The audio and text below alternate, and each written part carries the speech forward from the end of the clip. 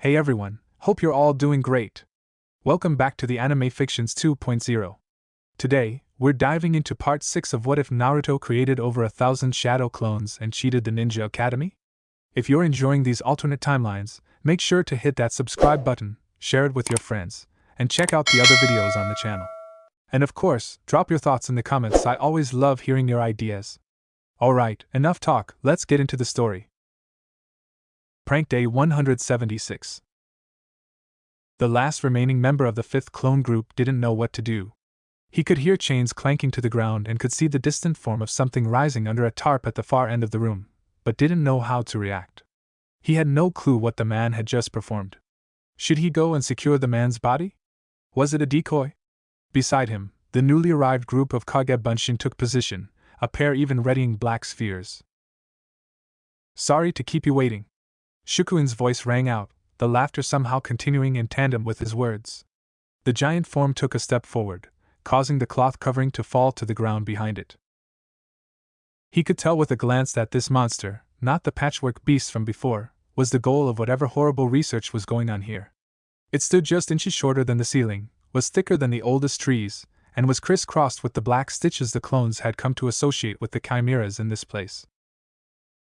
Like the chimeras, he had more limbs than was natural. 2 extra pairs of mismatched arms jutted from the sides of the thing's chest, while a heavy tail like that of a lizard trailed behind him. There were eyes everywhere, from its stomach to its elbows, and its feet ended in things more akin to talons than to regular toes. Worse, however, was its head. It was like someone had tried smashing 5 different faces together, then had said close enough before giving up. It had more noses than mouths, and it had several of those, and he suspected the scattering of mismatched eyes stretched all the way around to the back of his head. Its cranium was abnormally large, as if it had more than one brain, and various animal ears twitched in every direction from the top of its scalp. The laughter stopped. So, like what you see? The many mouths exclaimed in a bizarre echo. The clones were too shocked to answer. This was the biggest thing they'd ever fought, save the giant serpents during the invasion, and those had required special measures that weren't currently available. With the armor-like plates that were clearly visible and the chains swinging from the biggest arms, it was a clear contender for the title of physically strongest foe that the many Narutos had ever faced. Most skilled wasn't a question, Orochimaru. Well? The monster asked. We've waited long enough. At those words, it barged toward them with ground-eating strides. Everyone reacted instantly. Those with spheres threw them forward while the rest responded with the first that came to mind. The beast ignored the blinding flashes, and a wave of its chains took out the few clones who'd countercharged, intent on electrocuting the thing. The member of the 5th group, however, did a quick kawarimi backwards out of the room. It wasn't that he was retreating, no. It was just that the creature's bulk was larger than the door, which meant his new position would give him the advantage. His thoughts were interrupted by the sounds of hands clapping together. That was when the entire room's floor turned into jetting spikes, instantly dispelling all the other clones. Oh, it could use 2. Thinking quickly, the last Bunshin arrived at a decision. Hey, you muscle-bound brute, it yelled, grabbing the thing's attention. You can't catch me. It screamed, adding an obscene gesture to the mix. He then ran off in the opposite direction from which he'd originally come. He hadn't made much distance before the beast burst through the too small door as if it weren't there. Luckily, the corridors were smaller than the room had been, which should slow him down some. Doton, Dumantapa! It yelled, slamming its hands on the walls. Or not, the Bunshin thought as the corridor doubled in size. He didn't stop, yelling insults and the like as he continued running. He gained some more breathing room as the thing turned to send a bolt of lightning to intercept clones coming from the other way, but lost more as the creature quickly caught up. With his stride, he covered ground nearly twice as fast, and quick replacements weren't useful in the dark and twisting corridors. His play for time was rewarded a few minutes later when a quick memory message arrived. An exit had been found. Better yet, it was on the opposite side of the complex. A confirmation came the next second from the team defending the real Naruto, along with new orders for the clone groups. Orders that he very much agreed with. Trusting the others to do their jobs, he turned left at the next junction, preparing a quick sphere. The Bunshin fired it as soon as the monster came into sight, then resumed running without looking at the results. Behind him, the sound of the beast's chakra-reinforced chains intercepting the incoming projectile was followed by the sphere's premature detonation. A quick widened the corridor, and the chase was back on. That was how things went for the next few minutes. The clone kept the thing's attention with insults and quick techniques, all the while ignoring the man's words. He made sure not to provide too obvious of a target after a lightning bolt nearly took off his head, but outside of that he kept to his role. Which meant that, once he got the message he'd been waiting for, he circled back to a very specific location. He ignored the man's taunts as he did so. He knew that he was running out of chakra, but he had more than enough to last until his role was done. He ran straight through the next junction, looking back only at the last instant. Which meant he didn't miss the look on the face of his foe as dozens of clones fired streams of flame at him from every direction. He didn't get the look he'd expected. No eyes widening in surprise, no scowls, no fervent denials. Just him coming to a stop in an instant, while a pair of hands, the middle ones this time, he noticed, quickly formed seals. "Doton, Hirato," he announced simply. The clone then knew no more. The Kage Bunshin leading the group defending the real Naruto, along with the other two genin, winced as the memories of multiple dying clones hit him. Their last moments weren't very revealing, only informing the Bunshin that it was a Doton technique that had ended them. Turning around, once he opened his eyes, was much more informative. On the east side of the village, there was a crater-like depression, easily 25 meters wide. The main part of it was in the street, but a good chunk of a nearby field had also been destroyed, and there was now a building which was missing a wall and, as such, was in danger of crumbling. The hope that their foe had died in the ambush regardless of its last move were dashed when the beast burst from the center of the crater. It wasn't unharmed, having some burns here and there, but it was still clearly mobile and able to fight. He didn't wait a moment before sending out new orders, as everyone still alive below was needed up here, pronto. The numbers of Bunshin that responded as the monstrous creature climbed out of the crater it was in didn't reassure the leading clone one bit. They were left with fewer than 100 clones. While the ones defending Naruto had charged up as much as they could while waiting for an exit, that still didn't leave them with much to work with. "Now what?" one of the clones who just arrived asked. The leader didn't have a ready answer. Crawling out of the broken remains of the corridor he'd been in, Shikuin shook his head and got his bearings. He'd been having so much fun testing the limits of his creation that he'd lost track of time. The ambush had been an unpleasant wake-up call. He'd been injured somewhat before taking the clones down, but nothing serious. Eyes and skin were easily replaced, and the grudge compensated for the rest. He had to admit, this was the longest he'd worked this body, and it responded as well as he'd expected, if not better. He was glad to see his masterpiece deserve the name. Anyway, he'd played long enough, time to take down whatever foes were left. Taking a deep breath with his two pairs of lungs, Shikuin focused on sensing his adversaries. The difference between his original body and this one made the exercise somewhat difficult, but after a few moments he had a fair enough feel for the surrounding chakra. And better yet, he could still detect his tracking seals. While he'd not taken the time to install said seals on the prisoners, those made it easy to ignore the various tag villagers to focus on the real targets. He wasn't surprised to find a number of them crowded together inside the inn. One of the most available exits led into its basement. A quick shunshin brought him right to the door, where he spat out a bolt of lighting at the biggest grouping of chakra signatures. He took down at least 3, while the rest spread out in a burst of chakra he associated with the replacement technique. He followed that with another flat earth, leveling the building and bursting the numerous clones still in the corridors below.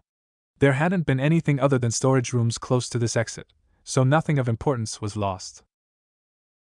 Jumping clear of the falling building, Shikuin tracked his remaining targets. 17 left, he noted, no 18, he then amended as another clone popped into existence. The scientist didn't hesitate, charging the summoner. Whoever this ninja was, his reserves had to be giving out. They were running out of clones. The clone who'd taken charge of things had been lucky enough to evade the first bolt of lightning, and he'd taken position on top of the mayor's house, after a pair of quick kawarini, to keep himself aware of the flow of battle. They were losing. Worse was how clear it was. By now, the clones fought in ones and twos, trying to buy time. Below, a pair of clones had the beast in a pincer, looking for an opening where they could use their spheres to full effect. So far, said opening wasn't forthcoming. They'd tried just about everything. Their blinding technique wasn't affecting it, and the creature wasn't leaving them time to set up a tornado. Getting close enough to shock it was basically impossible, as it didn't have any blind spot they could take advantage of, and the thing had the blatant Hellfire's measure, dodging it without fail. Their last main technique, their water, was just an invitation for a lightning bolt, as they'd found out the hard way. It even had some form of close-ranged electric surge, which meant that grabbing on and draining it wasn't an option.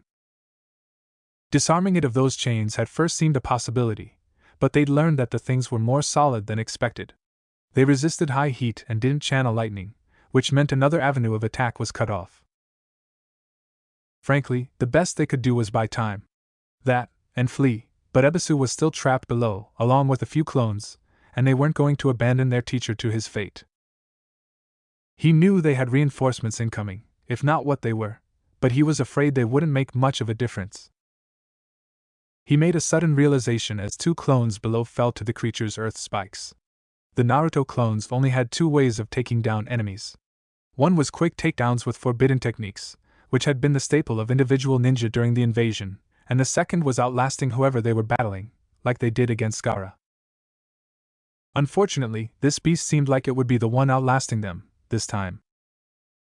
A quick replacement saved him from a bolt of lightning, depositing him on the other side of the road, while another clone tried to use the opening to slam a flaming sphere right in the creature's leg.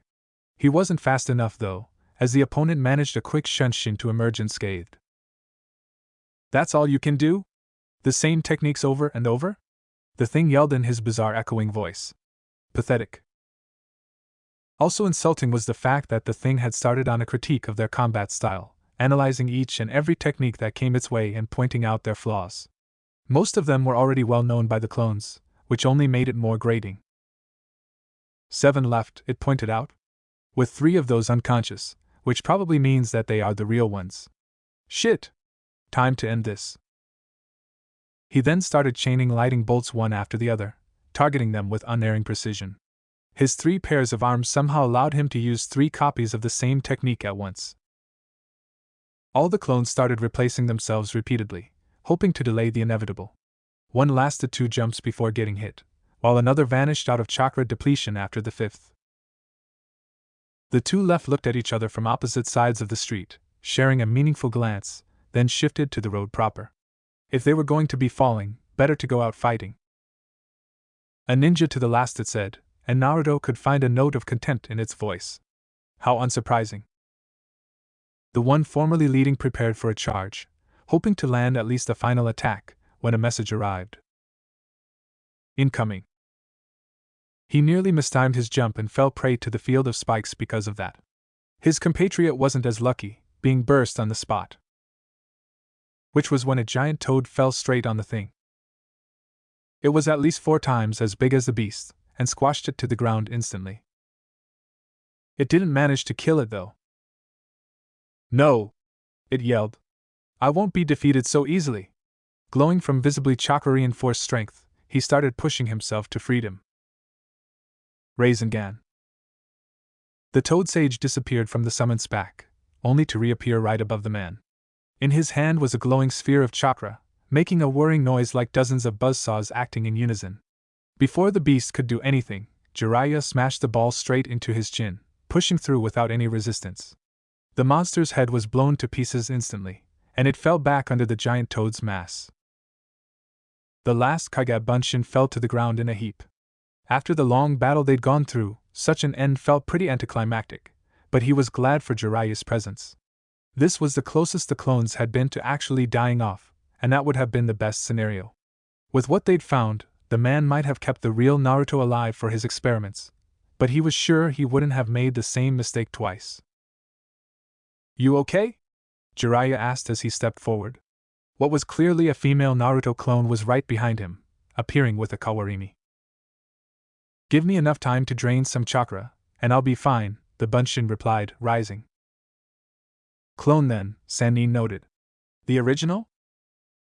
"Give me a second and I'll lead you to him," he said, flashing his hands in the seals necessary for chakra draining. He maybe had one replacement left in him before he burst, and this wasn't the time to take risks.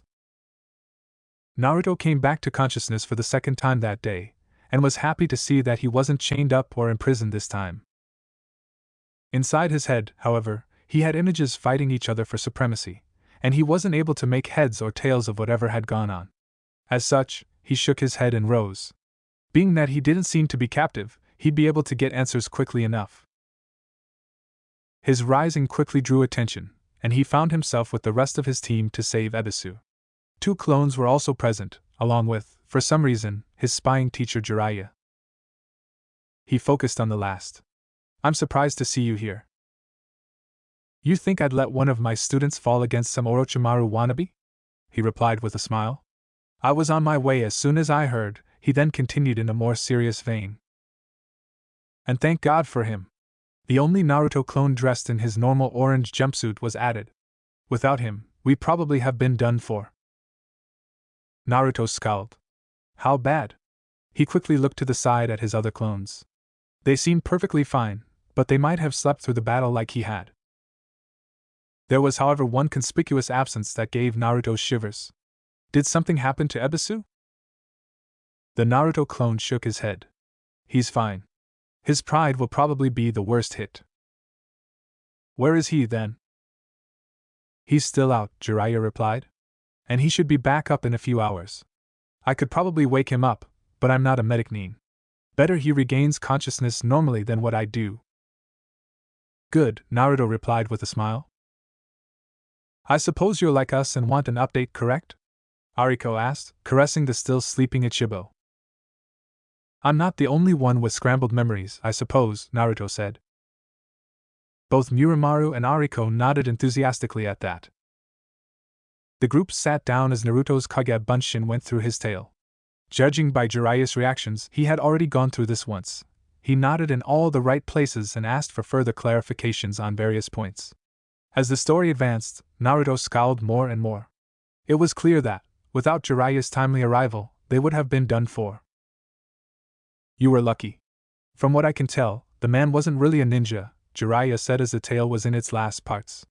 If he'd had the relevant experience along with that powerful body and his elemental ninjutsu, he'd have been an S-ranked fighter quite probably. Yeah, Naruto replied a few moments after the clone finished. Still, that doesn't feel like a victory, even if we're the last one standing. Everyone nodded at that. There'll be battles like that through your entire career, Jiraiya added, nodding wisely. I should know, I went through my share of them. In fact, I owe the title of Sannin to a battle that, even now, years after the fact, still feels like a loss. You mean the one against Hanzo the Salamander? Muramaru asked. Yes, the Toad Sage confirmed. Orochimaru, Tsunade and I survived, and that's the best we can say about that fight. The fact that the title we received spread far and wide after the battle only added salt to the wound. He scowled at the reminder. Still, you're all still alive, and your enemies are defeated. Maybe the results aren't what you'd hoped for, but take your victories where you can get them. As long as you live and learn, that's the important part of it. Naruto nodded, as did every clone. They all had things that needed improvement fast, and various ideas on how to do so. How about Naruto started? Jiraiya stopped him with a raised hand. There'll be more than enough time to discuss this later, and that's the kind of job that's tailor-made for that council of yours. Think about it, and we'll discuss it back home. There are more important things right now. Like what? Naruto asked. You're up for making shadow clones? The Sannin countered, rising.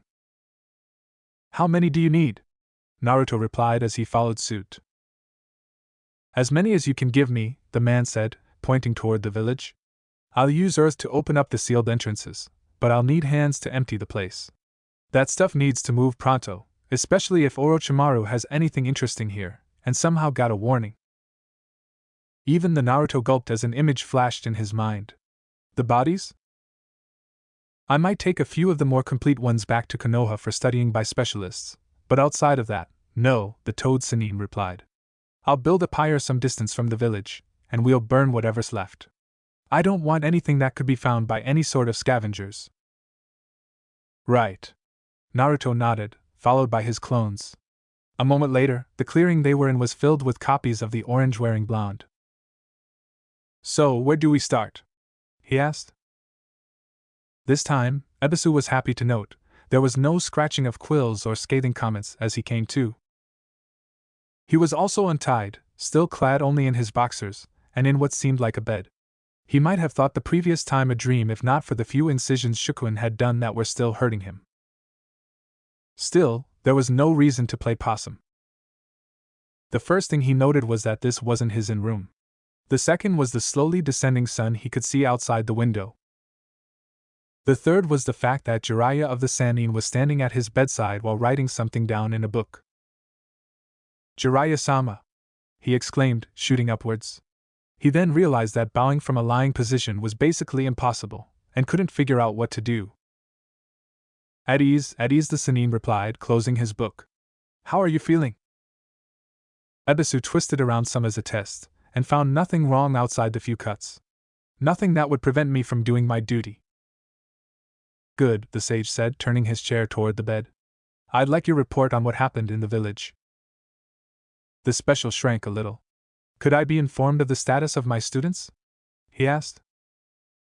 Jiraiya simply smiled. "They're all fine. They actually did very good for their rank, managing to escape the place by themselves. If it hadn't been for the trouble they'd stirred, I might not have found this place at all." That was the story the group had agreed would be the public version of what had happened. Those in the know would get the full report, but Naruto hadn't seen any reason to reveal everything to his sensei. He didn't doubt the man would treat him properly anymore, but he liked the different ways Ebisu interacted with every one of his clones. "Thank the kami," Ebisu said, lowering his head. After a moment of silence, he looked straight at Sannin and nodded. "Where should I start?" "When you arrive in Fumoto-cho would be the best." Ebisu then went over everything. It was a little shameful to admit how easily he'd been taken down by anyone, but Jiraiya was a superior, and he would have to go through this anyway with the Hokage later. Jiraiya was silent as the special went over every word the man who'd captured him had said, and kept some minutes after the discussion had ended, clearly deep in thought. "Could I ask something, Jiraiya-sama?" Ebisu finally said, breaking the silence. That broke Sannin out of his thoughts. "Go ahead." "Am I unworthy as a teacher?" The Toad Sage's eyes widened in surprise. "What brought that on?" "I'm only a special, and I've never even been invited to the trials," Ebisu replied. "I'm still behind the rest of my teammates in basically every domain, while they're higher ranked than me." His face fell deeper. "The day I met Naruto, he beat my shadow clone easily, and I'm pretty sure he was holding back. And now, someone who isn't even a ninja got the best of me." He took a deep breath, choking back a sob. "Should I just give up, and give my team to someone else?" Jiraiya smirked sadly. "I know that feeling so well, you haven't a clue." "What?" Ebisu replied, shocked. "How do you think it was, being in a team with Tsunade and Orochimaru?" Sannin replied. "The last Senju, and a born genius?" "But you're Jiraiya of the Sannin." "I wasn't always that," he pointed out. "And even then, I still failed. Tell me, who were my students?" "Yondaime, of course," the special replied. "And who are the two other members of that genin team?" Ebisu started, opened his mouth, then closed it without saying a word. "Thought as much," Jiraiya nodded sadly. "They never amounted to much. One died during his second exam, while the other was a genin all his life until the QB claimed him. And Minato was a genius like I've never seen. Even to this day I wonder if he didn't end up so skilled in spite of me." He raised his eyes, looking toward the ceiling. "I said the same thing to my own teacher Hiruzen, and he told me what I'll now tell you." Jiraiya went silent for a moment for emphasis. "Ask your students?" But the Ebisu started, only to be interrupted. "They know better than you think," Sannin said. "Sometimes there are things that can only be seen from the outside. And they may be young, but they notice more than you realize." He rose. "I'll leave you to your thoughts. Anyway, I have more than enough paperwork to go through." He then walked out. Ebisu stood there in his bed for a few minutes, before rising himself. It couldn't hurt to hear his team's opinion, and it was their team as well as his. They should be allowed their say at the very least. It didn't take much time for Ebisu to find his way down in the tunnels under the city, and the many Narutos there going back and forth were always happy to give him directions. He found his 3 genin in the largest room he'd seen, huddled around a blond man on the ground. Said man was still breathing, but seemed unconscious somehow. They also hadn't noticed his arrival. "Good evening, students." "Sensei," the 3 exclaimed as they turned. "Glad to see you're all right," Muramura added, to which everyone else, including the rabbit on Ariko's head, nodded. "I feel the same way," the man replied, then took a deep breath. "No reason to wait." He then bowed. "You 3 have my most sincere excuses for the deplorable consequences of my weakness," he said clearly, not looking up. "I feel that I failed all of you today, and allowed you to be captured due to my own negligence." Wait, Sensei," Naruto replied, raising both hands up. "We didn't do any better. Ichibo here probably has a better nose than the 4 of us combined, and even he detected the poison too late." Ebisu shook his head. "That may be, but I am still your Jonin Sensei. It is on my shoulder that your protection lies, and I've failed in that mission shamefully." He took another breath. "Should you request it, I will ensure this team finds a better sensei to fill my post. You 3 have a great future ahead of you, and I would not want to be the one holding you back." He then fell silent, and waited for his judgment. "Nope." Naruto was the first to reply. "Nope. There's no giving up, not in this team." "Yeah," Muramura continued. "Why would we want to get rid of you? You could find much better teachers. A taijutsu specialist would be of much more help in developing Muramura's family style, while both kenjutsu and ninjutsu masters would be glad to have you, Naruto, as a student. And I know an Inuzuka who I'm sure would be interested in how there could work with Ichibo here." "We'd much prefer if you stayed, Sensei," Ariko said, and Ichibo nodded at that. "And we're more than happy with the things you're teaching us. Like the illusions you started me on. The female clone didn't have them down, yet, but it was only a matter of time." "Or the sensing exercises," Muramura added. "I already have a ninjutsu teacher, a kenjutsu teacher, and even a trapping teacher, which I have to thank you for," he said with a nod. "I'd prefer a sensei I can trust with what I want to do with my life." "Yeah," Muramura added. "And anyway, if you think you're not strong enough, just train until you're satisfied with yourself," Naruto exclaimed. "What about your own training?" the teacher replied. "How will I be in charge of it if I'm away practicing?" "A shadow clone is more than enough for teaching, most of the time, Sensei," Naruto pointed out. "I wouldn't mind," Ariko added, to which Muramura nodded. Ebisu was silent for a moment. "Are you certain of your decision?" All the genin nodded.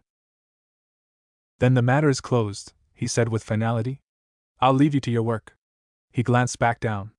"Who is that, anyway?" "The one in charge of this place," Naruto replied.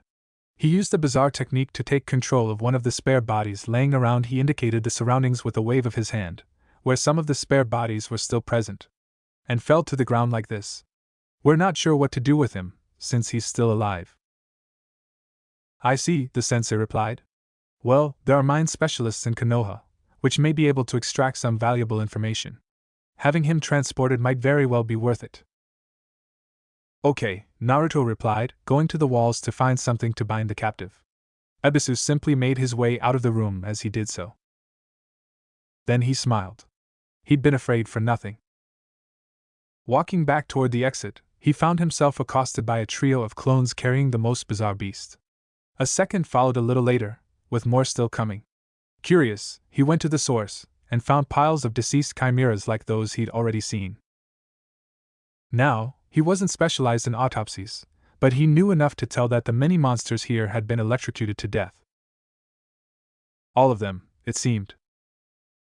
That was bizarre, since the only lightning user he'd heard about was these beasts' master. Jiraiya wasn't one, and the one member of his team who knew any elemental was Naruto with his fire technique. In fact, looking around, he could see the results of the boy's technique. The melted hinges were especially illuminating in that regard, especially since the room on the other side was clearly a cell. which meant his team had been right in this place. Something was wrong here. The special took a deeper look, and quickly found something else. Remains of broken arrows could be found all over, as if someone had been shooting at the people here.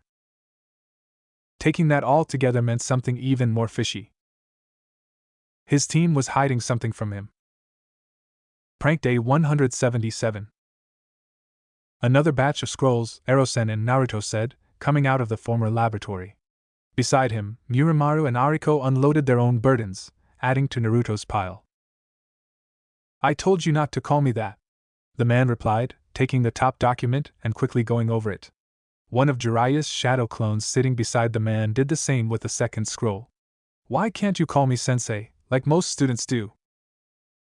Well, the name fits, Muramaru pointed out. You can't deny that, Mr. Super Pervert. And we already have a sensei, in case you didn't notice, Ariko continued, indicating Ebisu with a wave of her hand. The special Jonin was in charge of the pyre, and by the scowl on his face, he didn't like the job any more than the many Narutos would have. Jiraiya tossed the rolled-up scroll into one of the piles behind him. Yeah? And how is it going downstairs? We're more than halfway done, Naruto replied. Unless there's another archive down there, we should be finished before the end of the day. That was the reason why they were still in Fumoto-cho. Jiraiya was adamant that the place had to be emptied before they all left, and everyone agreed with him. But Shukun had been a scientist, which meant reams of documents and notes about both the running of this place and the experiments that had been performed therein. Going through that was a long process, especially since Jiraiya, or one of his clones, had to go through every document first. As the highest-ranked Konoha ninja in Fumoto-cho, it was his decision if scrolls had to be sealed from view, so he had to check them all. From there they went into multiple piles, where Naruto clones stacked, ordered and indexed them. They even sometimes copied them, as the Toad Sannin had given them leave to copy whatever scrolls weren't sealed by his order. The Uruhara library would be growing quite a bit once they were back in Konoha. The three genin were on their way back down when Jiraiya exclaimed, "Finally!" Yes? Ariko asked, turning around. The Sannin held up the scroll in his hands. I was waiting for this one. It has the technical specifications for the combined tracking/control seal that was used on the villagers in this place. Said villagers were still under the seal, hiding from the ninjas. They hadn't said a word yet, and Naruto suspected that was part of their restrictions. It even has instructions on how to perform the counter seal, which will save me from having to build one. He looked at the three genin. Any of you have experience in seals? Naruto stepped forward after a moment. Tekuno has started me on building explosive and smoke tags, he offered. The other two shook their heads, confident that Jiraiya would understand the meaning. Okay, well, you have to start somewhere. Come here, Naruto, the Sannin said, indicating a spot beside him as he withdrew his sealing equipment. The blonde genin did so. Now Jiraiya started, taking the tone Naruto associated with the Sannin teaching. Counter seals are seals made to affect other seals. It's one of the most complex branches of Fuinjutsu, as seals often contain elements that would react to tampering. He pointed down at the scroll before him. That one was clearly made for easy removal, which means that it has very little that stops one from taking it off. Now, the main part of a counter seal is this one, which has to target the active part of the Fuinjutsu one is trying to remove. This is the capital part because. Prank Day 179. So, anything urgent to report? The merchant clone in charge, seated at the end of the table, asked. Silence was his answer. Good. Meeting 63 then. First up is the trading network itself. How are things going? We're up by 17 contacts since our last meeting, mostly in sand and water countries, a Bunshin on the left replied, his nose in a book. Added to that are a few dozen possible suppliers, especially in fish products. We also have our first contact with a purveyor of Suna steel. Good. No issue there? The clone shook his head in answer, as did his three assistants. Perfect then. Point 2, trade in Konoha. What's happening there? We're losing customers in Konoha, the Leaf Village representative said. Everyone turned toward him in a flash. Come again? Over the last week, 3 different shops canceled their standing orders with us, and that without any stated reason, Janae explained. I tried going to see the shop owners and question myself, but was given excuses or faced with a closed door. Did Ichiraku one started? No, Janae answered almost instantly. In fact, our orders from Tucci and the other restaurateurs have only gotten larger, as did those from Jiraiya's contacts.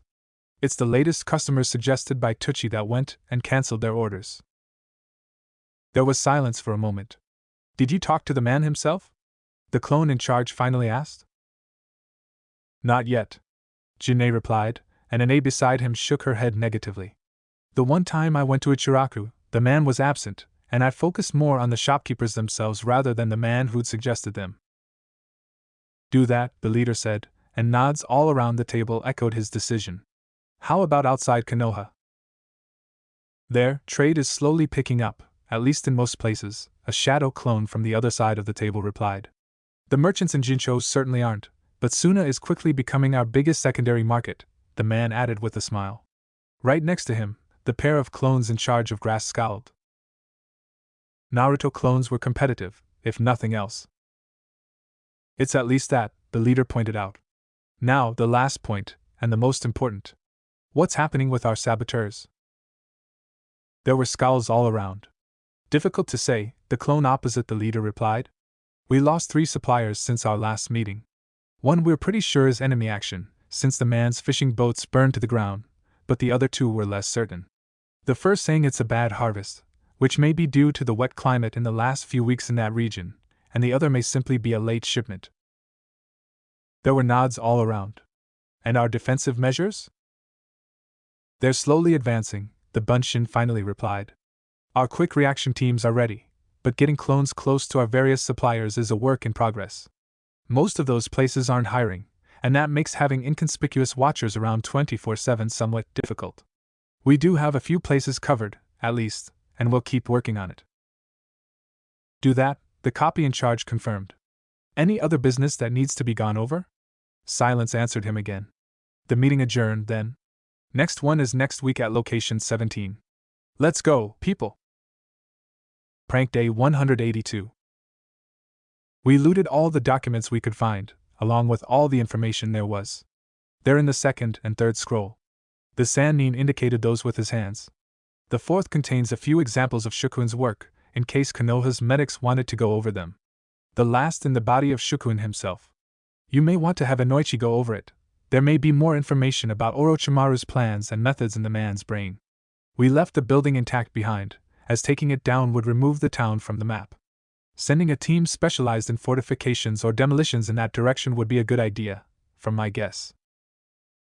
Ebisu did not react outwardly at the incomplete report being given, but he was thinking furiously inside. What was being hidden? Based on his previous findings, he guessed that either his team was hiding part of their skills, or that there was another person involved in his team's escape. He thought about it along the way home, and those 2 options were the ones that made the most sense. Especially considering that Naruto was Kyuubi's prison, and as such could be the target of enemy actions and kidnapping attempts. But which of the 2 was it? Whichever it was, it didn't reflect well on him. If one of his students was a plant, he'd have gone on teaching a false genin for weeks without realizing it. While Konoha had some quite decent infiltrators, the idea that he might not have noticed such a thing hurt his pride as a teacher. If that was the truth, then he would never live down the shame. The fact that Naruto would have a guardian angel would hurt his pride less, but would still sting. He knew he wasn't the greatest of shinobi, but the idea that he'd been under watch at all times without a single inkling, that ate him inside a bit. What could he do about it? Good work, the Hokage said as he put down the scroll in his hand. The special Jonin pushed back the thoughts he'd been having, and focused on the present. You'll all be credited with your C-rank mission, along with an extra A-rank mission for the takedown of one of Orochimaru's bases. Everyone smiled at that. I'm also ordering 2 days off of your regular team training for recovery. You've been 2 weeks on a mission, you deserve a few days of rest to compensate. Yes, Naruto exclaimed. Beside him, both of his other students smiled. Now dismissed, Sandaime said with a nod. Jiraiya, stay behind. I have some more questions for you. Ebisu bowed, as did his students, and the 4 of them made their way out of the tower in silence. The special Jonin then directed them to a cafe close to the tower, and sat them down at a booth. "I'll be quick, since I suspect everyone is anxious to get back to their own homes," he said once everyone was seated. "Good work, team. The mission might not have gone as expected, but you all reacted professionally to the changes, and came through as needed. While I'll be waiting some time before asking for a second C rank, I have no complaints with your work outside the village, and I know you'll do Konoha proud in your following missions as well." He pushed back the fact that there was a secret between them to the back of his mind. Based on what he'd guessed, they might have been ordered to silence, and pushing for more information might even be treasonous in this case. "Make sure to keep in shape, and we'll see each other on Friday." He bowed his head as a salute, and waved. Dismissed. His students made their goodbyes, each going in their own direction. Ebisu himself took the time to drink a good coffee, and pondered what to do. Between his abysmal performance against Shukun, and the fact that there might be a plant on or near his team, it was clear his skills were deficient. He'd not noticed before, because he'd coasted on his talents as a teacher, and while they hadn't atrophied, his skills as a ninja certainly hadn't improved much in the last few years. He'd been content that way once, but no longer. He needed to play catch-up. The worst thing was, he had a good idea how to accomplish such a thing. It would hurt, both physically and mentally, but it was the best way to go at it. The Hokage hadn't prohibited training, only doing so as a team, and soon started, soonest done. As such, he drained the last of his coffee in a single swig, and stepped outside into the evening air. While it was late for most people's training, he knew from experience where he could find the person he needed at this hour. He went straight for the wall and climbed up, then waited. He didn't have to do so for long. Before the minute was done, a pair of silhouettes appeared in the distance. At the speed they were going, it was but a moment before they passed Ebisu, and he forced himself to follow them. "Yash, teammate," Guy said as Ebisu fell into step beside him. "Are you here to see the youth of Konoha flourish in the dusk of the day?" he asked. The man clearly hadn't changed a bit. "Not exactly," the special Jonin replied, forcing himself to maintain the pace. "I was hoping to talk to you instead." Guy nodded seriously. "Lee, double pace," he yelled, and his student instantly increased his rhythm. Guy instead slowed down, stopping a little later near one of the newly repaired parts of the wall. "Now, what can I do for you, Ebisu?" Said ninja took a deep breath to center himself before speaking. "I need to get stronger." Guy simply smiled and nodded. "Let's get to it then." "Okay, that's done," Naruto said as the merchant network representative sat back down. "Then, let's get to the meat of this meeting. Gigi, I suppose Jiraiya updated you with the full story?" "He did." "Is everyone else not clear on the happenings in Fumoto-cho?" he continued. Everyone shook their heads, having been included in the latest mass update. Naruto had informed Iruka straight after leaving the rest of his team, even before the said update was done. "So, it's clear, it was sheer luck that Jiraiya arrived on time to save our backsides that day." Naruto inclined his head toward the Sannin. "Thanks again for that one." "My pleasure. One thing that battle made clear is that we have a long way to go if we want to be really effective as a ninja. I've been thinking about it for a good while, and I know I'm not the only one. So, ideas, people. Relying on luck isn't something we want to be known for." Nico was the first to raise his hand. "We need some form of protocol for a situation like this one." "What?" That wasn't what Naruto had been expecting. "This is the second time we learned about a battle happening from clones dying in combat," the spying advisor continued. "While it couldn't be helped during the invasion, a simple message to the rest of us last time would have gained us nearly an hour in response time, which is enormous." The three adult ninja around that table nodded at that. "Not only that," Kyuha added as he rose, "but we also need a specific code for emergencies like this. The Hokage was in a meeting, and we could have lost time for nothing if we hadn't suspected what he'd answer. A quick way to contact Jiraiya in case of emergencies wouldn't be amiss, either." At this, said Sannin lowered his head at the memory. He clearly remembered what he'd been doing when Sara found him. Naruto was silent for a moment, then nodded. "Good point. Nico, I'm putting you in charge of this. Meet with the others, and write out a communication protocol for emergencies. Next." Miramaro was the one who rose this time. We need to master more techniques seamlessly. We would have been completely screwed if we'd had our hands paralyzed. Everyone nodded to that. We need better defensive techniques for clones. The chakra shield doesn't cut it. We have to find a way to immobilize opponents, especially fast ones. We need something to take down people who can tank most attacks. Whoa, whoa, whoa! Naruto exclaimed, trying to calm people down. One at a time. Muramaru, since sealless techniques are something you can train on outside this place, I'm putting you in charge of that. You three, he pointed to the trio of clones who'd just spoken out. You're in charge of techniques. I'm expecting at least 6 different ones in total, since we might not manage a few, as we did last time. Everyone who has suggestions, talk to these 3 after the meeting. All the hands went down as the blonde genin finished his proclamation. Any other details? You should practice summoning more. Everyone turned toward Ichibo, who was standing on Ariko's head. We're listening, Naruto replied for the group. From what I heard, one of the main issues at first was the fact that you were stuck underground, and that your earth-moving technique wasn't enough to make an exit. Nods all around. Well, earth specialists are common in the Bunny clan among those that practice ninjutsu. Summoning one of those would have made escaping a lot easier. Naruto couldn't deny that. I have to agree with the rabbit here, Jiraiya added from his seat. If you're gonna be the rabbit sage one day, you need to know the clan you've joined. Who are the rabbits and what are their talents? Who should you call in specific situations? I'll take care of that, Ariko said, raising her hand. I'm the one who spends the most time with Ichibo outside. Might as well make something out of it. Can you bleed? Another clone at the table pointed out. A second later, Ariko's hand went back down as her face lowered. I'll have to take care of that one myself.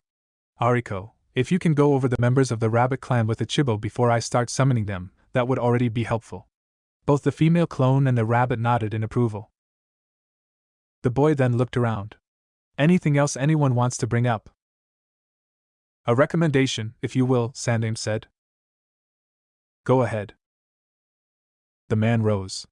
Since numbers aren't an issue, I'd suggest that there should always be a clone team close in case you need support.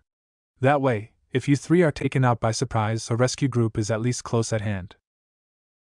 Yeah, Naruto said, dejected. I'd thought about that also. He didn't like the fact that he made things worse with bad decisions. Remember one thing, Iruka spoke up as he saw Naruto's face. You made it through. Sure, there were wrong choices and questionable actions, but the important part is that you made it, and can learn from it. He waved around. There isn't anybody here who has never made a bad decision. That's just being human. But as long as it helps you improve, it's already that much earned, he said with a smile. He wasn't the only one. Both Jiraiya and Hiruzen nodded at that, similar smiles on their lips. Nothing more? Naruto finally said after a moment. The meeting was adjourned. We'll be expecting reports from everyone on their tasks next week. Dismissed. The 3 adults instantly vanished, being clones, while the rest of the group quickly made their way downstairs. Naruto wasn't far behind. If he hurried, he might manage to reach Ichiraku before Tuchi closed shop. 11 days without Ichiraku ramen had been more than enough fasting, and he had a date with the largest bowl he could find. Prank Day 184. Uzumaki, a voice said, coming from right behind him. Naruto turned away from his ramen to find Uchiha Sasuke coming his way.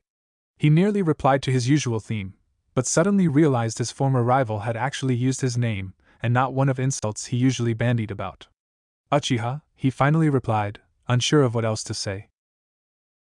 The dark-haired boy took that as an invitation, and sat down beside him at the counter. He even ordered a plate of tomatoes as he did so. Now even more confused, he released a burst of chakra, hoping to break whatever illusion he was under. No such luck. Just back from your first C rank from what I've heard, correct? Sasuke said between 2 slices of tomato. The great Uchiha doing normal conversation? Impossible. Naruto had to force himself not to check that the sky was falling. He simply nodded instead, taking another bite of his noodles. How was it for you? Uchiha asked. For a second, Naruto didn't know what to say. The happenings in Fumotocho hadn't yet been released to the general public, and there was enough information under seal that he didn't know what to answer. You had your own C ranks, so I'm pretty sure you know the drill by now, he evasively replied instead. Sasuke looked up to the sky. Long, boring, and seemingly pointless?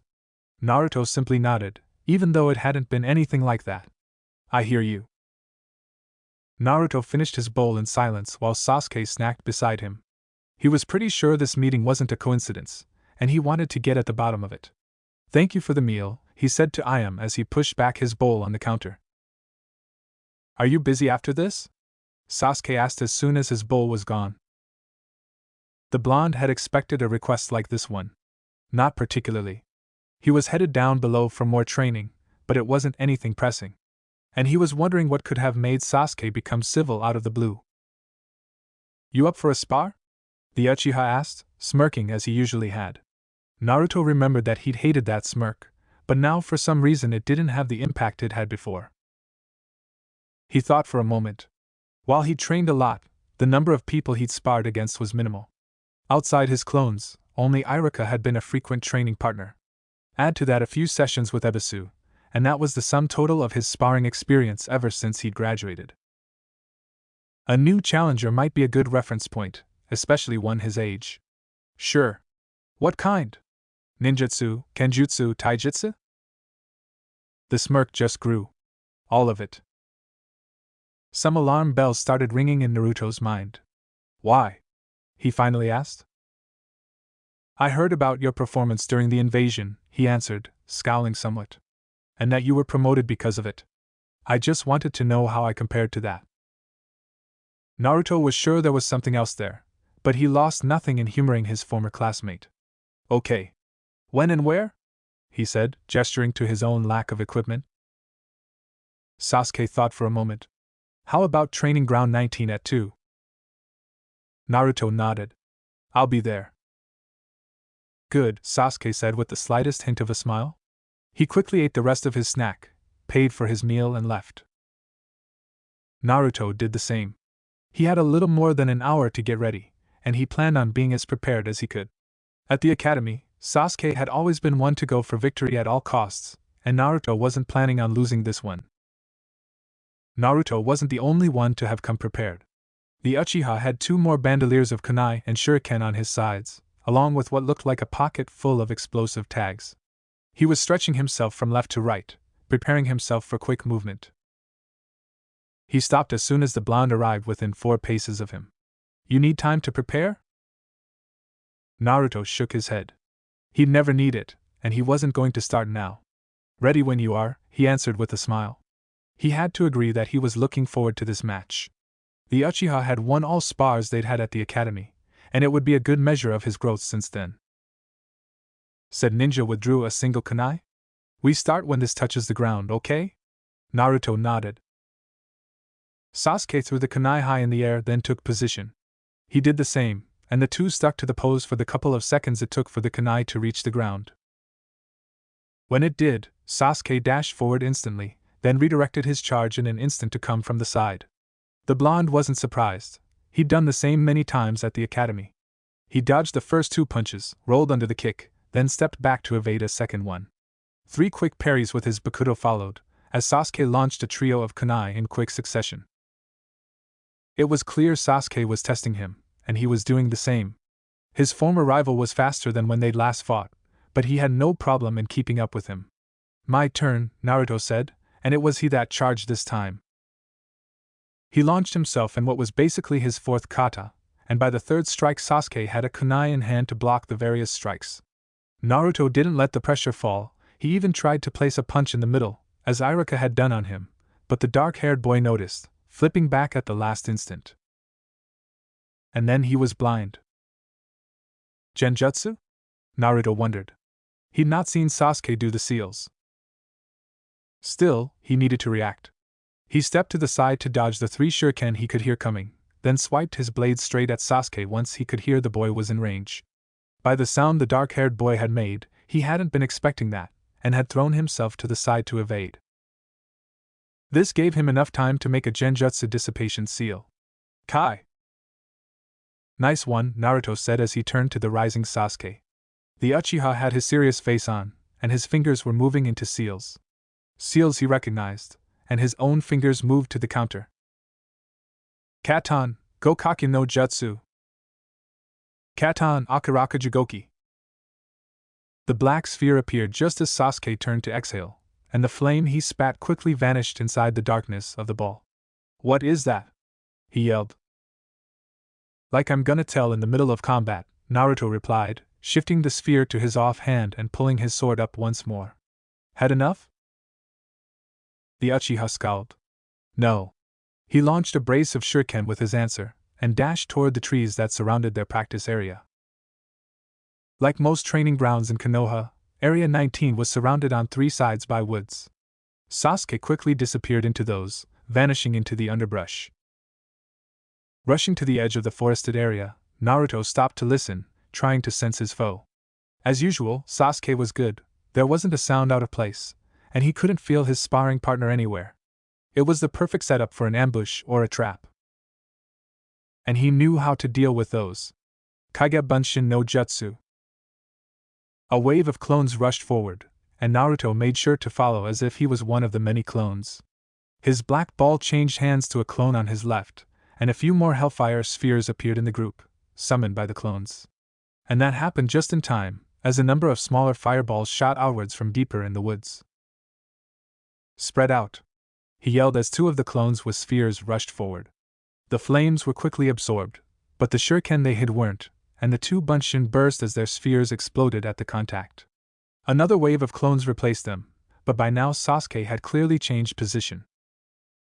Sasuke Uchiha forced himself not to pant as he hid in the trees, having just done a quick shunshin after a fireball. Around him, he could hear the many Narutos slowly canvassing the place, looking for his position. It had been at least 15 minutes since he'd entered the forest, and they hadn't let up. He was tired. He knew his reserves were greater than most genin, especially after Kakashi's grueling training, but he was still running out of chakra. He was also down to 3 kunai, and less than half his tags. His shuriken was long gone, and Naruto was now wise to most of his tricks, which never worked twice. Whatever he thought of the boy in the past, he couldn't deny that this wasn't the dead last he'd faced at the academy. His sword work was tight and effective, even in a wooded area where obstacles were everywhere. His reactions were fast, and he knew how to use his well. Even by sneak attack, his clones took 3 or 4 hits before they went down, and by now they went everywhere in teams of 3, cutting down that option. Kakashi had been right. Unless they made a mistake, taking on those trios was a losing proposition. He couldn't see how he could win this one. It hurt inside to admit, but he was losing. And worse was, even if he managed to win, it would be more luck than anything, and it wouldn't satisfy him. Naruto had taken all he could deal, and had come out on top. It was. A squirrel dropped down on the branch he was hiding on, and he kicked it near instantly as he reacted. The beast disappeared in a burst of smoke, and he knew he was found. Shit! He did a quick shunshin 4 meters away, only for a quartet of what he supposed were clones to appear instantly around him. Grabbing 2 kunai, he rushed the closest, who managed to block or dodge the first 7 strikes. The 8th burst him, but he found himself surrounded by clones holding explosive tags at chest height. You're out, Sasuke, Naruto's voice came from deeper in the woods. Fubaku Hajin. He didn't know the technique, but the arm tags were bad enough. He supposed he had enough for another pair of shushin, but outside of that he was dry. And he didn't think he could manage a reversal. I surrender, he spat out, grimacing. He let his kunai drop from his hands as he said so. The clones did a couple of seals before removing the tags, and they stepped back as another Naruto came forward. Good spar, Naruto said, and Sasuke suspected it was the original. I lost, the Uchiha spat out, as if it explained everything. Yeah, and? Naruto countered. I know I learned a lot from this spar. That hiding shuriken and fireballs trick, it was great, and you might have gotten me with it if you'd used it earlier.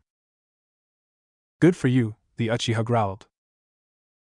You can't tell me you learned nothing from this spar, Naruto countered. Yeah, like what? Sasuke said, looking down at his training partner. Said Blonde raised a single finger. Well, you at least know what to work on. First, you clearly need better endurance, he pointed out, then raised a second finger. Your speed at hand seals is good, so a quick for close range would be a good addition. Third finger. Some trap training might be useful, also.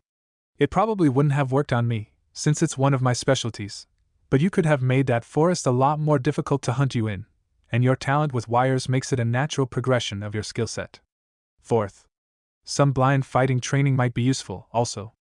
I could tell you used mostly your eyes for sensing, and since you're an Uchiha, that's a big flaw. That's all? Sasuke replied, clearly unhappy. And where would I find such a? Well, your sensei is Kakashi of 1,000 Jutsu, so I'm pretty sure he has at least one or two that fit those criteria, Naruto countered. Now you want another match? Nah, Sasuke replied, ambling away from the training ground, going straight for home. He didn't need to be hammered into the ground once more, and, judging by how tired he was, he wouldn't be giving his best anyway. See you, then, Naruto replied cheerfully. Come again for another spar someday. Yeah? His head was down, and he was stuck in his thoughts all the way back to the Uchiha district. He felt like he'd fallen back miles from being ready to face his brother. If the so-called dead last could beat him after less than a year, how much behind was he, and how could he ever catch up to Itachi? Clearly, Kakashi wasn't helping him improve fast enough if Naruto could have so easily passed him. He needed more. But who else could he go to for training? Prank Day 187. Tora sat down on the pillow reserved for him in the underground chamber that Jin Shippuden never left. Behind him were the rest of the leaders of the Torasen, each seated in his own spot. Before him, on her throne-like chair, was the Lord Jin herself, with her two most loyal retainers beside her. So, the Lord said, her voice firm. How goes our people? There Tora started, his head bowed. There hasn't been a change, Jin-sama. While the Torasen have been guarding this city and there have been no serious altercations, a few drunks here and there. The people are still fearful and reticent. Shops are empty at near all times, and the streets are deserted. It is clear that they don't believe the Yakuza are gone, only that this is the calm before the storm, and they hide as if it was soon to come. Outside of the Yakuza themselves being captured, I do not think this will change any time soon. Disappointing, the Lord replied. And how does one find them? We do have some leads, Jin-sama, but everything points toward the bulk of our enemies not being in the city at the moment, Tora replied. Moreover, we've heard rumors of a meeting, which might explain why they are gone. There were infiltrators as rats and mice in the few shops they'd discovered were Yakuza fronts, but these were nearly abandoned with only a few members still inside, and no one that could be termed leadership. There are a few businesses that we've identified as Yakuza fronts, but these are silent as any, and we've found nothing illegal when searched. Any person we could use as a source of information? She asked. Tora shook his head. None, Jin-sama. Whoever was left behind is either an unmarked member or hired help, and wouldn't be high enough in the ranks to have important information. So we are waiting. Sadly, yes, Jin-sama, Tora answered. There is no crime we can crack down on in the city, and outside sending troops to seek our enemies, there is not much more we can do. Shippu inclined her head. Should we do that? No, Tora instantly replied, shaking his head. The members of the Torasen behind him did the same, echoing his thoughts. It may be exactly what our enemies are waiting for. Like the population of the city, I do not believe this is over. Splitting our forces would only help our enemies if they returned. He didn't say that they'd already done exactly that. While the official members of the Torasen stayed in Jincho, there were Naruto clones going all over the peninsula. Numbers were their strength, and they'd use it as much as possible. It hadn't given any results yet, but they were sure it would. The question was, would it be in time? Prank Day 190. Gaara knew the nighttime desert better than anyone else. His insomnia had made it so that he'd lived long hours after sunset simply appreciating the solitude of the sands. He knew the sounds of the desert wind better than the words of his own father. He could tell much simply by being there and listening. That was how he knew he had company. And who that company was specifically. Hello, Naruto, he called out, his eyes closed. Hello yourself, Gaara, the clone replied. Gaara knew very well this wasn't the real one, but he had no reason to treat him otherwise. Simple relaxation or training this time? The Konoha genin asked. Training, the Ichibi's jailer replied, raising a sand clone from the ground. A ninja must always strive to better himself, must he not? He didn't say that he'd recently been put on the short list of possible candidates to replace the Yondaime Kazekage. He didn't know how his friend would take it, with his own ambitions. Mind if I watch? The clone asked. Gaara shook his head. I told you I didn't mind your presence, and I am not practicing anything particularly dangerous today. Just verifying, Naruto replied, sitting down. Gaara spent the next hour, both singularly and in groups. The Naruto clone was now a quatuor, and they were training in their own way. 3 were juggling those black spheres Gaara had seen before, while the last was watching his own training. Are you always training your sand, Gaara? That clone finally asked. The sand boy nodded. It is what I am best at, he countered. Yeah, but it can't be useful in all the situations, the Kage Bunshin replied. Like if you're fighting at sea, or something.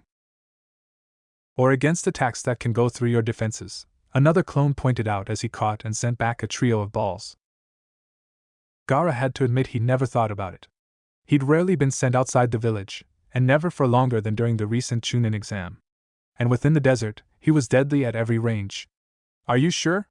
He couldn't think of his reliance on sand as a weakness.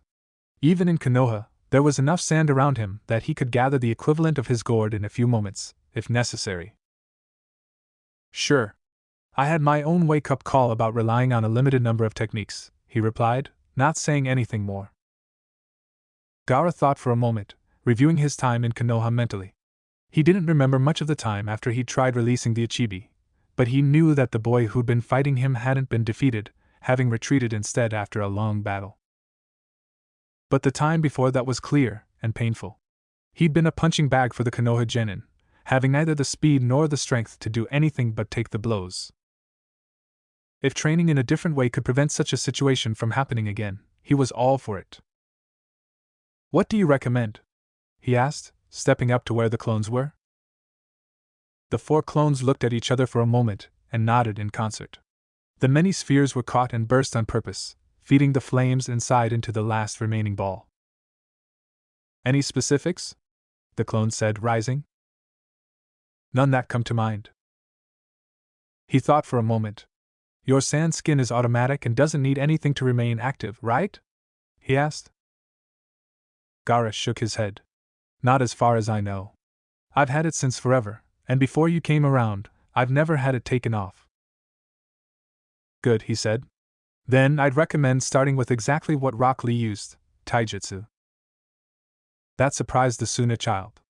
Why that in particular? Well, first, it's clearly not something you've put much attention in. Gaara nodded at that, as he couldn't really deny it. And with better speed and endurance, everything one trains and gets better. But what really makes taijutsu interesting for you is that you already have an advantage over most people in the form of your natural armor. Also, another clone pointed out, with your current skill set, staying at a distance from you gives you the advantage, unless they have armor-piercing, long-range attacks. So, most people would rush to close range, hoping to take control over the battle's rhythm and stop you from using your sand. Improving your taijutsu would give you a much better chance to survive encounters like those. Gaara thought for a moment, then nodded. It made sense. How should I go about it? You haven't learned a style at your academy? Naruto asked. Academy? He countered. Never mind, the clone replied, stepping opposite to Gaara. We'll simply see where you're at. A spar, with no jutsu, no weapons, no sand. He took a combat posture. I'll be on the defensive first. Come at me. It took a moment before Gaara understood what the Naruto Bunshin meant. The following charge was weak, and his blows weren't anything to write home about.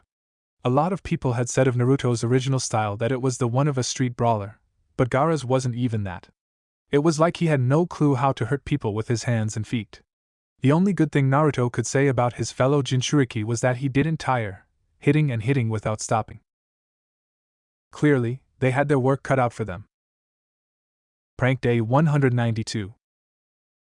Good day, students, Ebisu said cheerfully, which was a complete contrast to his appearance.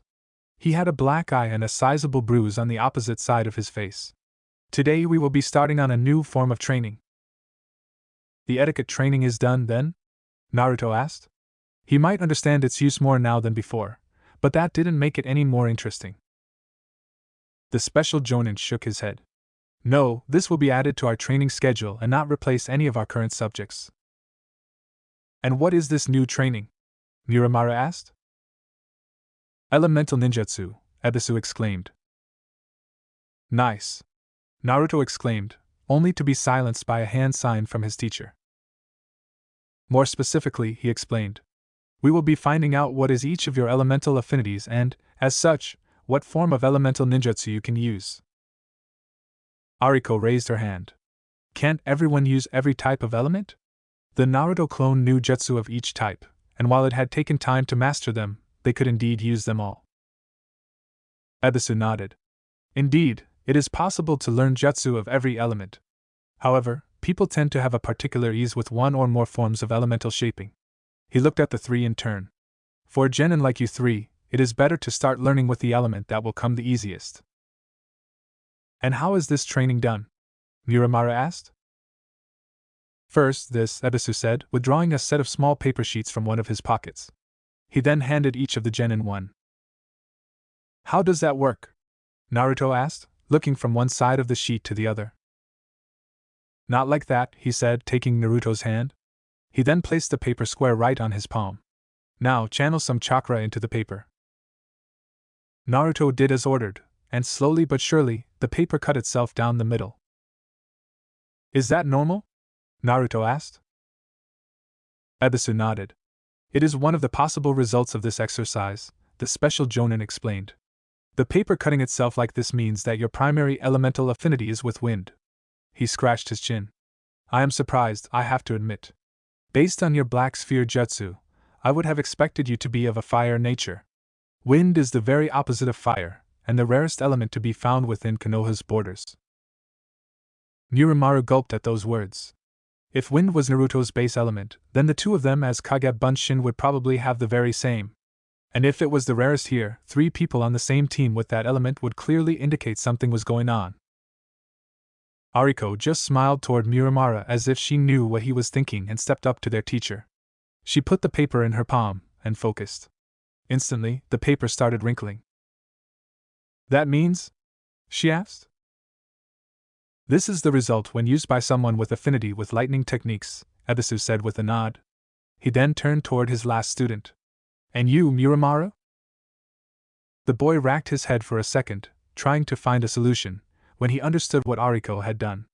He put the paper in his hand, and focused as if he was trying to feed flame into one of their spheres. The paper instantly ignited and turned to ash. Fire, I suppose? He said, hoping that another result wasn't expected. Indeed, he replied. I must say, I have a very offensively minded team. Why is that? Ariko asked. These 3 particular elements are well known to be used mostly offensively, especially compared to the other 2 who are mainly defensively oriented, he explained. In particular, the wind element has numerous cutting techniques, as well as wind blasts at longer ranges. Fire is self-explanatory, as combustion is naturally damaging, and lightning techniques are well known for their armor-piercing properties. Now gather round.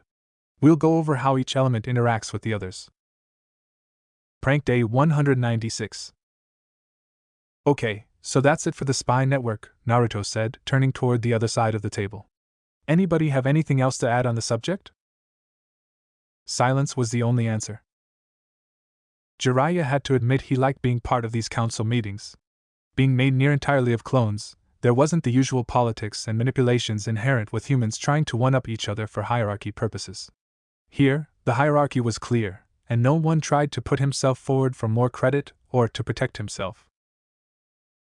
As such, he made sure to have a clone present at every meeting since he'd been invited. Watching his godson slowly become an important part of the Leaf military system was something he wouldn't have missed for the world.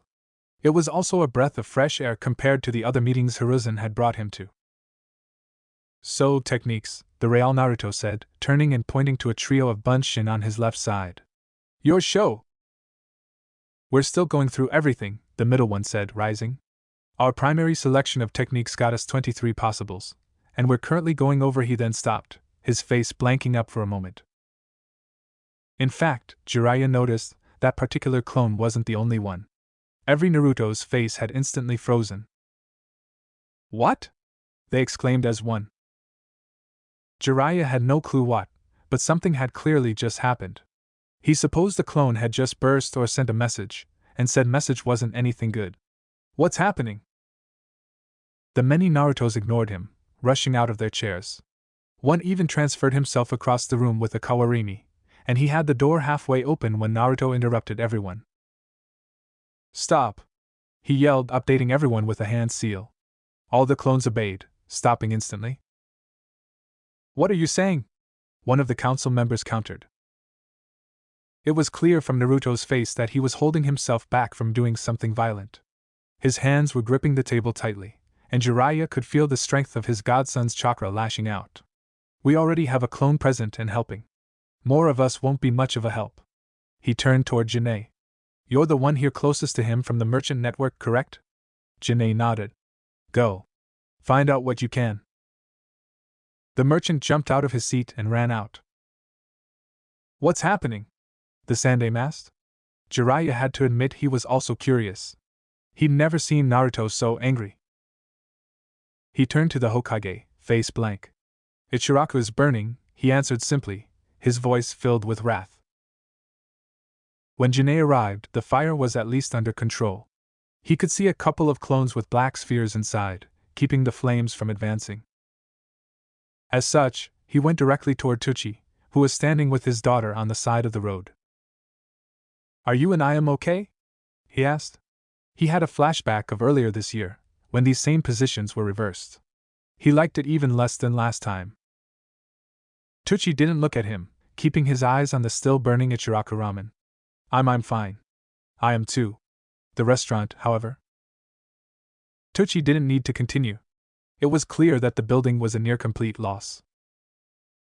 "You have insurance, at least?" Janae seemed to remember that the building was insured from one of the many conversations the two had about their respective businesses. "No," the chef replied sadly. "My insurance company changed hands recently, and my coverage was suspended pending an investigation of the building." Janae scowled. After what had happened to the warehouse with his own goods, he didn't believe in coincidences anymore. Especially not after a dozen or so customers canceled their own orders in the last few weeks. A pair had even closed, and he'd not thought of checking into the reasons. He had the feeling that the false ANBU had moved into a new phase of their offensive. "Anything I can do?" Janae asked. "I don't know," the man finally answered. "I can't." He fell to his knees. Janae took a deep breath and forced himself not to react. To Tucci, he was a business partner, and not much more. He didn't know that one of the few safe places of his younger times was burning right before him. "Contact me if there's anything I can do. You know I have contacts." He put one hand on Tucci's shoulder and one on Iam's. "You'll get through this." His only answer was a sad nod. The merchant clone then turned back and vanished in an alley between two buildings. He made sure he wasn't observed, and his hands flashed into the usual cross seal. "Get me Nico," he called out, rage evident in his tone. "There's something rotten in Konoha, and we're going to get to the bottom of it." Jiraiya curved around the burnt counters, stepping inside what was formerly Ichiraku Ramen. Most of the building by now was covered with tarps, hiding the interior. "So, what happened?" the Toad Hermit asked the first clone that came in sight. "Fire, evidently," he said with a scowl. "From what Ichiraku said, it started in the back, where spices and alcohols were stored. He tried extinguishing it, but water didn't do anything." Jiraiya didn't like the sound of that. "Show me where." The clone led him deeper in the building, past a few other Naruto. There were still flames here and there, but they slowly faded, their heat drawn into spheres. "Here," the clone said, pointing. The Sannin wasted no time in crouching, pressing a finger on the ground and looking at the results. He then rose and went around the room, looking at the walls above head height. It didn't take long for him to find a spot that was still wet. He tasted it. He then scowled. "Mist oil," he said as he spat to the ground. "Mist oil?" Naruto repeated. "A clever mix of oil, petrol, tar and alcohol that the Mist Ninja invented. Only they know the exact proportions, though most villages have their own version, Mist is the most effective, the Sennin explained. Unless you use massive amounts of liquid, throwing water at it is only going to spread it more. He looked around. Not something anybody can get their hands on. Any clue why someone would use it on a civilian target like Tucci? He's been helping the merchant network, finding customers in Konoha, the clone replied. Most of them canceled their orders in the last few weeks. Some of your own contacts did the same, actually, he added. Jiraiya turned toward him. That's very interesting, he replied. Can you tell me who? The clone gave him the name of 2 brothels and of a single bar in Konoha. I'll be checking on those myself, if you don't mind, the Sannin said. Go right ahead, the Bunshin replied. We have more than enough on our side to occupy ourselves. Jiraiya turned to walk out, stopping in what had been the door frame. Meeting tonight? The clone nodded seriously. Meeting tonight. Be seeing you, then, he said as he left. Tucci had been a close ally of Naruto, and that for years. Jiraiya wasn't going to leave a single stone unturned on this subject. Luckily, most of his contacts were open late. He'd thought better from the owner of the Shadow's Rest, and he was going to get to the bottom of this. Prank Day 197. The atmosphere of the council room wasn't the same today. Iruka had been present yesterday when Naruto had dropped his bombshell, but he hadn't had anything he could say. While Ichiraku Ramen had been one of his favorite places to eat in, he'd never been as close to Tucci as Naruto had been. He'd made sure to go and offer his condolences to the man during his lunch break, but there wasn't much he could do. Not while being head teacher at the academy. Iruka had been one of the first in, knowing the path by heart now. As such, he was present when everyone got in and took their seats. The various Naruto clones were somewhere between sad and angry as a rule, while Jiraiya was scowling at something. Only the Hokage was anything normal, and even then his usual smile at the proceeding wasn't present. Okay, Naruto said from his place as Kyuha, who was the last member in this time, fell into his chair. The blonde genin instantly turned to his right. Janae, what happened? The merchant clone rose, and tiredness was evident in his body language. I'm pretty sure that, by now, everyone here knows what happened yesterday to Ichiraku. Nods all around, including Ichibo. We had Nico and other clones going around, both looking into what happened and the surrounding situation in Konoha. In short, along with the false Anbu from before, whoever is behind this is also buying out Konoha businesses by the dozens, and using them to put pressure on the rest, Janae explained. Hiruzen joined Jiraiya in scowling. What kind of businesses? Janae withdrew a sheet of paper. Here's the list. He passed it around. With 27 entries, it was well past the single dozen. Iruka looked it over, but recognized only half. They were insurance companies, banks, and other such businesses. There were also a few equipment suppliers. The rest seemed mainly like import places and production facilities. Jiraiya gave the sheet a quick look, then passed it on. On my side, 3 of my contacts in Konoha reported being closed for health citations, and having problems with the inspectors. I checked to the places, and I couldn't find any issues present, he said. And I don't need to be a spy master to see something wrong there. Bribes, probably. So you're saying someone's fighting us with money? The real Naruto asked. Essentially, Jiraiya answered.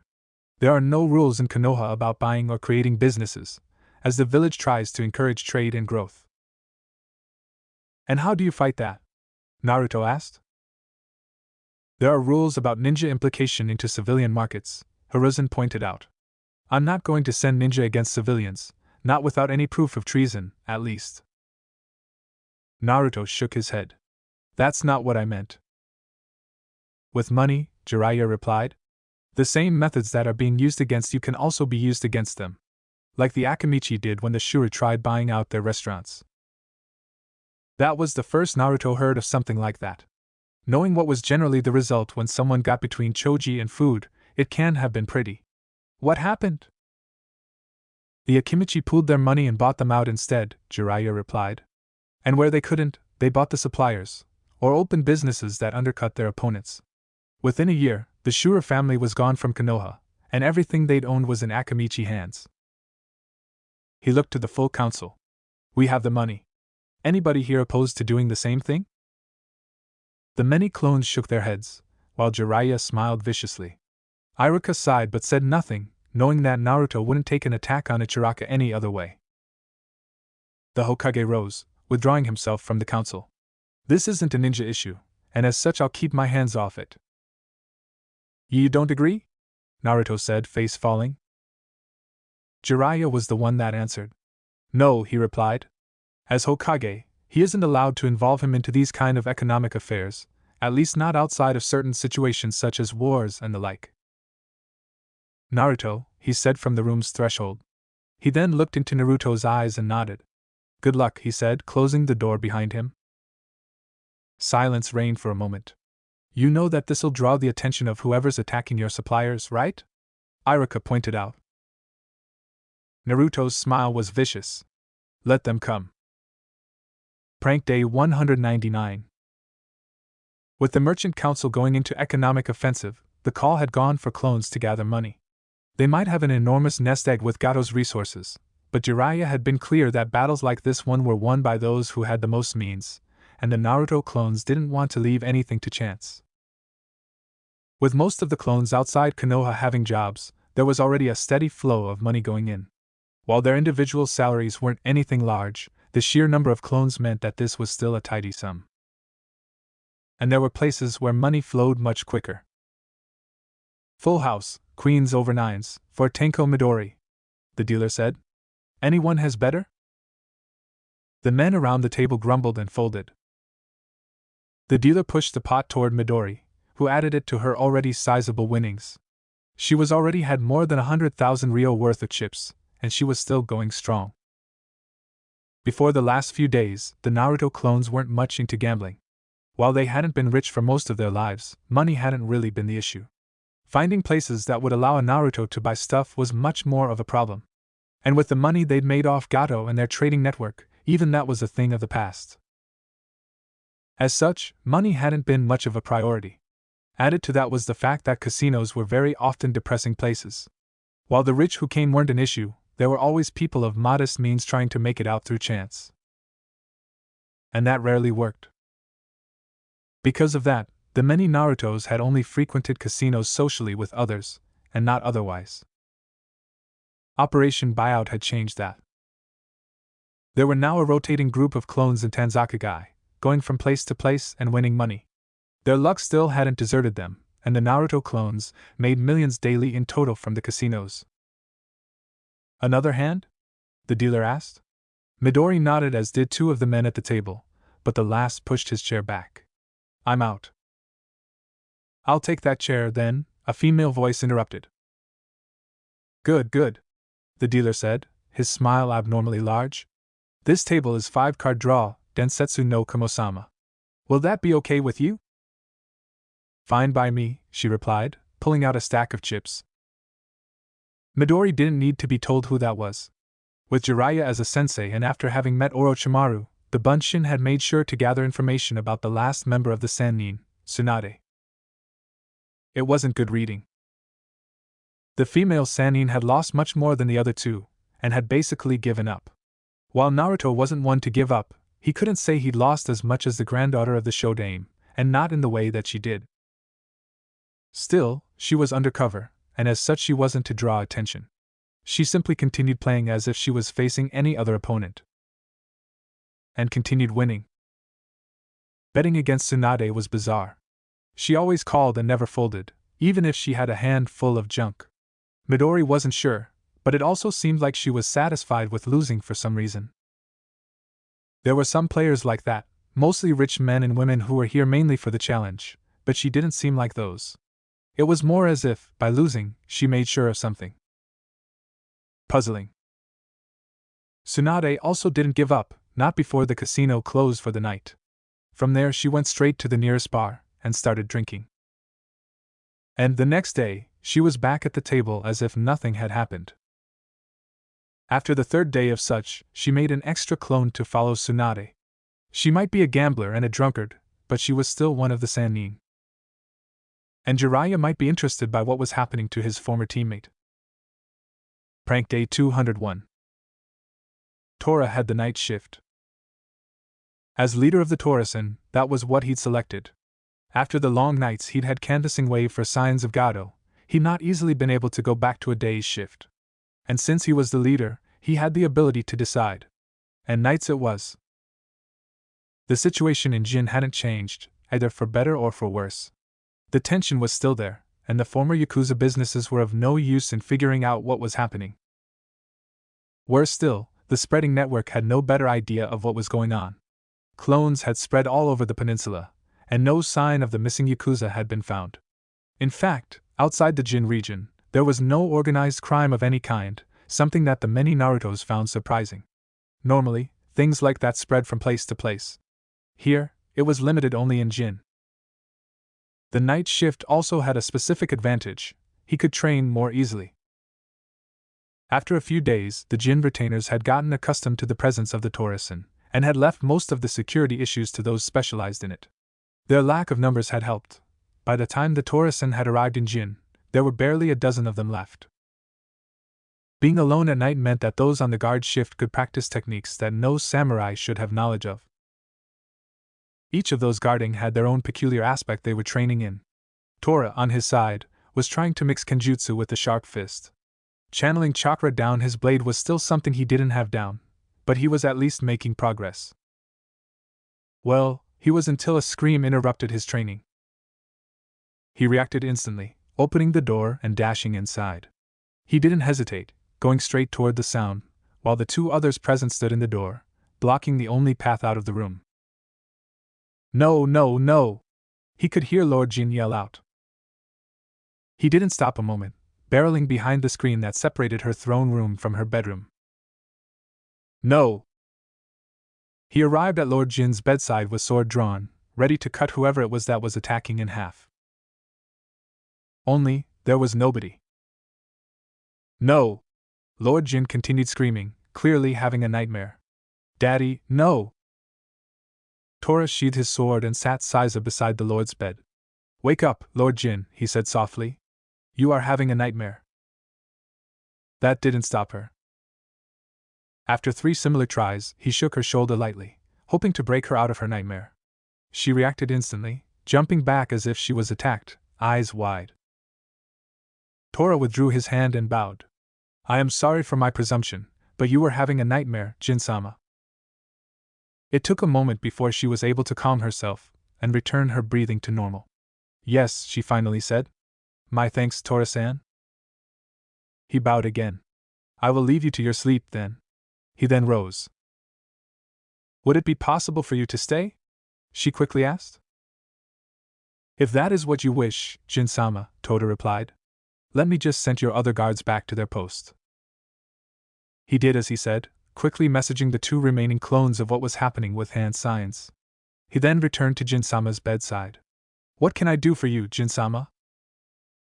While we are alone here, you may call me Shippu, Tora-san, she replied. I wouldn't be so presumptuous, Tora replied. It was what he expected a samurai should answer. My father the Lord Jin had a saying, Tora-san, the Lord replied, sniffing. All are equal before sickness, dreams, and to the Shinigami. While I am in my bed like this, treat me as one of your men. I would much prefer it. If that is your will, Shippu-sama, Tora replied. I must say that your father was a wise man. Better, at least, Shippu replied. And yes, he was, she said, her face downcast. How about your own, Tora-san? She asked, clearly trying to change the subject. I never knew him, Shippu-sama, he replied. From what I heard, he died very shortly after my birth. It was the truth, at least as far as he knew. And he supposed he could be true for anyone, not only ninja. I'm sorry, Shippu replied, for bringing up such painful memories. Tora shook his head. No worries, Shippu-sama, he answered. I've long gotten over the fact that I will never know my parents. Shippu's eyes went wide. Parents? Both? Tora nodded. So you also were raised by retainers, I suppose? Something like that. Tell me your story, Shippu asked. Well, he said, building the story he was going to tell in his mind. It all started on an unlucky day, as a monster attacked our village on the day I was brought into the world. Both my father and mother were warriors, and as such they fought. It was a mix of bits of the stories he'd heard of the many samurai under his command, along with a retelling of his life in Konoha where ninja were replaced by samurai. Actually, some of the parts fit abnormally well. Having Sasuke as a snobbish samurai from a major clan who ended up losing his family to a traitor, Iruka as a strict but warm swordsmanship teacher, and the Hokage as the wise and old shogun, past his prime but still to be reckoned with, seemed just right. Shippu fell asleep halfway through his time at the academy. Tora simply smiled and tucked her in. Sasuke had been someone who'd been serious all the time, and look at what he was now. Talented he was, but there was still something clearly wrong with him. He was glad to see that Shippu could at least put the burden away for a few hours. Still, he kept in place and guarded her bed. He'd at least be there if she had another nightmare. And she needed the sleep. Prank Day 204. Welcome, Hokage-sama. The man beside the table said, bowing deeply. I wasn't expecting your august person to come to this meeting. The Sandaime nodded slightly. Rise. I am still allowed, am I not? He looked around. Is Midokado-san absent? The merchant rose. Of course you are welcome, Hokage-sama, he replied. As for Midokado-san, he tends to arrive at the last minute to these proceedings. He looked around, unsure. Do you have anything to bring to the council? Hiruzen shook his head. No. I am just spectating today. After the invasion, I was much too busy to do so, and I wish to make sure that Konoha's economy is still running smoothly, regardless of the setbacks. Of course it is, Hokage-sama, the man replied. He then looked to the left of the Hokage. I suppose this is your latest secretary, Sandaime-sama? Sarutobi nodded. Indeed she is. This is Tsuya, and she'll be taking notes while the meeting goes on. The village leader looked around. Is this everyone? Save Midokado-san, yes, the council member replied. Seems much smaller than I remember, the Hokage noted. I do not see the Akamichi and Nara members either. It is, Hokage-sama, the man replied, lowering his head. The invasion hurt us all. As for our esteemed ninja members, they have unfortunately not survived the battle with Sand and Sound. You are planning on inducting new members, correct? His eyes went around the room once more. From what I remember, you barely have quorum right now. The council member nodded. Indeed we are. This is actually one of the points being discussed today. We have a number of candidates, which are still being evaluated. Please forward my secretary copies of the relevant documents, the Hokage ordered. I want to look them over before anyone is sworn in. We wouldn't an enemy agent to manage to get a hand on Konoha's finances, right? With pleasure, Hokage-sama, the man said with a wide smile. Hiruzen then sat down, and his conversation partner did the same, the discussion clearly over. Midokado arrived less than a minute later. He and Sarutobi talked for a few moments, then he took his spot as the meeting started. The Naruto clone disguised as Tsuya noted as much as she could, which was made easy by the fact that everyone was calm and that no one talked over each other. Still, the meeting was a boring 3 hours long, with various council members arguing over minutiae and others clearly not caring much about what was happening. One even seemed to be sleeping behind an open ledger. In fact, there was a nagging feeling in the back of Tsuya's mind that wouldn't go away. Still, the meeting came to an end as the dinner hour came, and the various merchants made their way out in turn. The Hokage did the same, Tsuya right behind him, and the two returned directly to the Hokage's office. So, what do you think? The Hokage asked once they were back behind the office's privacy seals. Is it just me or did the whole meeting seem rehearsed? Tsuya asked. Sarutobi shook his head. It's not only you, he replied. It's been that way as far as I can remember, at least ever since your birth. And the guy sleeping? The Hokage smiled. Does it every time, without fail. His face then turned serious. I want you to go over all the documents you have here, along with the ones in the scroll. He pointed to a meter-high scroll that had been placed beside the man's desk. It contains copies of all the documents I received from the Merchant Council. I do not know if they are simply incompetent or are actually going against Konoha laws, but it is clear there is something not right here. Since you're already investigating what happened to Ichiraku, and since this is probably connected, I'm putting you in charge of this. With what Jiraiya's been teaching you, you should be able to get to the bottom of this, and you can put more trusted eyes on this than I could ever find. Hi, Hokage-sama, Tsuya said, saluting. Dismissed then, Sarutobi said with a nod and a smile. Godspeed on your search, Genin. Prank Day 206. As was usually the case during the evenings, Naruto, Ariko, and Muramaru were underground in the Urahara tunnels, training. Sure, they had clones above pretending to be them, or being them, as the case were, but the originals were down here trying new things away from prying eyes. As was said during the last meeting of those in the know, Muramaru's task was all about doing techniques seamlessly. And, as it turned out, this wasn't something easily done. At first, he tried to go at it alone, as Naruto clones often did, but after a few days without results, he'd enlisted Irika's help in managing such a thing. While the Chunin had never mastered such a thing, he knew how it was performed from his own time as a genin. And it was all chakra control. One controlled his inner energies the same way the head seals did, only without doing them. Easier said than done. The thing was, while the clones were, for some reason, better at chakra control than the real Naruto was, they were still pants at it. They had visible proof with their various attempts at a normal bunshin. They still needed more than 6 clones at the time to have real valid ones. There were chakra control exercises, true, but by now the ones the Naruto clones knew they could do by heart, and weren't getting much out of them.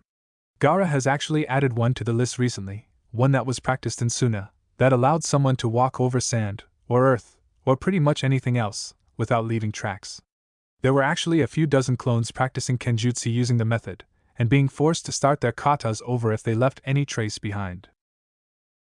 Muramaru, however, wasn't doing that, or another version of the exercise. He was training the Kawarimi. The Kawarimi was, outside possibly the shadow clone, the technique they knew the best. The reason for that was simple. There were, at any time, dozens of Kage Bunshin warping around the elemental nations using this technique. This familiarity was one of the reasons why he'd selected it. The other reason was its enormous potential once mastered. As Naruto had said to Konohamaru and his group, the replacement technique was a very efficient dodging method, and with Shadow Clone being as solid as they were, dodging was something they needed to do a lot of. Not that he'd been advancing much. The male clone had tried various things during the past week and a half, all without success. As such, he'd taken a page from Naruto's book, and started going at it the completely opposite way. He was doing the hand seals, all of them instead of simply the last one, and doing so as slow as he possibly could and still succeed. It was already helping quite a bit, since doing it slowly made the changes he forced on his chakra only more evident. It wasn't something that he could really describe, as he could not find valid words to express what he felt his chakra doing, but he could still track it and feel it. And, hopefully, replicate it. It took him a good 2 hours to have the pattern down, during which Naruto and Ariko behind him summoned 3 rabbits he'd never heard of. He forced himself to ignore that, and focused on his own work. Managing to transform his chakra properly to perform the technique took another hour, and that was when going at the slowest possible speed. Even there, taking 2 minutes a hit, it would be useful, as it already was something better than all the rope escape tricks they'd been taught at the academy. And most of all, the Naruto clones were very good at getting incremental improvement out of practice. Muramaru moved to an emptier region of the Urahara basement, leaving Naruto and the bunnies behind, and summoned as many shadow clones as he could once there. There was an instant nod between them, and they turned to improving their Kawarimi. It might be 2 minutes now, but they'd shave that down in time. That's what they were best at.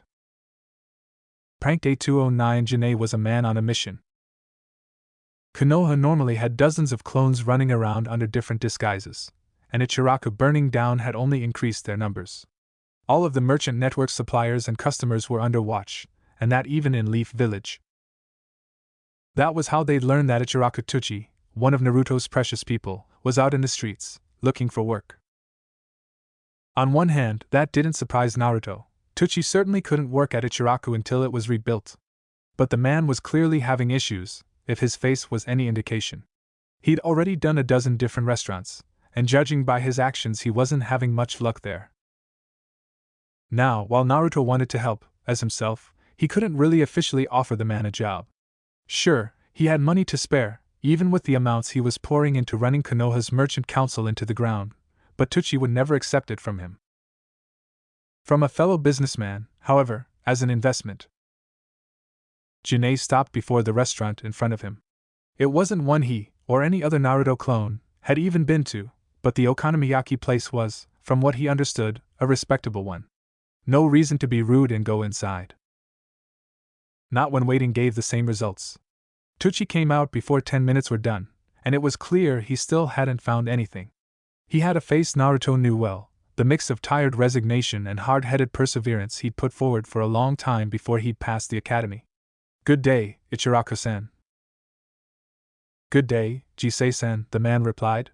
"I'm sorry to say, but I have to get going. I have a lot of other places to." Janae stopped him with a raised hand. "Correct me if I am wrong, Ichiraku-san, but I heard you were looking for a job." The ramen chef straightened. "I am."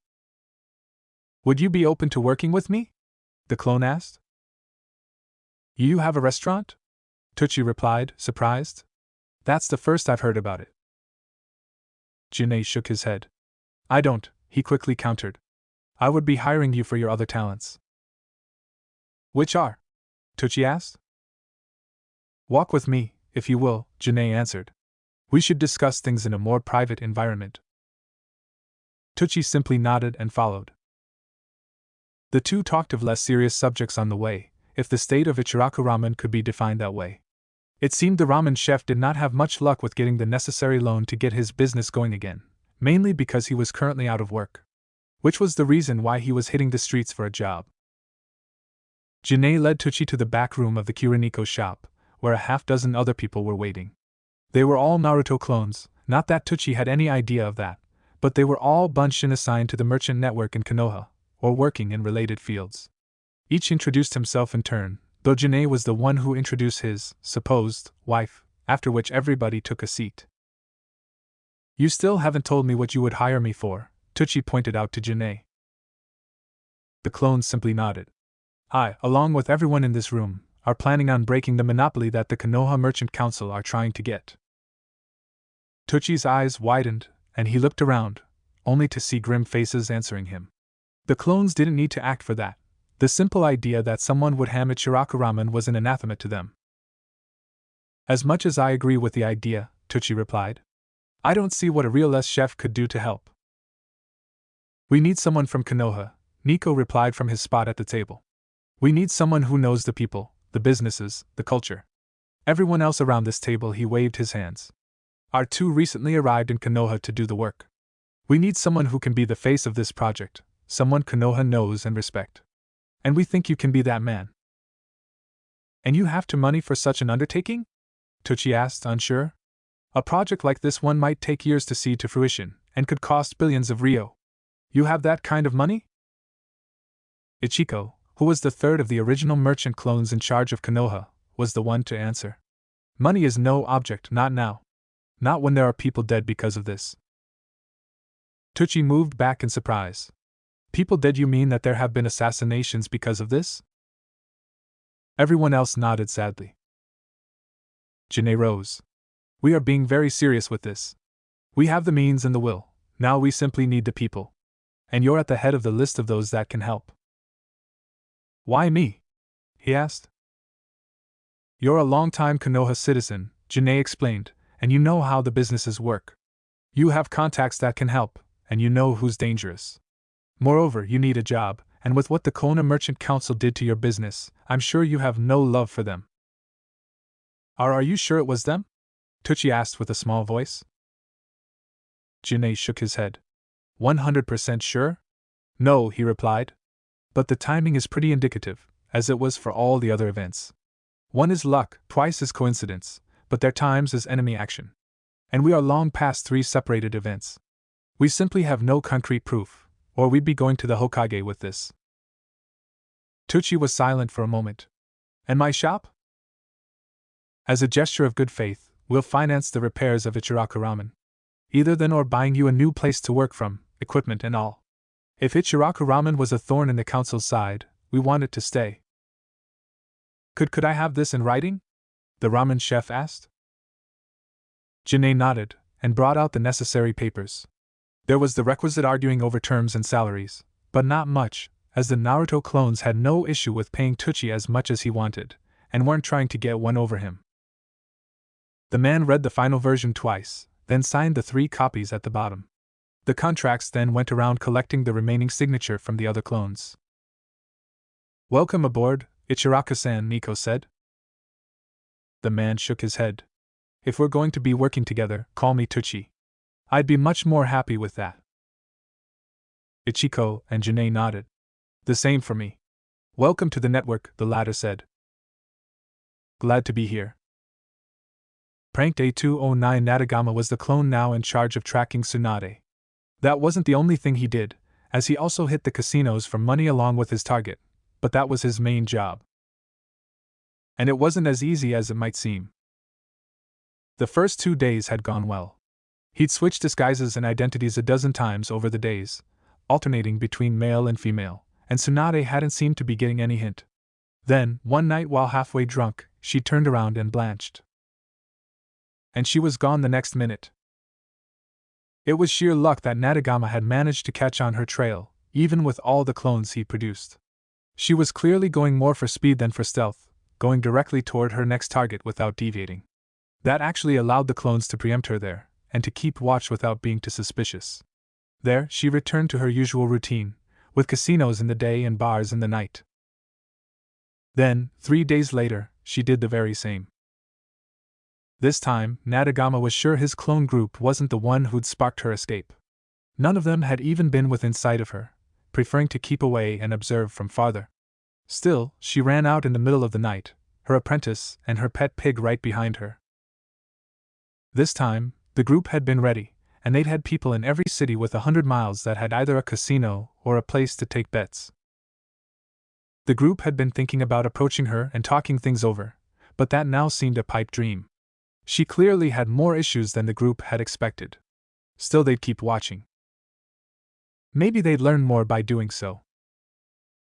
Prank Day 211. Originally, the Naruto clones hadn't infiltrated Konoha as they had the other cities in their path. That hadn't seen it as useful. The real Naruto was living there without the need for any disguise or trickery, and they already had numerous clone legally into the town. Further infiltration was seen as pretty pointless, with the numbers they already had access to. Then Ichiraku burned down, and everything changed. There was one thing that became certain: they had enemies in Konoha itself, and they needed information about their foes.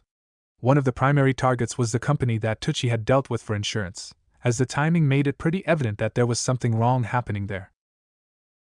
It took barely a week before the Kage Bunshin managed to get someone inside. The company had already been recruiting, since they were somehow growing regardless of the invasion, and the network sent clones there under different guises and histories until one finally got in. It wasn't in any important position or anywhere with power, basically being a gopher for more important people, but it was perfect for what the Narutos wanted. Gophers had access to the archives since they came and went with documents, and often worked long hours after the place was closed and the bosses were gone. Regardless of how it was when the leaders of the company were present, the atmosphere relaxed quite a bit once the lower-rank staff were the only people remaining. And with everyone in a hurry to leave, the Naruto clone in the building had no difficulty been the last there. He'd made sure to work at half speed just to have work remaining on purpose, simply to have a reason to stay behind before hitting the bars with the rest of the group. Between Nanaboa's genjutsu, dozens of shadow clones copying documents, and an easy access to the sewers, the group had copies of every documents the company had on site. Going through them all wasn't the job of a few hours, but against that the Naruto clones could do what they did best, that is throw numbers at it. And that's what they did, with hundreds of Bunshin down in the Urahara basement going over everything sheet by sheet.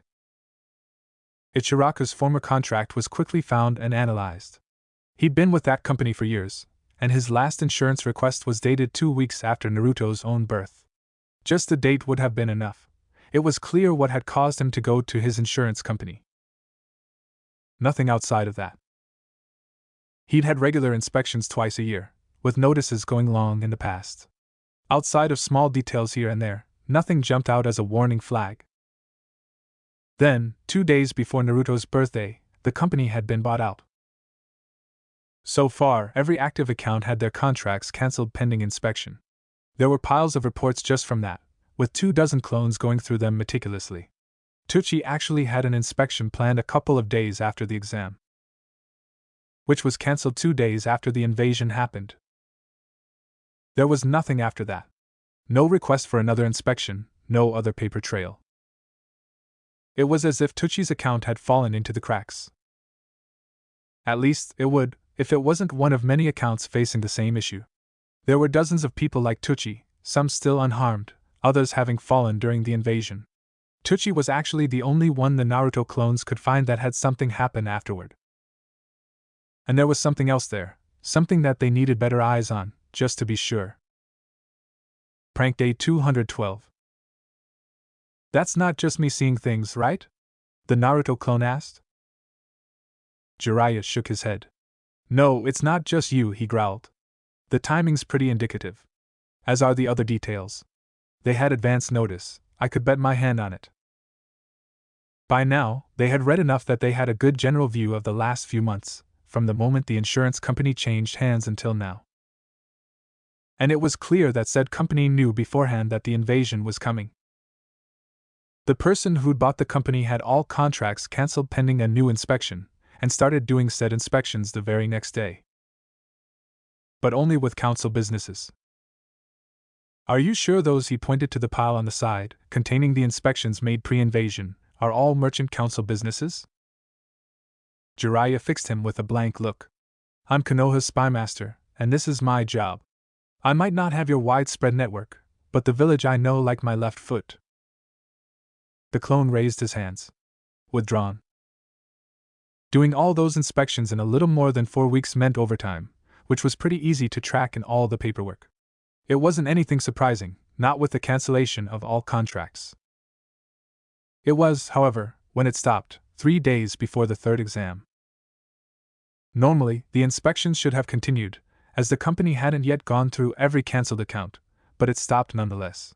What inspections were already scheduled, those not under the council's umbrella, this time, each got postponed a week or two due to what was clearly bogus reasons. And there were a good number of paid vacation days to those newly arrived in the company's leadership. Like they were going out of the village for something. Is it enough to have the Hokage bring ninja in? The first clone asked. Jiraiya shook his head sadly. Not yet, no. A Yamanaka might be able to get us more, but this doesn't fall under treason yet, which would be the only reason where the Hokage might allow it. That's not treason? The Bunshin asked.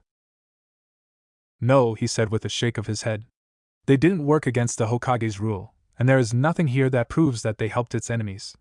And there is no law forcing civilians to report this kind of information to the Hokage. Why is that? Because civilians aren't ninjas, he explained. They aren't trained in looking out for what to report, which means they can't be blamed when they fail to do so. And if it is really someone in the Konoha hierarchy that is working against the village, they might actually have been following what they expected were valid orders. The clone scowled. Now what? You still have documents to go through? The clones nodded. Then continue with that. If they're really working against Konoha interests, you'll either manage to go down the chain until you find the source, or find something they can actually be prosecuted for. He then smiled. Or they'll make a mistake you can pick up on, and we'll have them. Make sure I'm present whenever you storm whatever place they're working from. I want my pound of flesh, also. The clone saluted. Hi, sensei. Prank Day 215. I will be going out of in the city today, Tora-san, the Jin Lord said with a smile. Please have a small escort force prepared to accompany me through the city. After their first, Tora had many nighttime discussion with Shippa, as she expected to be called then. They talked of all kinds of subjects save the city's issues, which were reserved for the day. Because of that, Tora now knew the Jin Lord better than most. She wasn't close to breaking, as he'd first feared, but still felt the pressure. She'd sworn along with the rest of her family, on her father's deathbed, that they'd keep the city and the family proud and honorable, and she'd done her best to do so when it was her time on the throne. Still, that was the first he heard about her going out of the compound. It would be the first time she'd done so ever since he'd been in San no Kuni. Tora bowed. May I ask why, Jin-sama? You may, the girl answered. Today is founding day and, as tradition dictates, I will be going around the city, then visiting my ancestors' graves.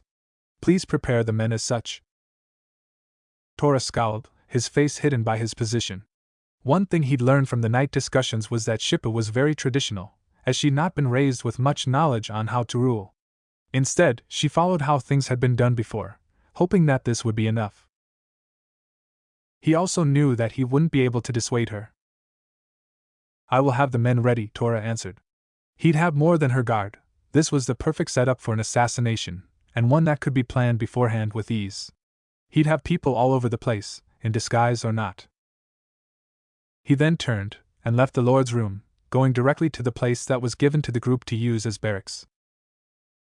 So, what's up? Hyo asked as soon as he came in, noting the clone's face. Jin-sama's going in the city today, and you're all part of the guard force, he exclaimed. Everyone scowled, then nodded. You want members at every corner, I suppose, Kuga asked. Tora simply nodded. Yes. Rayon, light a fire under the Kuroniko. I want to have spies over every roof and a new check of all the Yakuza buildings. I don't have to tell you, but this is the perfect ambush scenario. Everyone nodded. Yo, you've been watching people practicing, right? Said Clone confirmed. I want the 20 best we have, and at least half of them warm bodies. He looked at everyone in the eyes. I need people who can take hits, not an entire group who could be taken out by lucky strikes. Hi, Taicho, Hyo replied, instantly running out. The rest of the group wasn't far behind. They had work to do. As was usual in Jin, the streets were empty when Shippu and her entourage finally stepped out of her mansion. Surprisingly, however, it didn't stay that way, as slowly and surely the people came out to look and see their lord among the commoners. She stopped here and there, talking to people and referring them by name, and slowly but surely the tension bled out of the atmosphere. Where, yesterday, people were scared and tense, now there were smiles and cheers. Still, the Torasan keep a firm guard over the young lord. Nobody stepped within 10 meters of Shippu, and both Tora and Rayon were ever-present shadows at her side. Still, this didn't affect the rising atmosphere. On the contrary, the samurai received many deep bows and thanks from numerous civilians. It was nice to see that the Torasan were actually appreciated, after all the work that was done. By the time the sun came down and the group reached Jincho's main graveyard, there were now dozens of civilians following with a good number of extra samurai providing protection. They split here and there toward different grave sites, each family going to their own ancestors' graves. They then started talking, as if they were explaining what had happened in the past year. So, that's what this holiday was about, Tora noted. It was easy to see where Shippu was going. In the middle of the graveyard, there was a sizable silver mausoleum that stood higher than anything else in the place. Seems not all Jin members agree that everyone is equal before the Shinigami, Tora thought silently. Shippu stopped a dozen meters before the mausoleum, then turned to her guard. I will be going alone from here on, she exclaimed. Please wait for my return. Rayon stepped forward. Are you sure you do not want a guard inside? There may be enemies hidden in wait. Both Shippu and her retainers smiled. Then, try to reach the mausoleum, Rayon-san. If you manage to reach it, I will be glad to have your company as I go meet my ancestors. The smiles around him clearly indicated something was up, but he did as ordered nonetheless. He barely walked a couple of meters more that he was stopped suddenly, and couldn't go an inch forward. A barrier! He exclaimed. Indeed, said Getsuko, who had been with them the whole way. A couple of generations ago, there was an issue with grave robbers looting the fallen lord's resting place. There lived a wandering monk in the village then, and he put a barrier around the site, keeping those not members of the lord's family from entering. Tora nodded, then thought for a moment. How are the Jin members buried then? I mean, if only they can enter, it means he started, then noticed the current lord's face. My apologies, Jin-sama. I spoke without thinking. The sadness was evident in Shippu's face. You do not need to excuse yourself, Tora-san, as you are correct. I have had to bury members of my family myself in this place, and sometimes I was alone in doing so. There was a moment of silence as everyone digested that. How long will you be, Jin-sama? Kuga said, changing the subject. I should not be more than 30 minutes, Kuga-san, the lord responded. You may go until then. The samurai clones looked among themselves, then nodded. We will remain here until you come out, Jin-sama, Tora replied, talking for everyone. It is a samurai's job to wait patiently for his master, after all.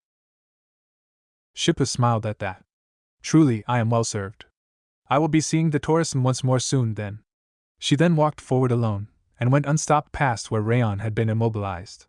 She then disappeared down the stairs themselves. The 4 Tora-san sat in the grass before the mausoleum, and waited. 10, 20, 30 minutes passed. By then the last shards of the sunset were slowly disappearing, and the dark was reclaiming the cemetery. Many of the civilians had gone back to their home, the holiday done, but some still remained to watch the Jin Lord return. But she did not. Still, the Tora-san remained calm. There might not be a way to tell time inside the tomb, and Shippa might have simply had more to tell. But when an hour had finally passed, and the dark had fully claimed the cemetery, Tora had to admit something had gone wrong. Maybe it was something benign, like the young girl falling asleep, or maybe she'd slipped and fell, and could rise back up. But there were other, darker possibilities. With a few hand signs, Tora had the cemetery cleaned out. Some of the civilians grumbled at that, but the samurai paid them no mind.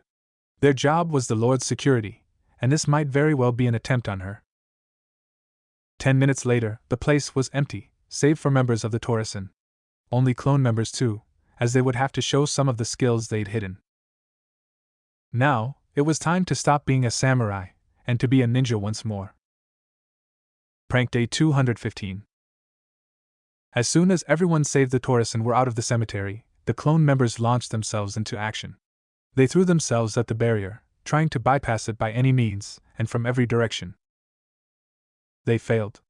The barrier was solid like nothing else, and there wasn't a single flaw to be found. A clone even stood on it, and jumped repeatedly to no effect. It took a good hour before they found something that worked. Like it had before, the chakra drain technique managed to make a hole in the barrier.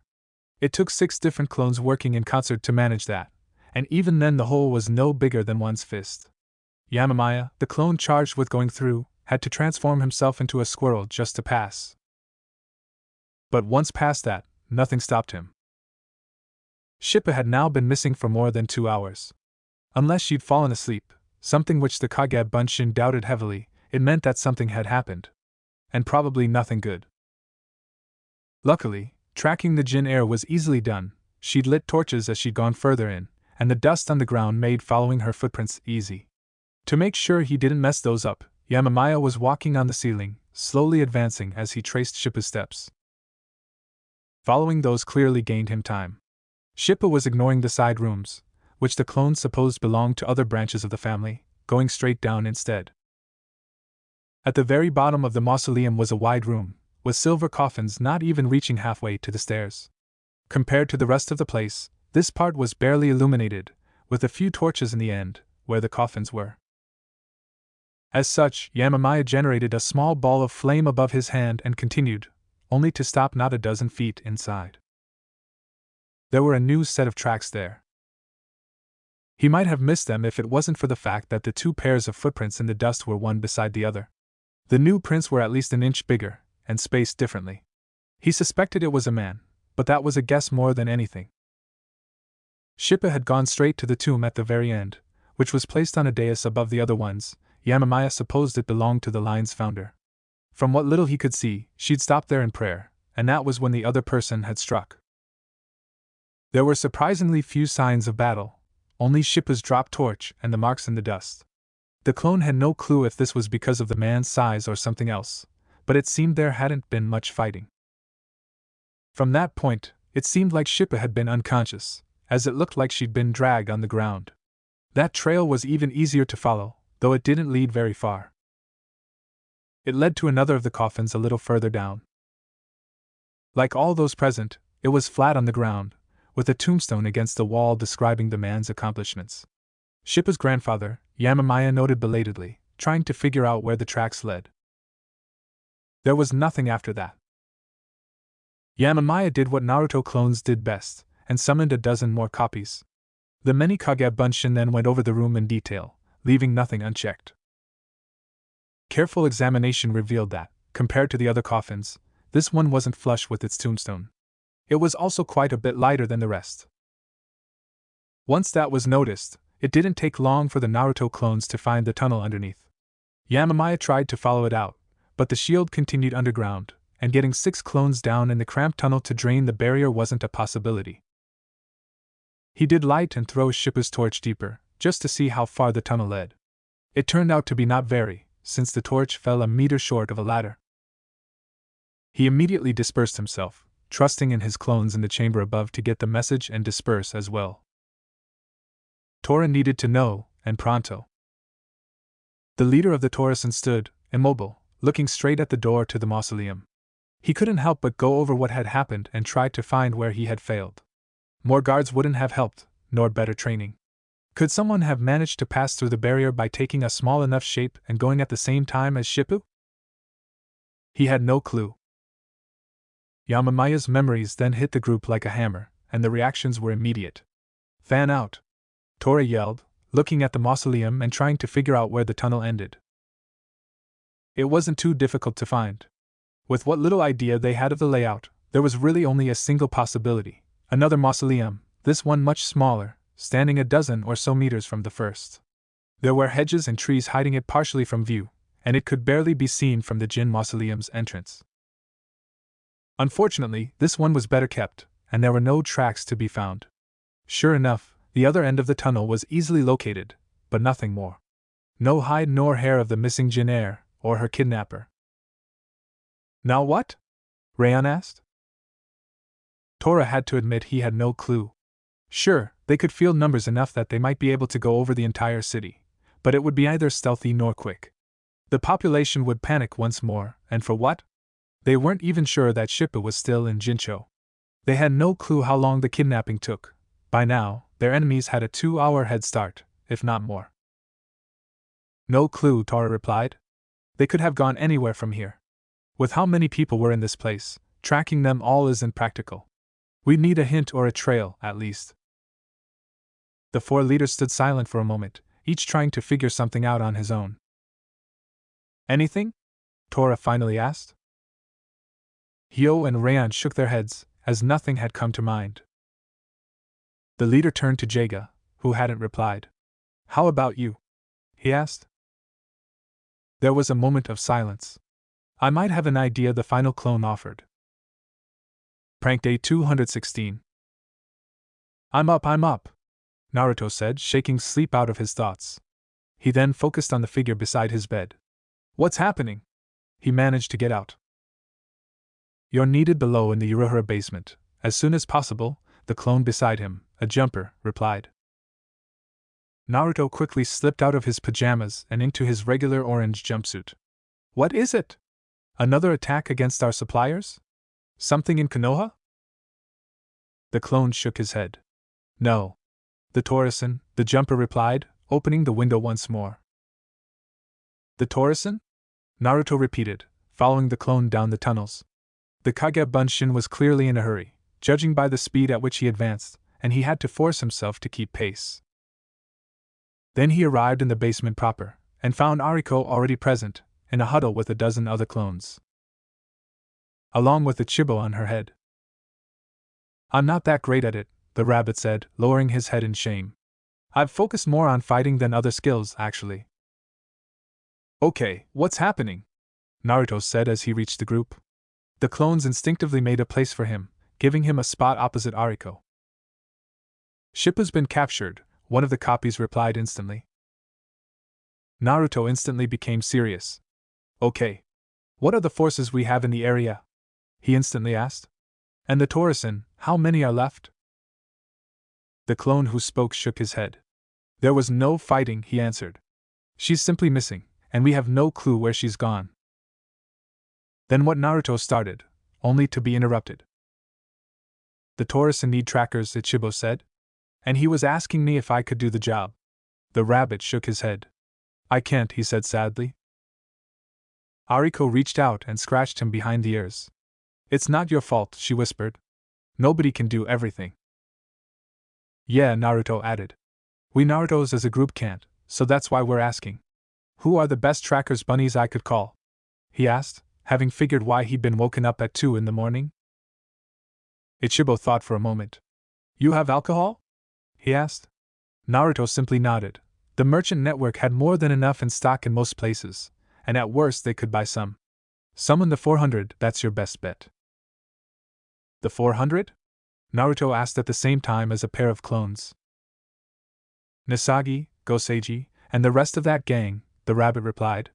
They're mainly partygoers and pranksters, but they'll do anything for enough alcohol. Have enough brought out, and they'll track someone to the ends of the earth for it. Naruto nodded. Right. Can I summon them here or should I go straight to Jin? He asked Ariko's passenger. Summon them there, the rabbit replied. If you call them here, you'll have lost more than half of them before you arrive in Jin.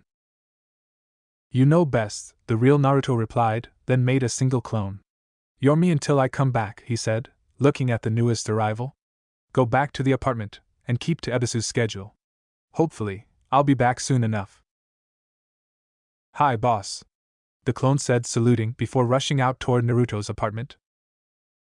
The real ninja turned back to the group. So, who's leading me back to Jin? The jumper who'd woken Naruto up raised his hand. I am, he replied. I'm coming with you, Ichibo added, jumping on Naruto's head. I know how to deal with those drunkards best. The blonde genin wasn't going to complain at having company. Glad to have you, he replied, turning to the jumper. Said jumper turned into a Dakeshi with a single hand sign, and Naruto quickly followed suit. The two of them were then dashing through the tunnels a second later, and outside in the woods before 3 minutes were done. That way, the jumper indicated, pointing out a direction. Small jumps until we're out of the woods, then we'll see. I know the drill, Naruto replied. He might not have done this before, but he had thousands of memories of how it was performed. In fact, now that he thought deeper about it, he had some images of the cemetery in Jin coming up. Naruto's travel partner replaced himself 100 meters forward, and the no longer blonde pushed that thought aside. He'd have enough time to think about this later. Right now was the time for speed, not for introspection. Tora was still in the graveyard itself when Naruto arrived. He hadn't left, not for a minute. The entire place was cordoned off, with guards at every entrance and curtains hiding everything inside, but none of the clones from yesterday's parade had left. They'd simply trained through the night, then through the day afterward. This time, it wasn't out of desire for improvement. It was simply something to pass the time, a way to occupy oneself and not brood over what was happening. He'd done that at first, and it wasn't productive. Getting better was. He'd at least had a breakthrough, and finally managed after days of effort to channel chakra down his sword, and maintain it. It was a surprisingly personal thing, and different for every blade, but having worked it out once meant that it would be easier the next time. And it suggested another reason for a samurai to keep using the same sword at all times. There was still work to be done on that, since he couldn't manage the other things the other members of the Taurison had said were possible, but it was a start. The sun had just disappeared below the horizon when Naruto touched down, which meant that he'd probably been awake ever since he'd been called. Everything okay? He asked as soon as the boss was present. Naruto simply shook his head. I'll live, he replied, then looked around. You have the alcohol? He nodded and brought out a scroll from one of his pockets. 100 barrels, just as you asked. I have it sealed here, he replied. Better not to draw attention, I thought. Perfect, Ichibo said, dropping down onto the ground. Give it here. Tora looked to Naruto for confirmation, then handed the scroll down when he received it. What now? Where did she disappear? Naruto asked. Inside this place, the Torison's leader answered, pointing to the silver mausoleum. But there's a seal around it, so I don't think it makes a good starting point. The mausoleum right to its left, he pointed once more, is where the tunnel under the building comes out. Naruto followed Ichibo there. I suppose I summon them here? He asked. Ichibo nodded. Remember the mental image, he pointed out. Yeah, Naruto took a deep breath, then formed the seals one by one. Summoning technique, he said as he slammed his palm on the green earth, and a wave of smoke answered. When it vanished, the two of them were surrounded by rabbits of every color. Well, if it isn't the littlest staff, a brown rabbit, one taller than the rest, sang out. And our newest summoner, no less. Come to see how rabbits have fun. Can it? And Ichibo said, staring at the rabbit who talked. I don't have time to play around. I've got a good deal for you, and I'm pretty sure you'll be interested. I'm listening, Nisagi answered. I need someone found, and I have 100 barrels of rice wine right here to pay for it, the black rabbit explained, scroll in hand. Whispers rang out in the crowded mass of bunnies. 100. That's enough for we could party. You know I can't refuse that much, Ichibo, the brown rabbit replied solemnly. Who do you need found? Naruto stepped forward at that point. Her name is Jinshipu, and she was captured by an unknown person yesterday around this time. Tora nodded at that. Her captor used the tunnel down here to infiltrate the sealed mausoleum behind it, and left with her unconscious at the very least. Find her, and all that alcohol is yours. The brown rabbit smiled. We have a deal, he said, then whistled stridently. The mass of rabbits surged forward inside the mausoleum, only to exit seconds later. Some of those, Nisagi included, followed what he supposed was the path the man had taken out of the cemetery, though the rest spread in all directions, noses to the ground. Tora decided to follow the leader of the 400, and was followed by Naruto under a new disguise and a good number of the remaining Torasen. Surprisingly, they didn't turn toward the city, but toward the mountains instead. Halfway there, however, the bunch of rabbits turned onto a barely visible path going deeper into the forest, and ended up in front of an abandoned mansion overgrown with weeds a few hundred meters from the main road. The summons made a quick check around the building, only to return to the front. I'd have never found this place, Tora said, extinguishing his torch. Behind him, the rest of his group nodded. Unless the guy we're hunting's a ninja, Nisagi said to the nods of the rabbits surrounding him, he didn't leave of this place. There's also a slight hint of perfume here that I associate with that girl you're looking for. That guy, Tora thought out loud. That means the kidnapper is a man. Nisagi nodded. Sure seems so. He's not alone in there, however. There are a dozen or so distinct scent trails, so he's got help. Numbers aren't an issue, the leader of the Torasen replied, turning to Naruto. You have your sword with you? He asked. Naruto shook his head. He'd not thought of bringing it, being in a hurry as he'd been. It was still beside his bed, unless his clone was currently using it for training. Then you should go back to the road and point everyone else toward the path. His hands made the usual cross seal. I'll be calling the rest of the Torasen, and you guide them here. You'll be the backup also, in case things fail. You know I don't need my sword to fight, Naruto pointed out. Yeah, but let's keep the illusion for now, Tora countered. We never know when it could be useful, so no need to drop it unless we really need to. Naruto couldn't argue with that. Be safe, he said, walking back to the road. What about our booze? The brown rabbit asked. Should Shippu be found, I will make sure you receive every drop of it, Tora said.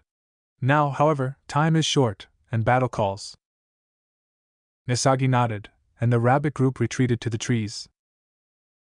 Tora turned to the rest of his team. Prepare your swords, people. We have enemies before us, and no clue what cards they could play. Do not hold back. Everyone here is guilty of abetting treason at best. Give them no chance to escape or harm anyone else. Hi! The 20 or so Torasen exclaimed. And as one, they marched on the manor itself. A chakra-powered sword meant that the doors offered no resistance to the Torasen, Tora at its head. There had been a few guards here and there, 10 or so, but they hadn't lasted long, not when fighting against 3 to 4 opponents at the same time. The group had checked the upper floor first, to unfortunately no avail, then pushed to the basement hoping to find their target. They found something else first. I was wondering when you'd show up, a blonde-haired man said, his smile an unhealthy grin. He was dressed in something like a butcher's apron, and the blood there only reinforced the resemblance. Outside of that, he was nothing special, 20s, average height, average build, but his eyes grabbed their attention. They were the exact same shade as Shippu's. Beside him, another man stood at attention, a sword sheathed on his hip. Tora scowled, readying his sword. Release Jinsama, or face the edges of our blades. The man simply laughed. Your blades? He repeated mid-laughter. Your blade won't get within 5 feet of me. He turned to the man beside him. Satsuko, does your blade want more blood? Always, Shiruba-san, the swordsman replied, taking an Iajutsu stance. There can never be enough. I'll leave you to your work, then, the blonde said with a smile. My own calls, he said with a sing-song voice, scalpel now in hand. Tora didn't want to think what that man would do with such an instrument. Jaga, beside him, rushed in first, and he followed a half-step behind. Miyamoto had trained the Naruto clones in Kenjutsu, and Iajutsu had been part of it. They knew how it worked, its advantages and disadvantages. And they knew how to profit from those. However, Satsuko drew much earlier than expected. Tora reacted instinctively, tossing himself backwards instantly. Jaga did the same, but not quickly enough. What came out of Satsuko's sheath was more like a whip than a sword. It covered the 15 feet between the swordsman and the Torisan in an instant, and cut Jaga in half where he stood, ignoring the sword the clone had put in front of him. It passed inches in front of Tora's face, then continued to cut a great swath of the wall itself. He then resheathed the blade as Tora rose from the floor. What was that? Rayan asked, stepping beside his leader. There are many famous swords around the world, Satsuko said from his Iajutsu stance. And all of them came from somewhere. But for every famous sword, for every great success, there are 2 or 3 tries that did not go as well. Some are simply lesser failures, but in the right hands. A great cry then shook the room, coming from further in. None of the Torisan had any doubt who that was. They rushed Satsuko as one. As long as a single one managed to get close enough, they'd win. Once more the sword whip flashed out and cut through the room. 2 members of the Torisan struck the blade directly, hoping to block or deflect the sword, but their efforts were in vain. Tora and another Bunshin slid under the blade while Rayon jumped above, as did 3 of the clones behind him. None of the rest dodged in time. Worse, the blade twisted before it hit the wall, and came straight for those in the air. Dodging without purchase was nearly impossible, and none of those targeted managed it. Forewarned this time, Tora hopped over a 3rd slice, which claimed the other clone at the same time, then kicked off the wall to dodge a 4th. The 5th came right for him. He did the only thing he could think of, forcing his chakra into the right form as quickly as he could. He was rewarded when he felt his feet touch the ground, then prepared for the next attack. It didn't come. A flash step, in midair even, the man said with an even bigger smile. You're the real thing, clearly. I'd heard that some talented samurai could create afterimages and illusions of the kind, but I'd have never thought it could reach this level. He waved to the fallen swords on the group, then went once more back in his stance. You won't be like those no-name Yakuza I'd butchered, and those worthless mercenaries who think being strong is enough. It will be your skill against mine, and only the best will live to the dawn. He licked his lips. Just what I wanted. This time, Satsuko didn't wait for him to attack, taking 2 quick steps forward before drawing. The increased range meant that there was nowhere for Tora to go, no corner of the room outside of the reach of this whip-like blade. Sure, he could withdraw to the floor above, but that would just delay Shippu's rescue. And that was something Tora would never do. He jumped over the first attack, pushed off to dodge the second, then rolled backwards, avoiding the third. A forward rush took care of the fourth, and a back flip the fifth. Luckily, the now empty room made dodging easier. While the dead clones had left their blades behind, they weren't enough of an obstacle to stop him. Satsuko then sheathed again. Tora wasn't stupid. This was the second time a sixth strike might have ended him, but didn't come. A lesser failure, he called his sword. There was something there. Satsuko's blade had barely clicked home before it came back out, faster than before. Tora had expected it, sliding under the first and second strike, then jumping to the wall to evade number 3 and 4. A simple forward roll cleared the last. Then he charged. Satsuko was fast, sheathing and drawing in an instant, but now Tora was close enough to attack. Not for long, however, as the whip blade twirled into a spiral, covering the man. Tora's attack bounced off, and he was forced to dodge back to evade the follow-up. He now, however, had the swordsman's measure. He dodged to the right, as close to the man as possible, then was forced to jump for the wall. 3. Instead of what he'd done before, he pushed straight down from the wall, letting the blade pass to his left. 4. From that point, there was only a single possible angle of attack. Tora rushed to the side, forcing Satsuko's swing to follow him. And 5. At the last moment, he replaced himself on the man's other side, having prepared for that specific scenario even before the last set of attacks. He twirled, swinging his sword straight at the swordsman's head, only for him to roll under it and dodge. "A nice try, I have to admit," Satsuko replied, his grin still wide.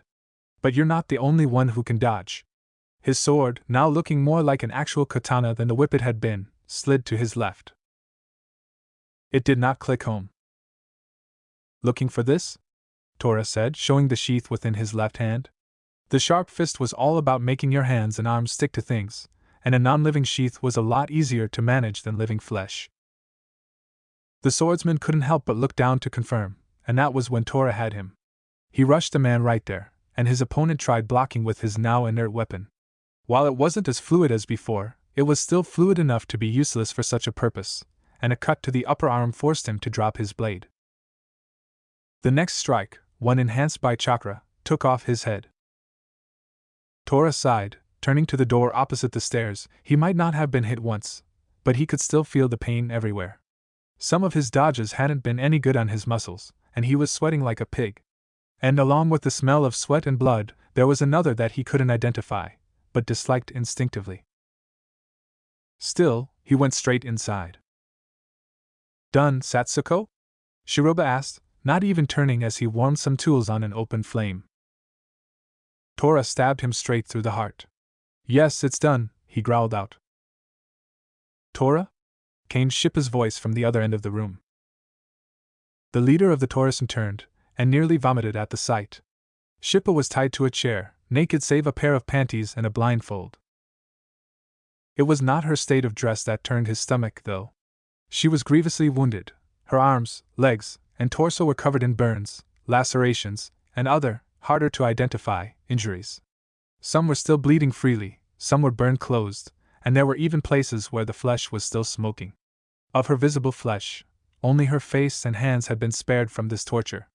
The smell of blood filled the room, and he now recognized the odor he'd noticed before. The smell of charred human flesh. "Yes, it's me, Jin-sama," the clone forced out, trying his best not to let his emotions into his voice. "I didn't break," she said, and it was clear that this was the only thing that had kept her sane. "I didn't let him break me." "No," Tora said, forcing back tears at the image. "No, you didn't. It's over. You didn't break." There was a moment of silence as Tora untied her from the chair as delicately as possible. "It hurts," Shippa finally said. "I know, Jin-sama." He looked around for anything that could help. "I'll make sure it gets better." He did find a bottle of anesthetic in the rack at the back. He recognized the smell from Ebisu's medical training. Probably how Shiruba had actually made the kidnapping. "Breathe this in," Tora said, putting the bottle before her nose. "It'll help stop the pain." "That's what the bad man used, isn't it?" Shippa asked, recognizing it. "Yes," he replied. He wasn't going to lie. "It'll take the pain away, and you'll wake up back in your bed." "Good." That was the last word she said, her head falling back a moment later. Tora removed the bottle as soon as she was unconscious, then continued untying her as delicately as possible. Inside, he was raging. Someone would pay for this. Naruto was waiting outside, right next to the building, as Tora came out with Shippa in his arms, covered with a sheet.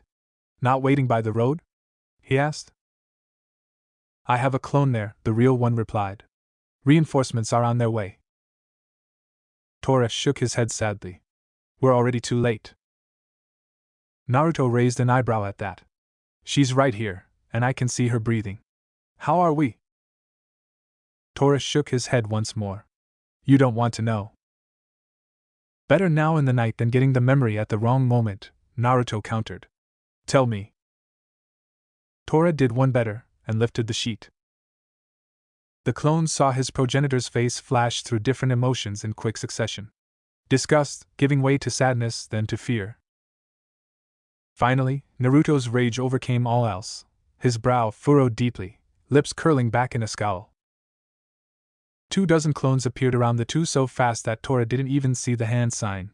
They had grim faces, just like Naruto's. "I want this place searched top to bottom," he growled out. "I want nothing left out.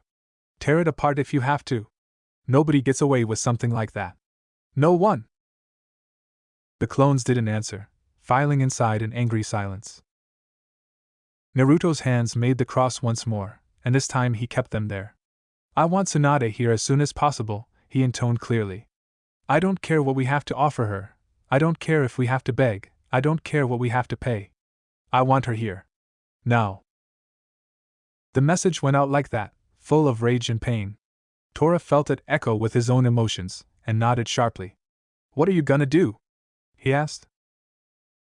"I'm staying here," Naruto said. "I'm not leaving until this is done.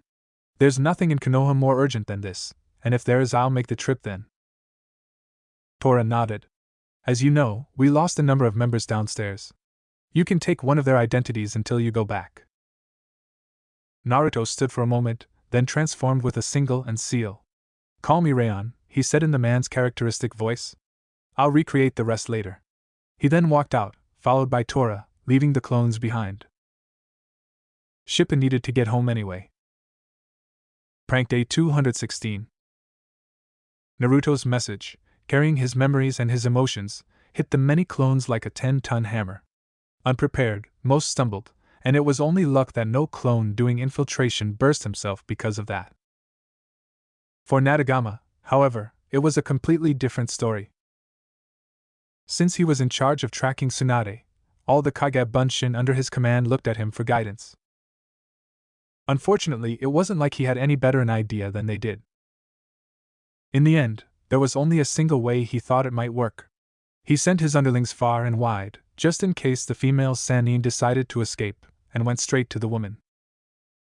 And fell right on his elbows and knees a few meters beside her. She was seated in a private booth in a bar, a high-class one well hidden in a remote alley. One of her favorites, from what he could tell, since unlike her usual methods she'd gone to this particular place 3 times in a row.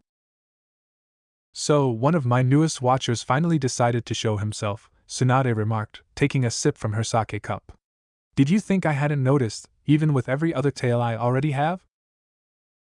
"I had no doubt you knew," Natagama replied from his place on the floor, saying the complete truth.